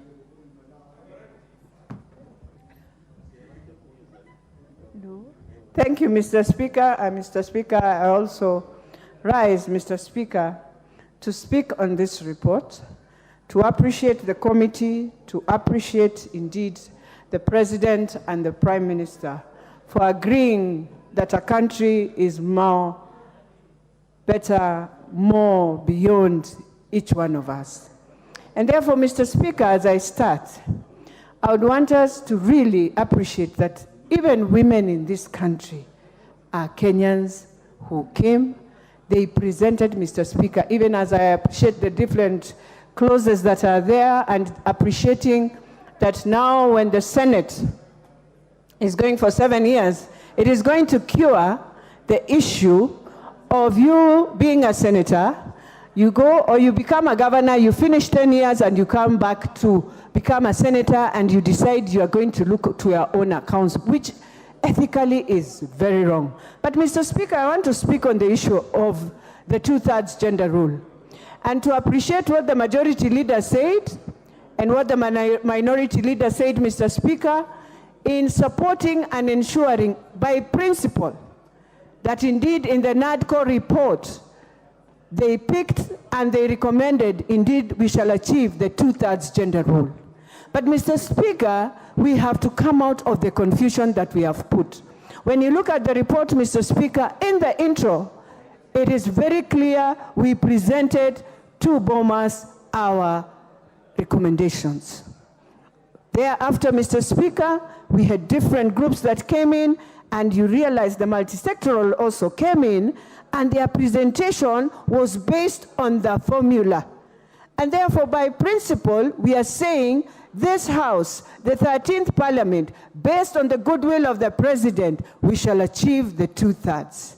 Mr. Speaker, what I want to plead with this House, that indeed, if the report of the multisectoral that deals with the formula is presented in this House, procedurally, we must adopt, since we have not seen the other reports of how we are going to ensure the 7 years work, how we are going to ensure the MCS fund comes in, how we are going to ensure IBC is established, and therefore, even as the women, I am pleading with the leadership, I am pleading with the country, I am pleading to the President, to the Prime Minister, that when our report comes on the floor of this House, we shall adapt and adapt it as one report with the NADCO report. Mr. Speaker, all these confusions, oh, we are told women are under the bus, we want to say the report is very clear. Article 463, 464 explains very clear what the committee said and what we need to adapt. And therefore, all I am pleading is to ensure, Mr. Speaker, this matter of the 2/3 gender rule. I am pleading with the National Assembly members that we can work as a team and ensure we pass it. And therefore, I am requesting the ministry to ensure they bring in the report so that we can look at the formula and adapt the formula, Mr. Speaker. I also want to thank every man, every champion who has stood on this agenda, Mr. Speaker. Mr. Speaker, as I finalize, the most important thing is that when JLAC will be bringing all the, I'll call it omnibus, of all these other proposals that are there, the proposal of 2/3 will be part of it. And therefore, Mr. Speaker, we should not allow again to go back to the days when we are saying Now again, the 2/3 will come alone. It will be a standalone. We are saying and we are pleading by procedure, based on what the majority leader and the minority leader agreed. We can agree as a house, support, and I believe the National Assembly will indeed make women of this country know that we are one. We are there to walk a journey together to see the development of our country. Mr. Speaker, it is very sad when women are told in this country that we will have a balloon budget or they will do. Is it only the women?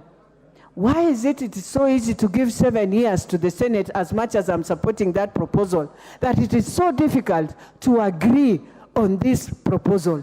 For me, by principle, I know it is in the report, and therefore it will be very unfortunate that we can come and start now speaking on different tongues on this report, on this issue of 2/3 gender, when the president was very clear that this will be his, indeed, achievement for the women of Kenya. Therefore, Mr. Speaker, I support and plead that we really need to appreciate when the report comes. Thank you, Mr. Speaker.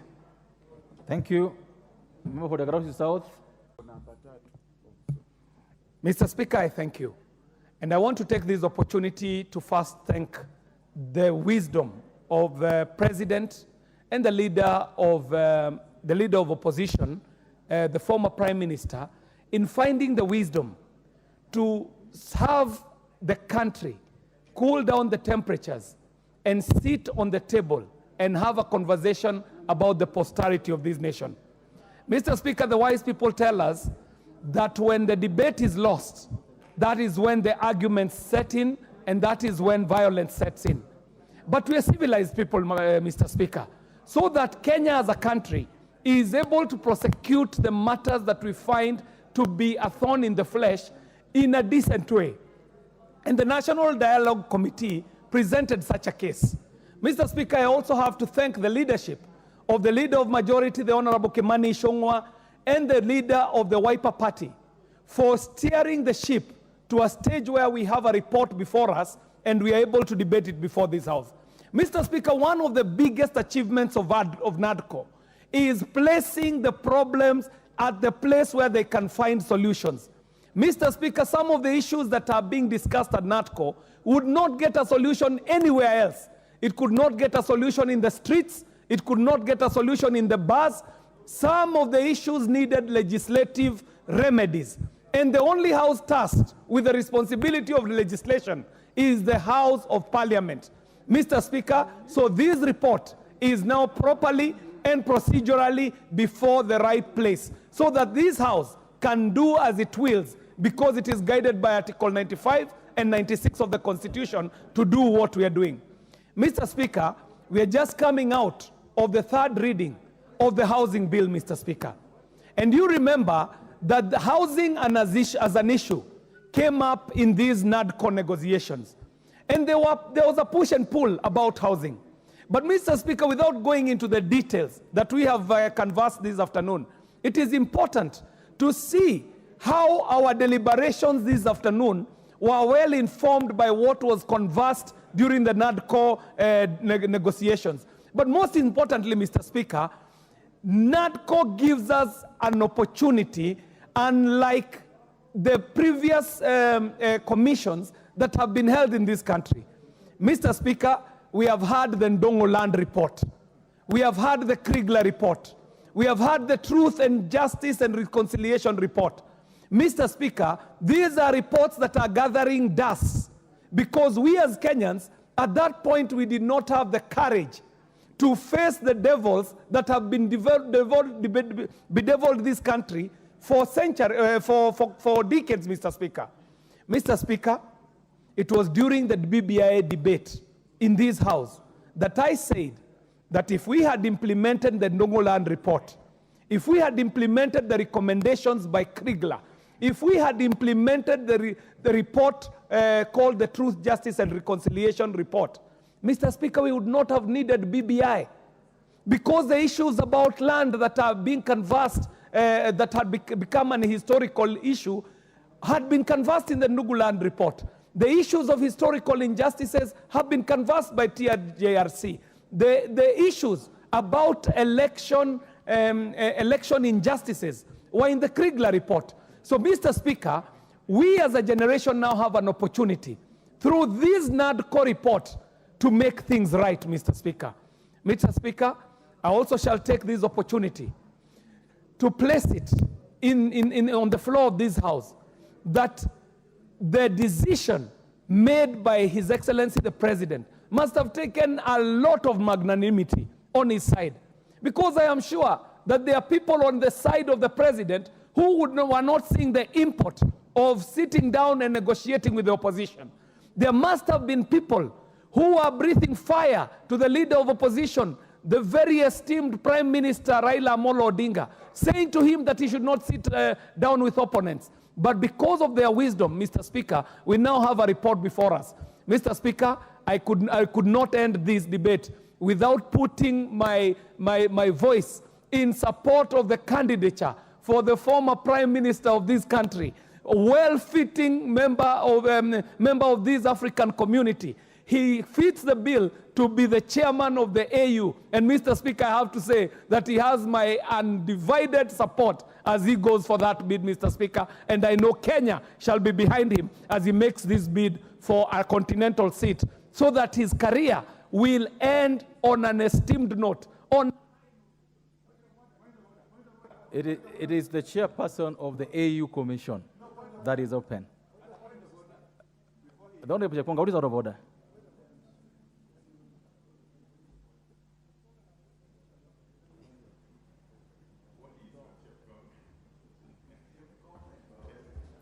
Thank you very much, Mr. Speaker. You know, I am the Mr. Point of Order in this House. I rise pursuant to Standing Order number 83. Mr. Speaker, and you must not allow anybody, particularly in the group that started with me the 11th Parliament, like the Honorable Opio and I, my very good friend, you should never allow them to stand on no point of order. In fact, Standing Order 83... What is out of order? It's out of order, Mr. Speaker. What is out of order? No, in fact, I'm just reporting that... Okay, Mr. Point of Order, what is out of order? Mr. Point of Order, Mr. Speaker, sir, I have a problem with my gadget here. I have been pressing it, it keeps switching off. I don't know whether it doesn't like me. And you know, I've been sitting here. Okay. I have asked here, they told me it cannot be seen. I have tried to intervene, it cannot be seen. Thank you. The Honorable Chekonga, what was decided this afternoon is that no member will be allowed to speak just because he came and said he doesn't have a card. No. So, order. Yeah. I request you to approach the ICT.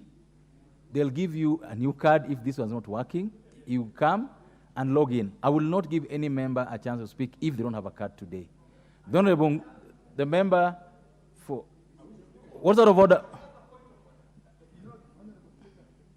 And the Honorable Wandai. No, Honorable Speaker. We cannot discuss the AU Commission job. No. But how, Honorable Speaker, the Speaker is anticipating what I want to say. Go ahead.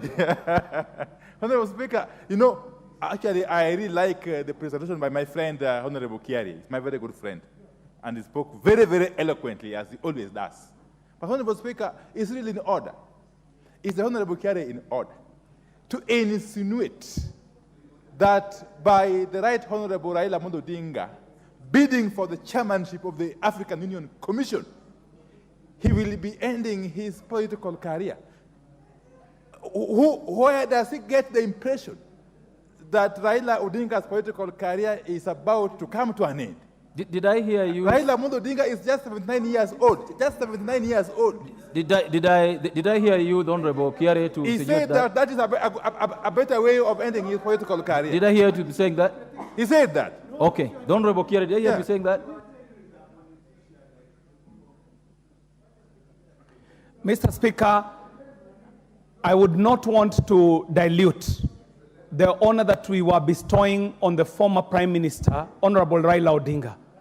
And it is not lost to members in this House, no less the leader of minority, that the Honorable Raila Odinga has had a very long and illustrious political career, to the point that this would be the apex of his politics. If he were able to ascend to be the chairperson of the AU Commission, this would be the highest honor bestowed on a gentleman who has had an illustrious career.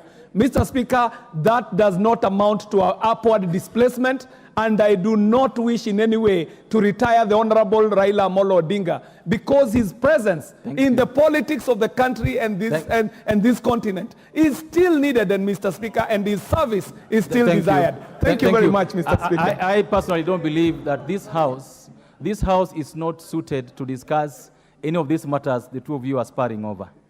We are ill-suited. We cannot determine anybody's fate, whether positive or negative, in that regard. The next member to speak on this matter, the Honorable Ngusia from Mwingi West. Thank you, Mr. Speaker, for giving me this opportunity to add my voice on this matter of national dialogue. Mr. Speaker, you would recall that when we started demonstrations, I advocated for dialogue in many media houses, Mr. Speaker. And I thought it was the only way to help in Kenyans. And from the onset, I would like to take this opportunity to congratulate my party leader, Kalonzo Musyoka, for steering this committee very well, together with the majority leader, Kimani Ichung'wah. And of course, Baba accepted all what was included in this dialogue, Mr. Speaker. Mr. Speaker, I love the way the matter was conducted throughout the country, consultation after consultation. So many people participated, and this committee was able to filter what is more critical in our country. And we propose the following, Mr. Speaker, and that is why I'm supporting this dialogue committee. Number one, restructuring and reconstitution of IBC. Our IBC has already been labeled, and we have one constituency which is not even represented in this house, Mr. Speaker. And for us to do this, we have to have a properly constituted and also restructured IEBC very quickly. Expansion from membership of 7 members to 9 members. Mr. Speaker, I think it is a good idea. Let us not see, or rather witness again, what we saw in the last elections, Mr. Speaker. That is point number one. Point number two, there was time for resolution of presidential elections petitions. This one, we move in from 14 days to 21 days of hearing the petition of the president. And most of the time, when we have had this, when I recall, Mother Koome was so under pressure, actually, to meet the deadlines of these petitions. And sometimes when the judiciary is under pressure to come up with a conclusive matter like this important issue, Mr. Speaker, it needs a lot of time and consultation to make sure each and every evidence is heard, Mr. Speaker. The other issue was entrenchment of funds into the Constitution.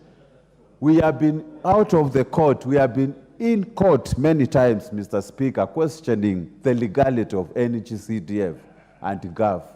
Mr. Speaker, if at all we are going to move out of this chaos every time, and every time governors actually being used by people who have got vested interest in this matter, we should put this matter into rest, entrench the CDF, GAF, and even Senate Oversight Fund into the Constitution, and will be able to make progress on this matter, Mr. Speaker. Mr. Speaker, the other issue, of course, is a very important one, which was establishment and entrenchment of state offices of leader of opposition. You realize that most of the time, this house we have got only minority leader and minority chief whip. But Mr. Speaker, assuming that currently Mr. Raila Odinga Omolo is here, even Stephen Kalonzo Musyoka is around this house, Mr. Speaker, this house would be having meaningful and, of course, very good debates in matters of debate in our democracy, Mr. Speaker. That is why I think this country needs a properly funded leader of opposition with all the shadow cabinet ministers oversight in the executive, so that we check the excesses in this in the governance of this country, Mr. Speaker. There was also an issue of fidelity to the law on multi-party democracy, Mr. Speaker. We should never, as a country, allow multi-party democracy actually to die, Mr. Speaker. We need as many political parties as possible to grow the democracy in our country. And that is why let us not only legislate on this matter, we need a commission that is independent, a registrar of political party commission that is independent to do the issues of management of political parties, funds, and... The member for Manyata.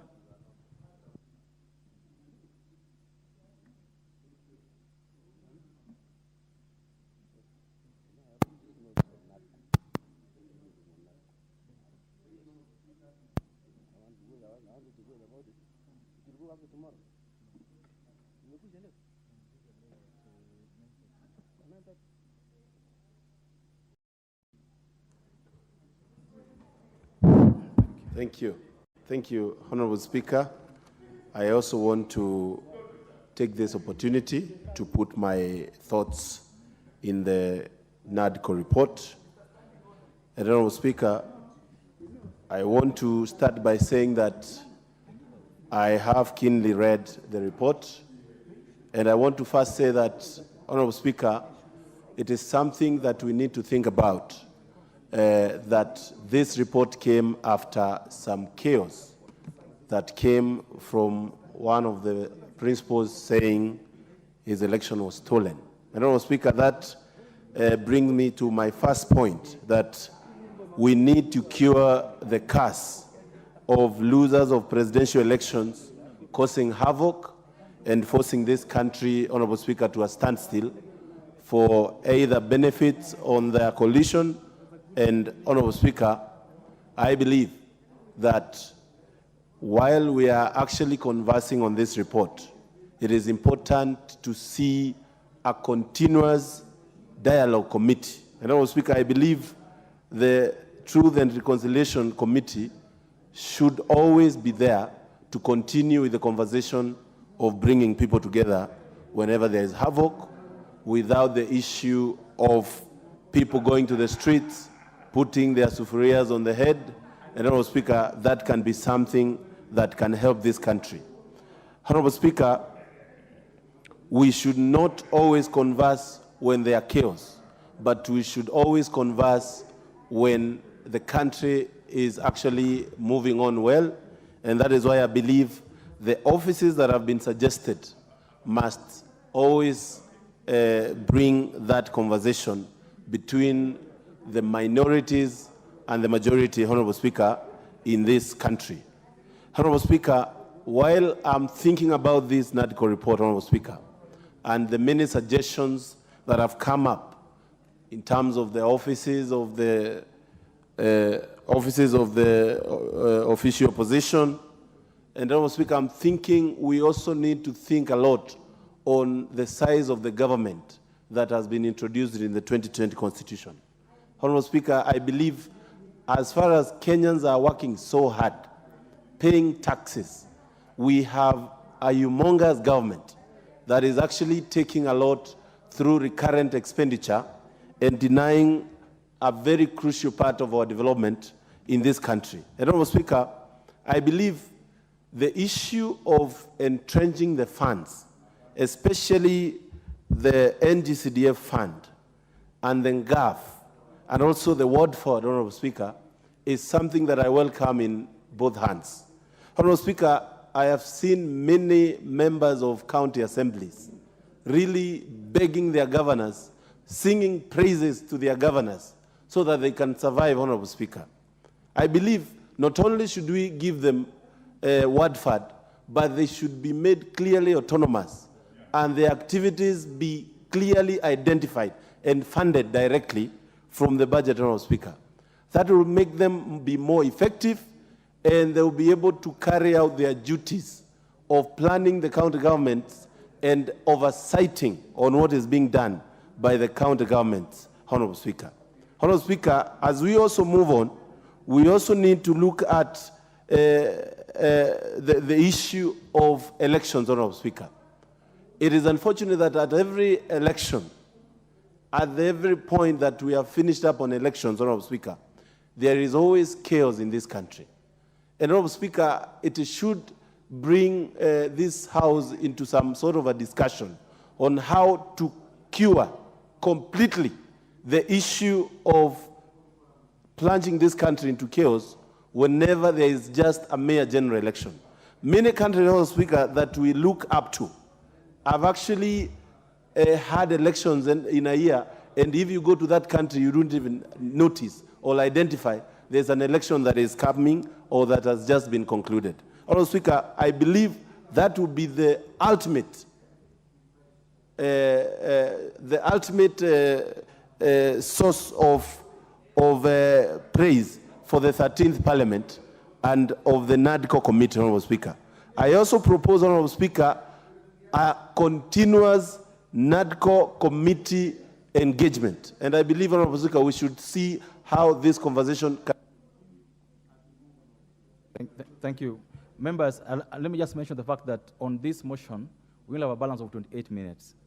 In those 28 minutes, I would request us that, if given a chance, do self-regulation, so that I'm able to give for this side and for this side before we close. If you could use 3 minutes, the better, so that we have able to balance our interest to speak.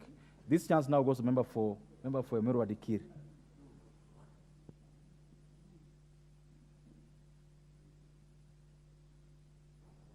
Thank you, Speaker,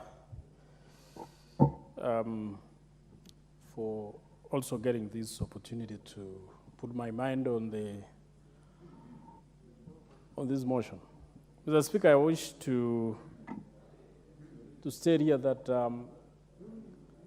this committee which was handling this matter, and I want to thank the members who are actually dealing with this matter in Bomas, especially the majority leader and the leader of opposition, or acting leader of opposition, Mr. Kalonzo Musyoka, and many members who are working on that particular meeting. Mr. Speaker, I'm also one of those few Kenyans who would wish that in every election, there has to be transparency, there has to be conclusive determination of who wins the election. And this can only be done through a free and fair election, Mr. Speaker. The reason why we held this meeting is because there has been, almost in every election, there has always been a serious contest. And these some of the issues which we must put to rest. My only contention with the proposals made by this committee is amongst them the IBC. Mr. Speaker, I would have wished, if it was possible, we allow IBC to work like courts. Mr. Speaker, sometimes we believe if we were to put members from parties to be represented in IBC, maybe they can do some justice. Mr. Speaker, it has been done so before and nothing has come out of it. Look at the courts, Mr. Speaker, how the Supreme Court president and the rest of the court's judges are appointed. They go through rigorous interviews, and eventually they get appointed to serve in those particular courts. And they have never seemed to be serving any one particular person, whether the ruling government, whether the opposition. The Supreme Court has always been very universal in their rulings. It is because we have sober people who are serving those positions, Mr. Speaker. And of course, because of the people who have been put on those positions are held in high esteem. Mr. Speaker, I don't understand why we cannot also afford the IBC commissioners the same opportunity, like we are affording the same opportunity to the Supreme Court judges. Let us allow the IBC to be selected or to be put on the same a rigorous interview, just like we are doing with the Supreme Court, and allow them to work.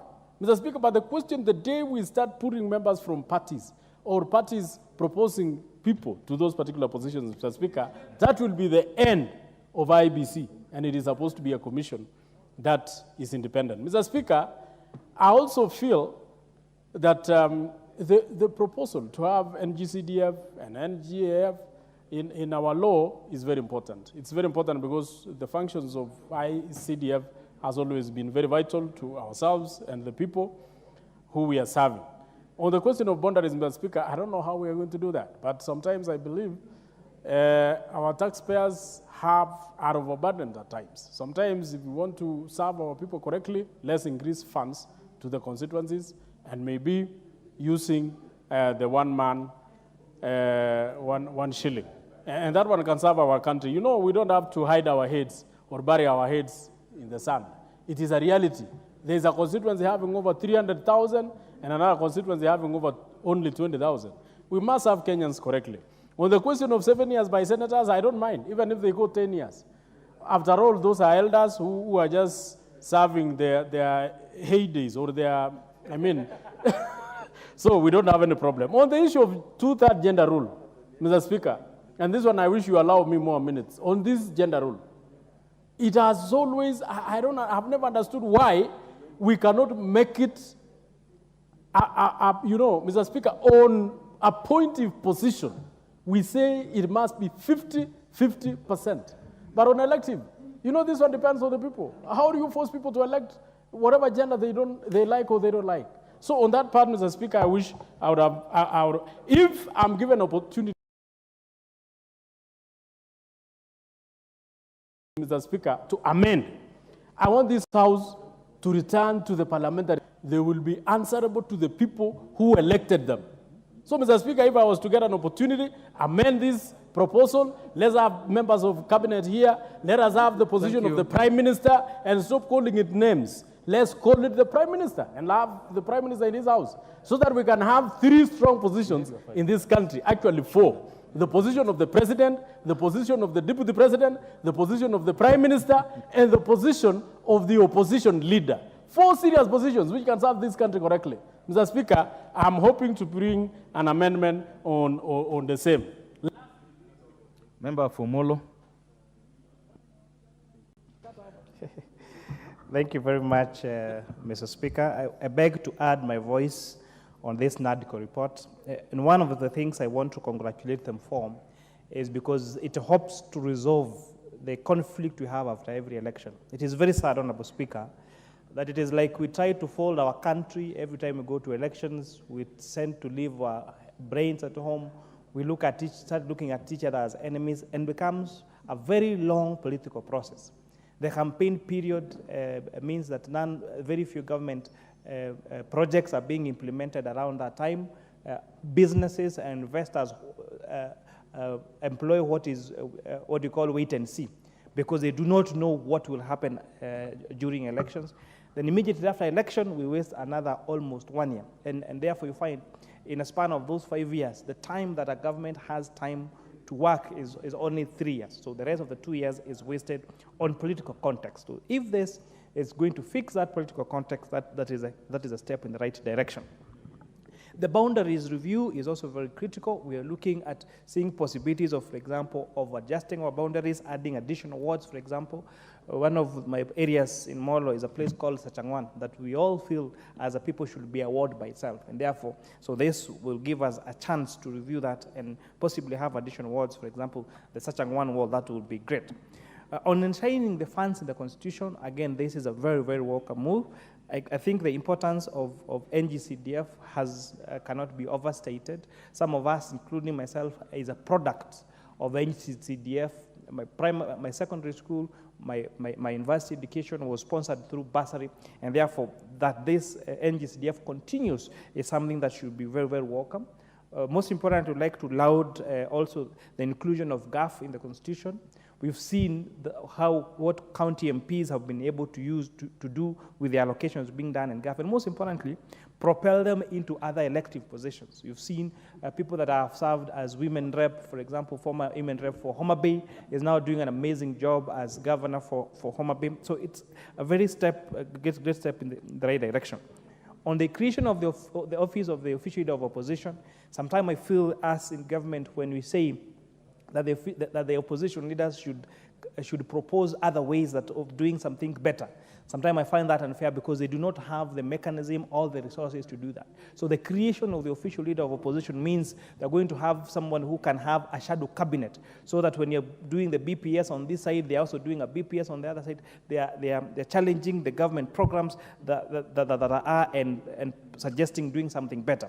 Lastly, on the 2/3, I strongly believe in women leadership. I am a father of a daughter, and I believe they should be given an equal chance. I believe our current environment of political competition creates an unfair environment for women, and therefore the inclusion or the enactment of the 2/3 gender rule in our constitution, not just in leadership, but I would suggest even for other offices of. I think your time is up. Member for Marakwet West.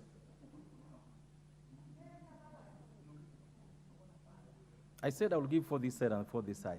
So I just want to get done with this side. Thank you, Honourable Speaker, for giving me an opportunity to contribute on this very important report. Honourable Speaker, I rise to support the report for the following reasons. Honourable Speaker, one of the issues that came out very clearly in the report is the issue of IBC.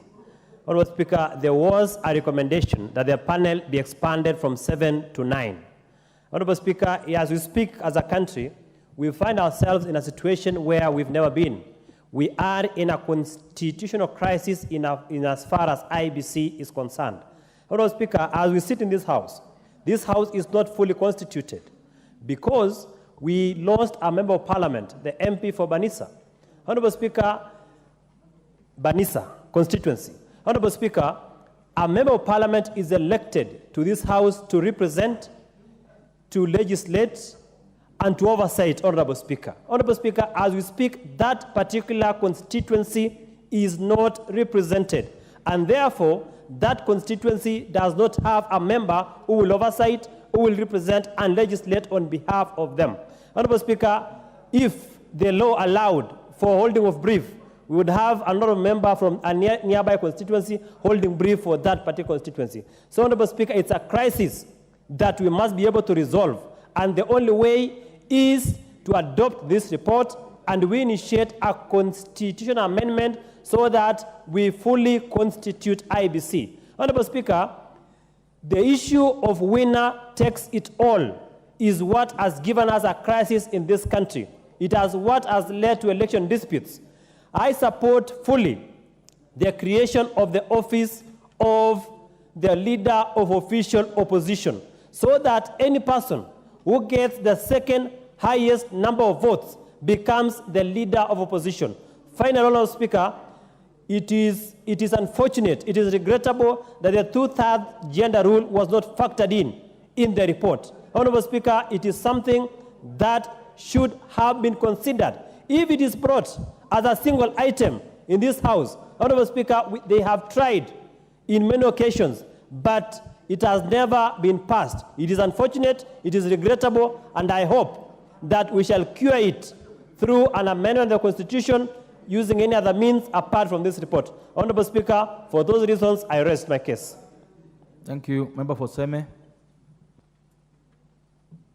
Thank you, Mr. Speaker, for giving me this opportunity. Mr. Speaker, let me start by appreciating the principles that allowed this to happen and the leader of majority, leader of the minority, the work they did in this.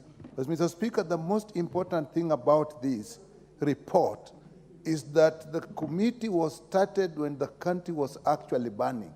And whatever we may think about it, it actually brought some little harmony in the country and some peace. And therefore, this report, what will be important is that when we are implementing, we must be sincere to the report. We have said we'll pass it as it is, but that is about the report. There are many other elements that will come after that, and if we lose that sincerity, and commitment to the welfare of the country, we will go back to where we were. That is the most important thing about this report. Mr. Speaker, looking at the restructuring of IEBC and other electoral rules, Mr. Speaker, it is important to have Parliament, the political parties, the churches, and even the law society involved in the selection panel is a good thing. But all that area, there are about 9 legislative proposals that are coming. And if we go to that and use the rule of supermajority that we are having here without actually looking at the interests of the country, we will miss it again. We will miss it again. So we must continue with the sincerity and not just use the rule of supermajority without details and without looking at issues and the interests of the country. Mr. Speaker, the issue of the boundaries delimitation is we are actually in a crisis because we have actually passed with this March. So the proposal for 10 to 20 years instead of 8 to 12 and providing that Parliament can change it is something that is good, that if we put that in our legal and constitutional structure, it will be okay. Mr. Speaker, the 2/3 gender rule, let me say something about the 2/3 gender rule. It is a clear indication of what we politicians think, that we can solve technical problems. We will not. Putting figures to be achieved by an electoral process cannot work. And with the only option we have is go to Article 177 as applied with the county assemblies and Article 90. That, Mr. Speaker, is what will help us. NGCDF and the World Fund and GAF, Mr. Speaker, the NGCDF has actually shown how funds can be used effectively. And in my mind, putting it in the... For Magarini.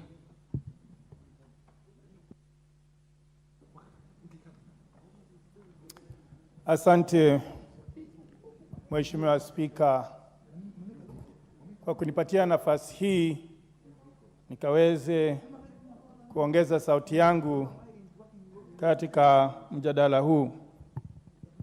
Mheshimiwa Spika, kwanza nichukue nafasi niwapongeze wahusika wakuu kwa kuona ni bora waweze kuja pamoja na kuileta nchi iweze kuwa kitu kimoja kwa kuanzisha mchakato huu. Mheshimiwa Spika, naunga mkono taarifa hii ya NADCO na hasa nizingatie kile kipengee cha kuweza kupata theluthi moja ya wabunge wakaweze kuwa aidha wa jinsia ya kiume ama jinsia ya kike. Ikizingatiwa idadi ya wale ambao wanachaguliwa, Mheshimiwa Spika, ningependekeza ya kwamba ile tofauti baada ya uchaguzi, ile tofauti ambayo inahitajika kujaza lile pengo ndio tukaweze kupata ile theluthi moja ya jinsia, basi hiyo ikaweze kugawiwa vyama vile vitakavyokuwa ni vyama vya bunge, kwa Kiingereza parliamentary parties, ili wakaweze kuchagua ama kuteua wabunge wa jinsia hiyo ambayo ina upungufu. Hivyo basi tutakuwa tumekwisha tatua swala hili la jinsia, theluthi moja ya jinsia.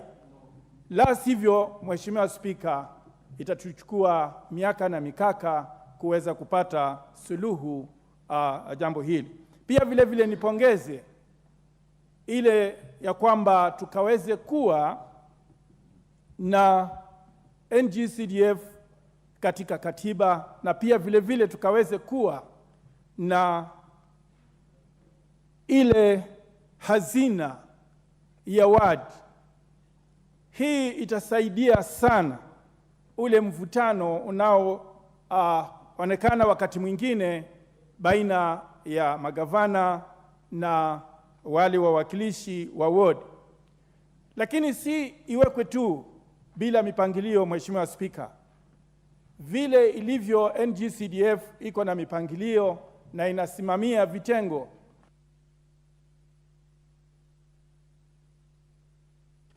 Member for Elgeyo Marakwet.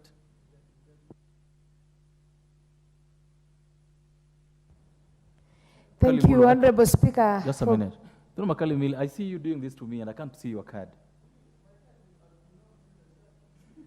I can't see your card on this dashboard. So could you approach the table and see? Go ahead. Thank you for giving the people of Elgeyo Marakwet this opportunity, Mr. Speaker. And since I've patiently waited to debate, I think I'll zero in to two-third gender, Mr. Speaker.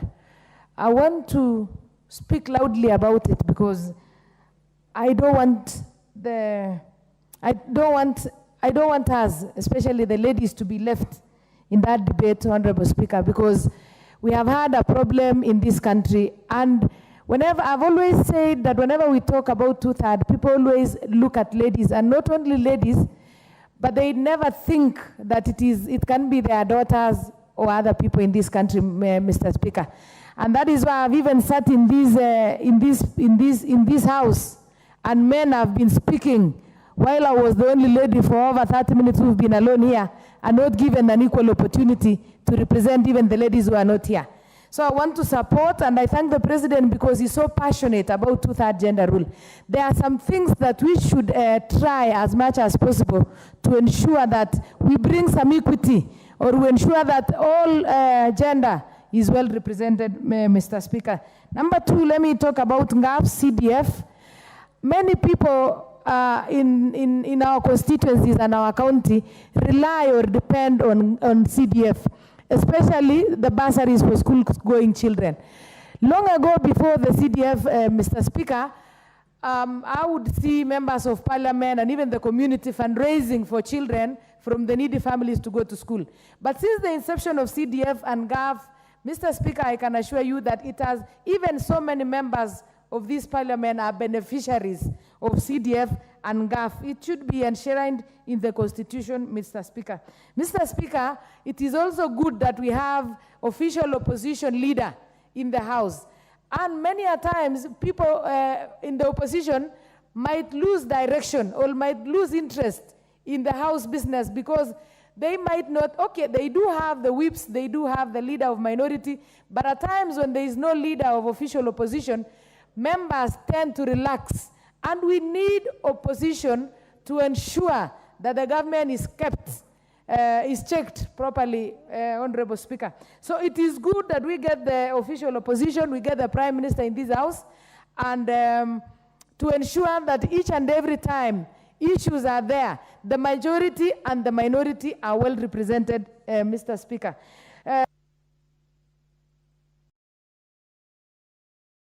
Member for Embakasi West.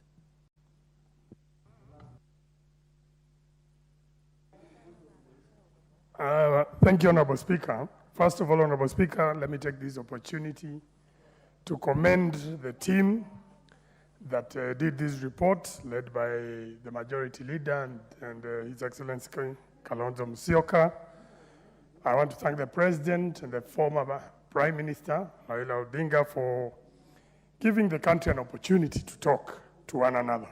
We have an opportunity to amend the Constitution through this report, Honorable Speaker. And through this report, a proper public participation was conducted where members of the public were able to contribute. Honorable Speaker, reconstitution of the IEBC is very important. We need to hold those by-elections very urgently, but we need an IEBC that is respected in this country. We need to, there's an issue of boundaries review as well, Honorable Speaker, in my constituency. There are two wards, there are two areas where Uhuru have always wanted their own ward, Tena have always wanted their own ward as well. Honorable Speaker, the position of leader of opposition is welcome, but it must be well-resourced, and I like that the Chair of Finance mentioned that. So that office is independent and respected. It cannot be a position that is given, that will be micromanaged by the executive. It must truly be a position that can bring proper opposition in our country, Honorable Speaker. The issue of staggered elections and senators having different terms, Honorable Speaker, I must disagree with this one. Otherwise, we will keep our country in perpetual campaign. Because if you have an election 5 years, and then somebody else has an additional 2 years, 7 years, that means we'll be campaigning throughout. And I think that's the one thing this report was trying to cure, so that how do we manage these elections? How do we ensure that we finish elections and get back to the issue of building our country, Honorable Speaker? The issue of political parties, the sanity, that's why we need that independent office of the registrar. Especially, Honorable Speaker, those of us who are in Jubilee, elected in Azimio, we feel harassed and forced that we are supposed to exit the coalition that brought us to Parliament, Honorable Speaker. So there must be sanity, and it's important that that office exists in a manner, and that's for the future of our country, so that there's proper democracy in this country, Honorable Speaker. Honorable Speaker, the issues of the election petition, I know has been proposed to 21 days, but we must learn from the US election of 2020. You saw President Donald Trump dispute and exercise all other different channels, despite the uprising that was there. But he went to court and it took time. I think we need more than 21 days. We need probably 30 to 45 days so that our Supreme Court can thoroughly go through those petitions and ensure that the decision that comes is a decision that is accepted by all parties. What happened this year, Honorable Speaker?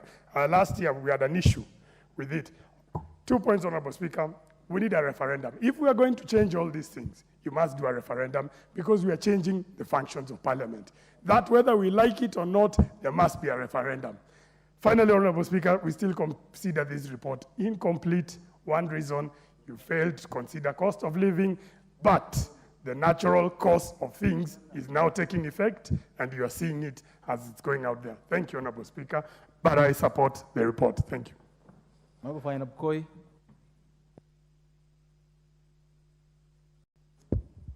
Thank you very much, Mr. Speaker. Mr. Speaker, first I want to thank the Honorable Mwenje for being candid, admitting that the cost of living is no longer an issue because the cost of hunger has gone down because of natural forces, which he admits that as a result of reduction of fertilizer, we now have sufficient ugali in our homes.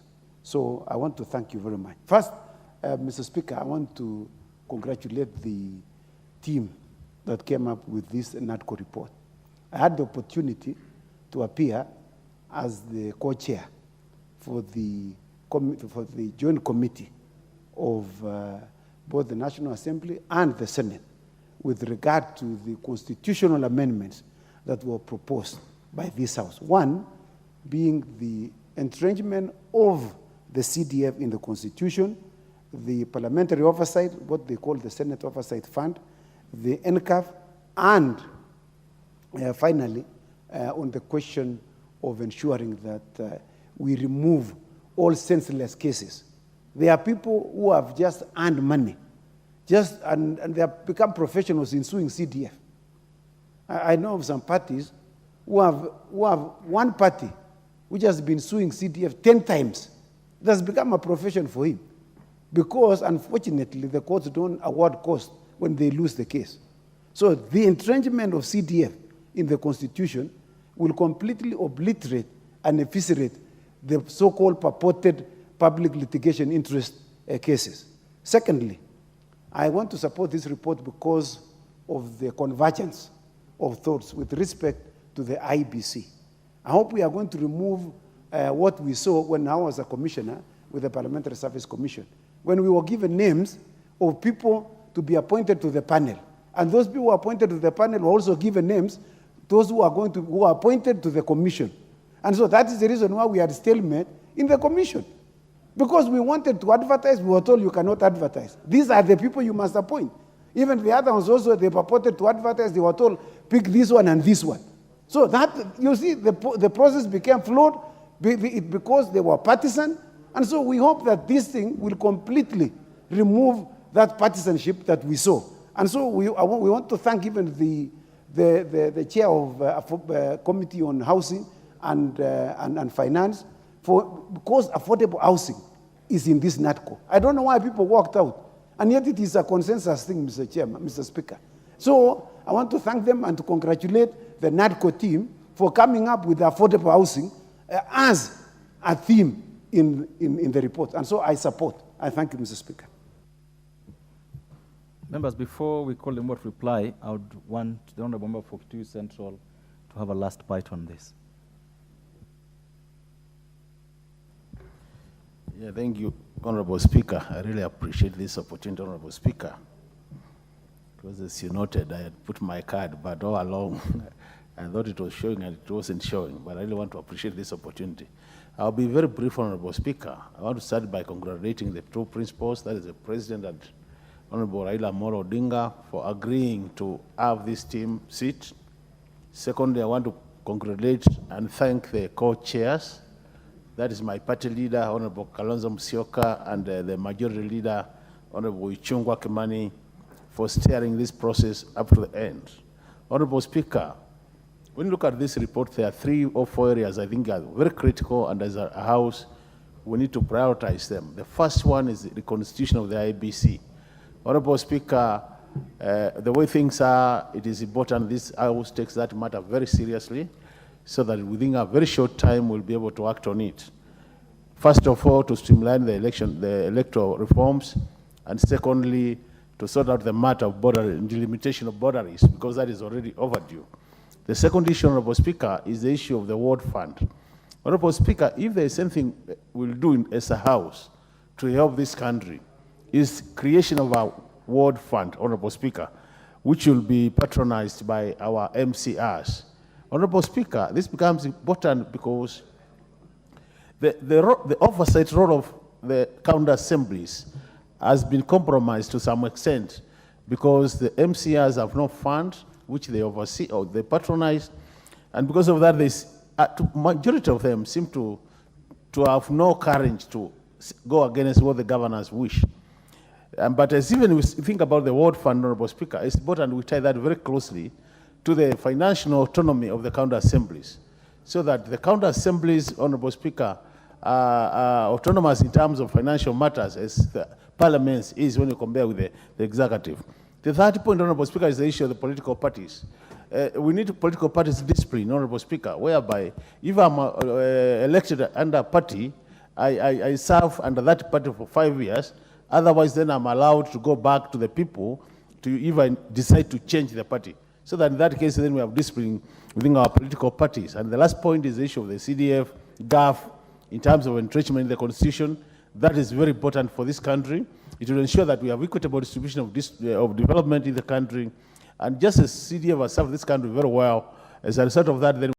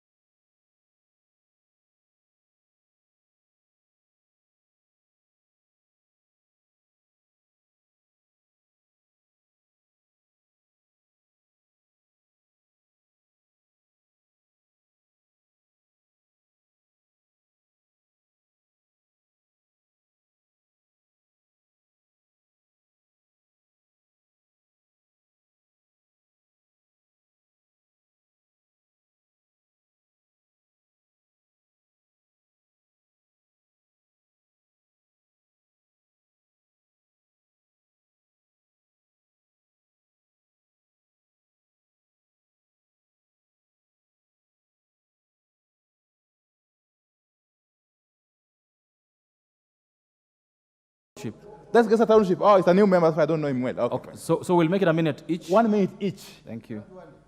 That's what it is. The Honorable Suda. Speaker, and I want to thank the minority leader for giving me that 1 minute. And I will not waste it. I will go direct to the point and to say that I support the NADCO report.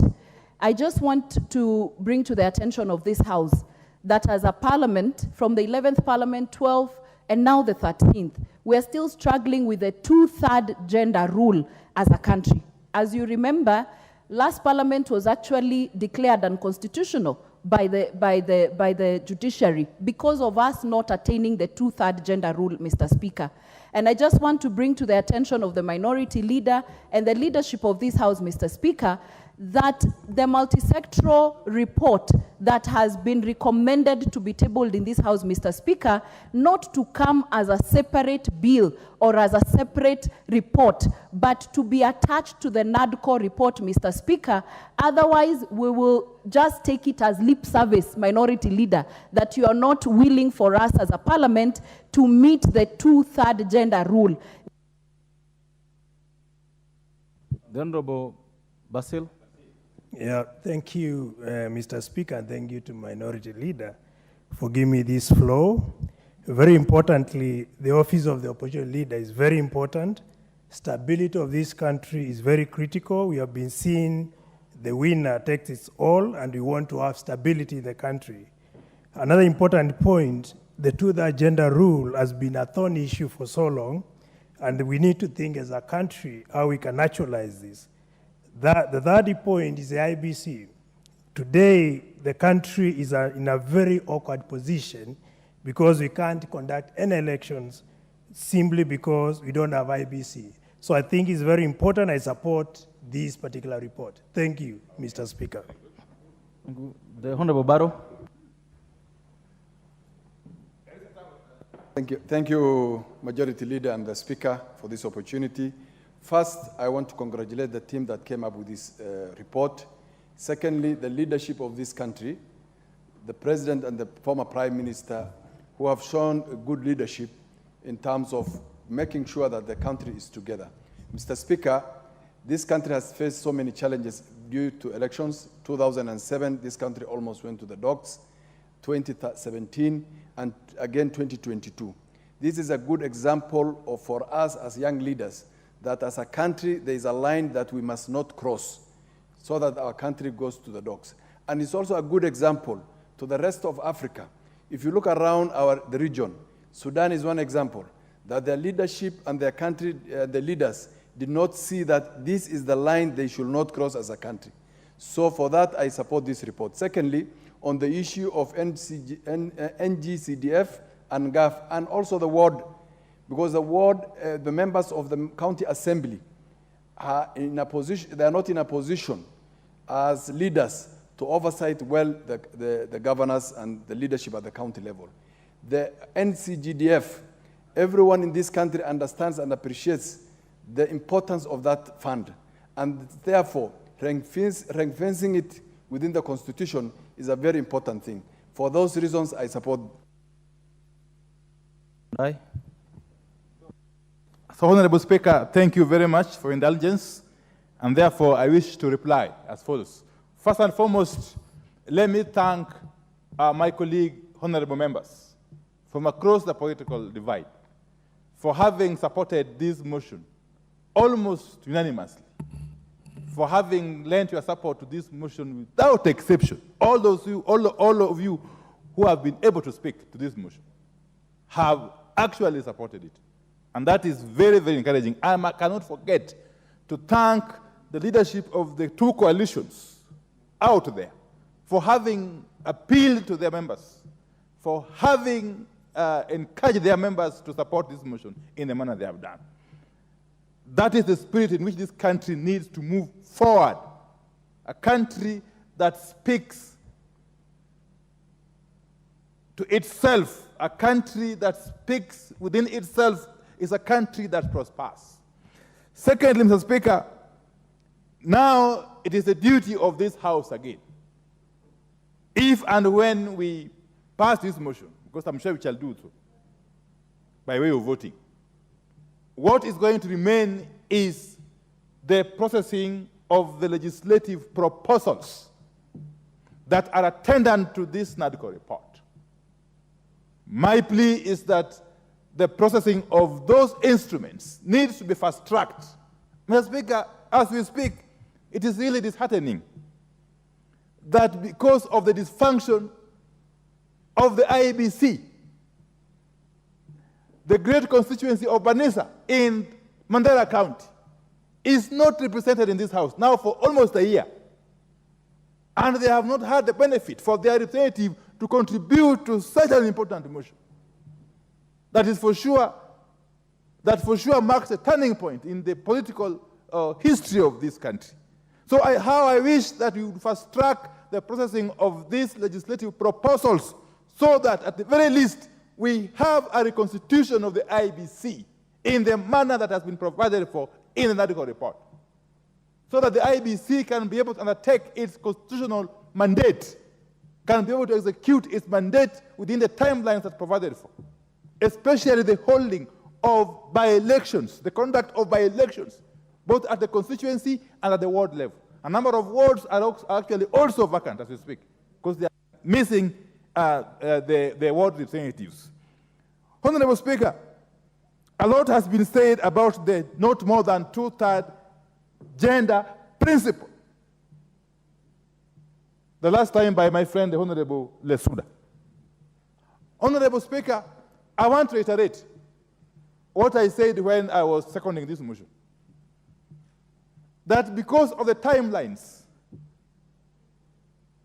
and in the wisdom of the NADCO, it was recommended that the multi-sectoral working group that was dealing with the not more than two-thirds gender question be allowed to conclude its work within the time frame that it had been allocated. And that whatever recommendations shall emanate from that multi-sectoral working group shall form part of the NADCO report, regardless of when those recommendations will land in this House. That is the principle. It may not be apparent on the face of that report, but that is the principle. The spirit of the NADCO report is that whatever recommendations that multi-sectoral working group shall come up with shall form part of the NADCO report and shall therefore be treated in the same manner the other recommendations of the NADCO report are being treated. That should actually give some comfort to our colleague lady members of parliament, and indeed the women folk across the country. Okay? 2, the matter of the cost of living remains an outstanding issue. We agreed to disagree, and that is really very healthy. We agreed to disagree within NADCO that the matter of the cost of living be left pending, since there was no consensus. There's the mere sides, progressive recommendations or proposals were shot down, and therefore we left it to the Kenya Kwanza side, which is in control of the government, to see to it that they reduce the cost of living. I'm hoping they will do so, because otherwise this is a ticking time bomb. This is a ticking time bomb. I can see manipulation of the exchange rate through manipulation of the Eurobond. That is a story for another day. I'll be coming back to deal with it later. I hope you will be able, Kenya Kwanza, to deal with the cost of living. Otherwise, it will consume you. It will consume you in the fullness of time, Honorable Speaker. So finally, as I conclude, just add my minutes, I finish. Let me say that God has been very kind to this country. Conclude. God has been extremely kind to Kenya, because every time we are on the verge of falling into the precipice, the Almighty God has always pulled us back. And we must get the learning from this. Getting into dialogue with your political opponent cannot be a sign of weakness. On the contrary, it's a sign of strength. If you can dialogue with your political opponent, it shows that you have got the strength and the... Out of order, the Honorable Member for Madenge. Honorable Speaker, is the minority leader in order to mislead this House that there is manipulation of the exchange rate? He should table evidence to that effect or withdraw. The Honorable Wandai. Order. The Honorable Mbadi, order. The Honorable Wandai. Would you substantiate that? In an argument. No, this is not, this order, order. Order. This is a matter of grave concern to the public. And so you just can't get away with it like that. You either substantiate the manipulation of the currency or you withdraw that statement. Honorable Speaker, I think in this House, and me and you have been lucky to be here for some time, since 2013. It cannot be out of order for a honorable member to express his opinion about what is happening in the exchange market. It cannot be out of order. My opinion is that the current movement in the exchange rate is as a result of manipulation, and which is tied to the Eurobond. That is a matter of opinion. The Honorable Wandai. Yes. As Presiding Officer today, I insist, because this is a matter that is concerned to the public. You know that. And you know the impact of your statement. So you either table evidence to that effect or you withdraw that statement. I will ask you, Honorable Speaker, to indulge me and allow me to bring the evidence, because I don't have it here now, to bring the evidence at the soonest possible time. If you don't have I could bring it on Tuesday this week at 2:30 p.m. If you don't have the evidence, you know what our rules say? No. That order. What our rules say, as you alone is responsible for the truthfulness of the statement that you make on this floor of the House. So if you don't have that evidence with you, I would request you proceed and withdraw the statement and proceed with concluding it. It's in hard form, and I didn't carry it here. And I am saying that if you gave me time, I would be able to come and substantiate with documents. Is that too difficult? I order you, Wandai, withdraw your statement that the currency is manipulated. If you don't have that evidence now, I order that you withdraw that statement. What I will do, Honorable Speaker, to make the matters easy, is to suspend my statement for now and allow me, when I come back on Tuesday at 2:30 p.m., I'll come back here with a load of evidence, if that could suffice, Honorable Speaker. Go ahead and suspend it. Fine. I hereby suspend my statement that the exchange rate is being manipulated until I am able to carry the load of evidence and bring it here to substantiate what I've said. Honorable Speaker, with those preliminary remarks, I wish to reply. Thank you very much. May God bless you.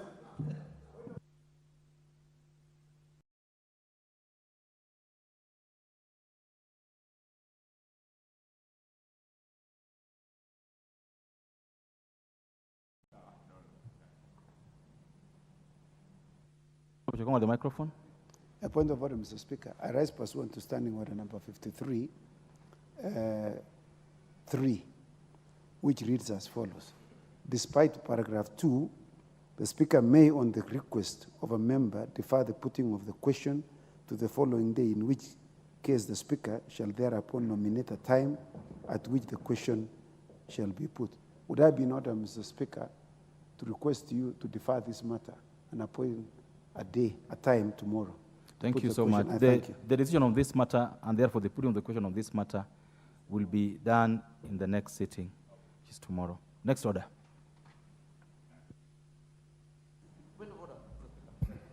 Order number 13. Motion.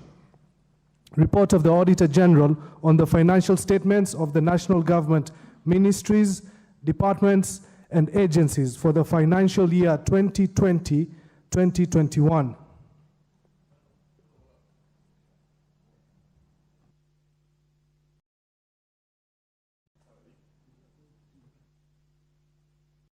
Member for Gatundu South, what is out of order? Thank you, Speaker. I happen to have the benefit of sitting in the Public Accounts Committee, and the report that is about to be tabled by Honorable Bad is a report that we have worked tirelessly. If you look at what he's holding, Mr. Speaker, you realize it's a voluminous document that he has to go through. And you know, Honorable Speaker, you know, Honorable Buddy is a ranking member of this House. And as you can see, he's been working the whole day. It is now coming to about 8 o'clock. He's tired, and he needs to execute this. And when, by the look at things here, I think it will suffice to say that understanding order number 35, it will not be very good to execute that matter right now with the quorum that we have, Mr. Speaker. So I would beg that we suspend that matter, and we actually call the House out of quorum, and we stop the matter and deal with it tomorrow. Thank you, Speaker. Of order, because from what you're saying, no, lack of quorum. I'm standing on standing order number 35, that we have no quorum to execute that matter.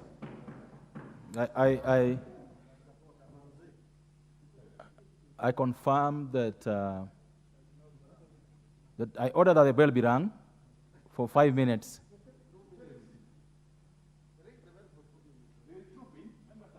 Five minutes.